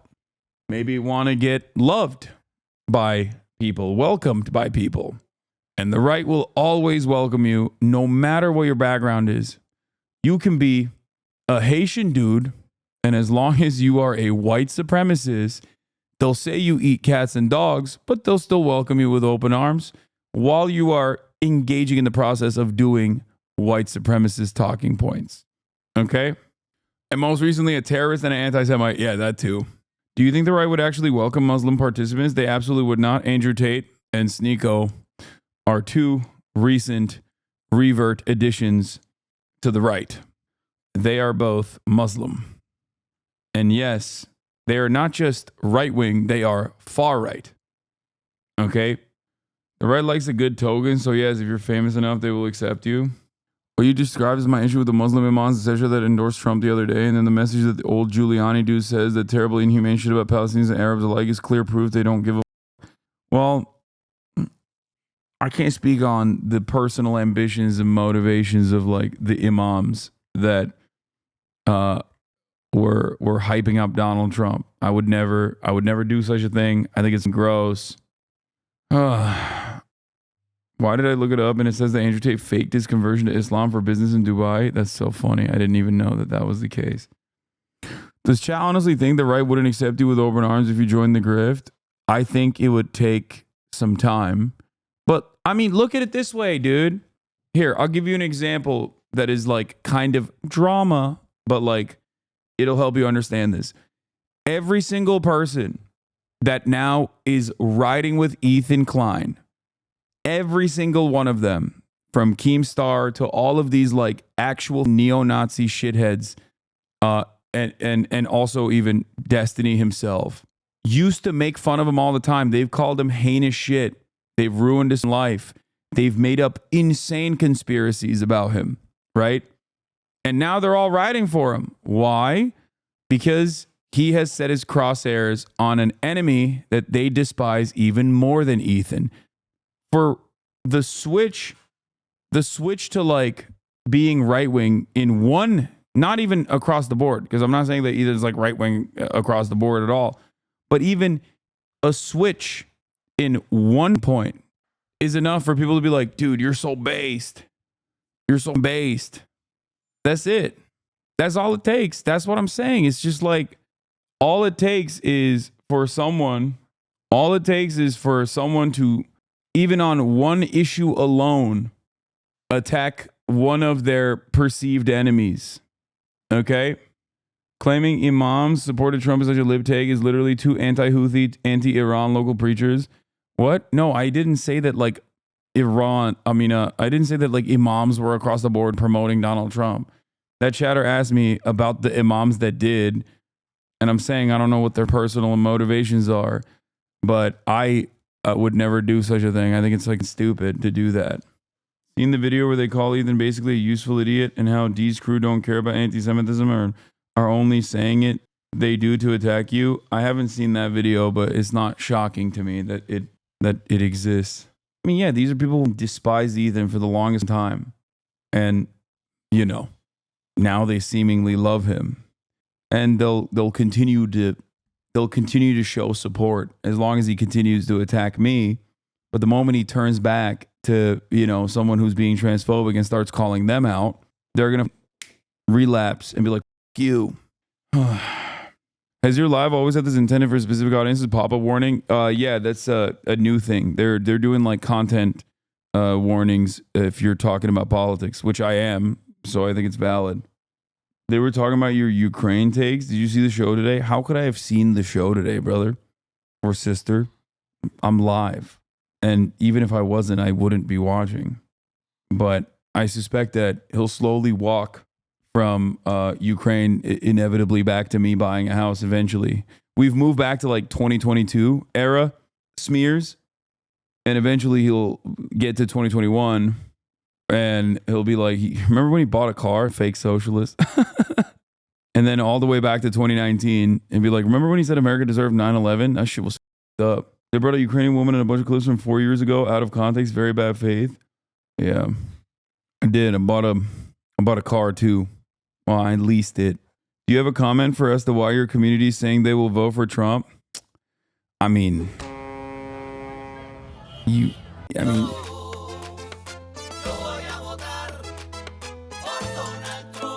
come on, dude. Voy a votar por Donald Trump. Mi gente sale a votar sin miedo a la calle. No hay miedo. No te quedes en la casa, así que tú no me falles. Oye, sale a votar, vota con los tres de La Habana. Mano para arriba la gente, ciudadana americana. Ay, ay, ay, por Dios. Yo voy a votar por Donald Trump. Repítalo. Ay, ay, ay, ay, por Dios. Yo voy a votar por Donald Trump. That's it. That's all I gotta say, baby. Ain't nothing else. You know what I'm saying? It is pretty funny that you guys are we're watching this shit, but like low key, some dumb is gonna clip this and then and then I'm gonna see this on like every subreddit being like, Hasan is urging people to go out and vote for Donald Trump. You know what I mean? We can't even have fun anymore, you know? Anyway, I got here because we were looking at the right-wing grift. Listen, Let's finish this. If you want to say that these are like the intellectual pillars of... No, certainly not. I'm saying something's causing an emotional rift that makes people not want to be on the left anymore. Well, I would suggest it's probably cash. I mean, You think like Anna you said, Kasparian wanted money? she said as much as far as I know in the past on TYT. She said she would make more money by being not leftist. I don't know if she said that. But I know that... Wait, that's objectively a correct position. Like, not ascribing that to Anna Kasparian directly, but like saying that like you would make more money as a right winger is correct. Like that's correct. That is factually accurate. And I'm sure Anna has even said that in the past as well. Like, because it is correct. It is a much more comfortable territory to be a part of. You get unimaginable institutional protection unless you are literally straightforward, like recreating. I mean, dude, you know what, actually? You know what?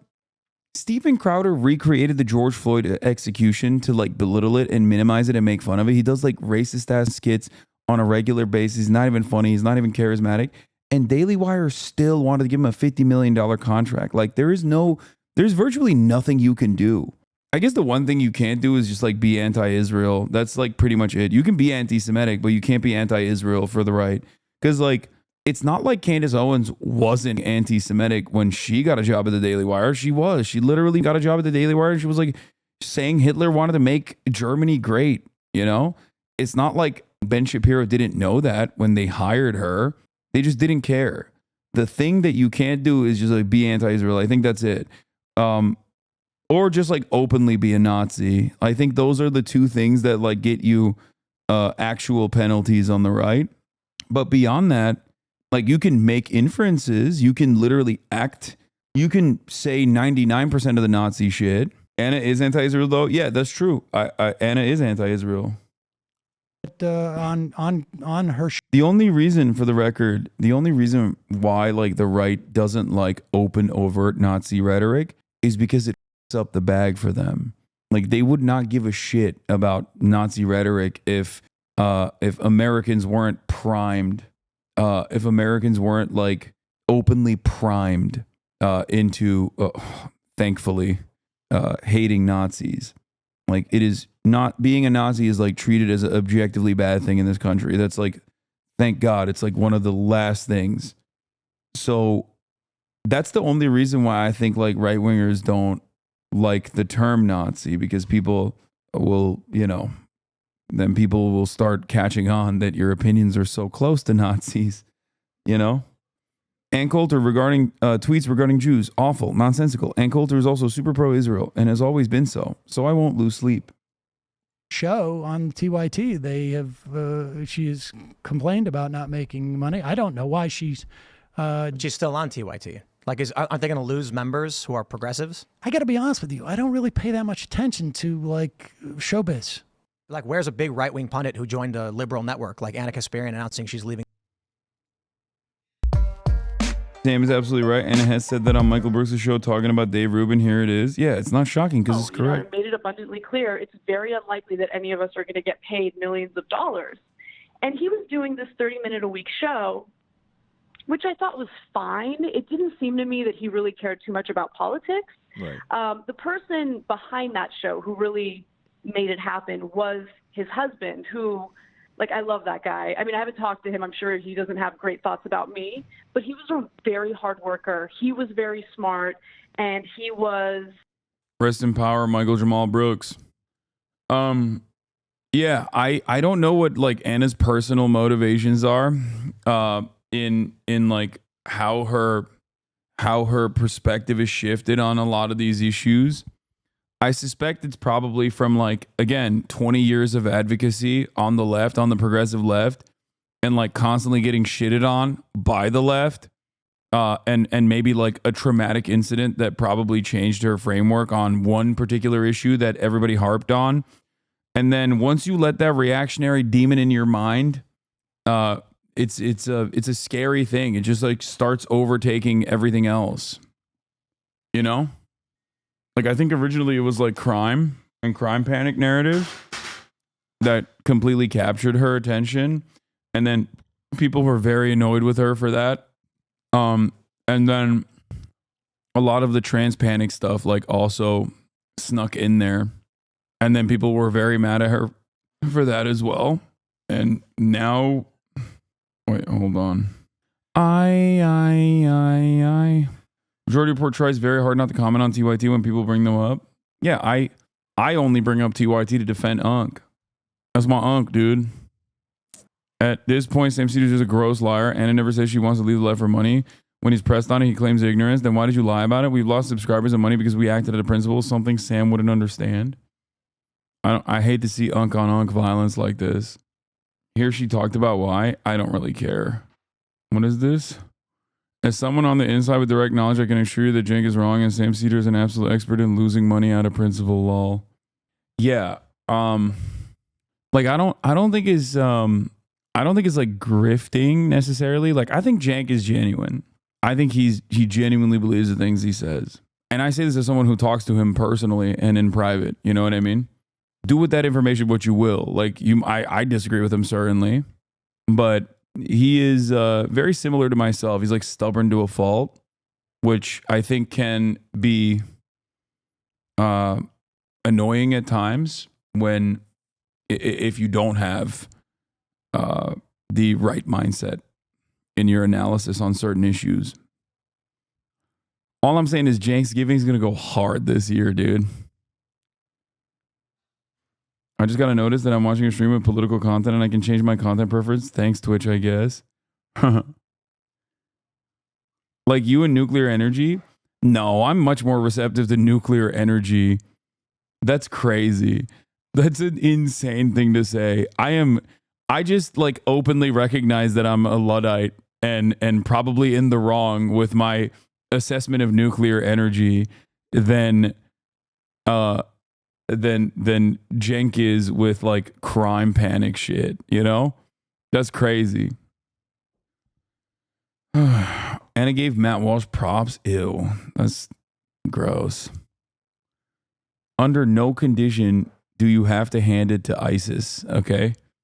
There is no circumstance where you have to hand it to ISIS, the Nazis, or Matt Walsh. That is unacceptable, okay? Wait, oh shit, I forgot this is my playlist. All right, we're moving on from this shit after 6 hours and 39 minutes.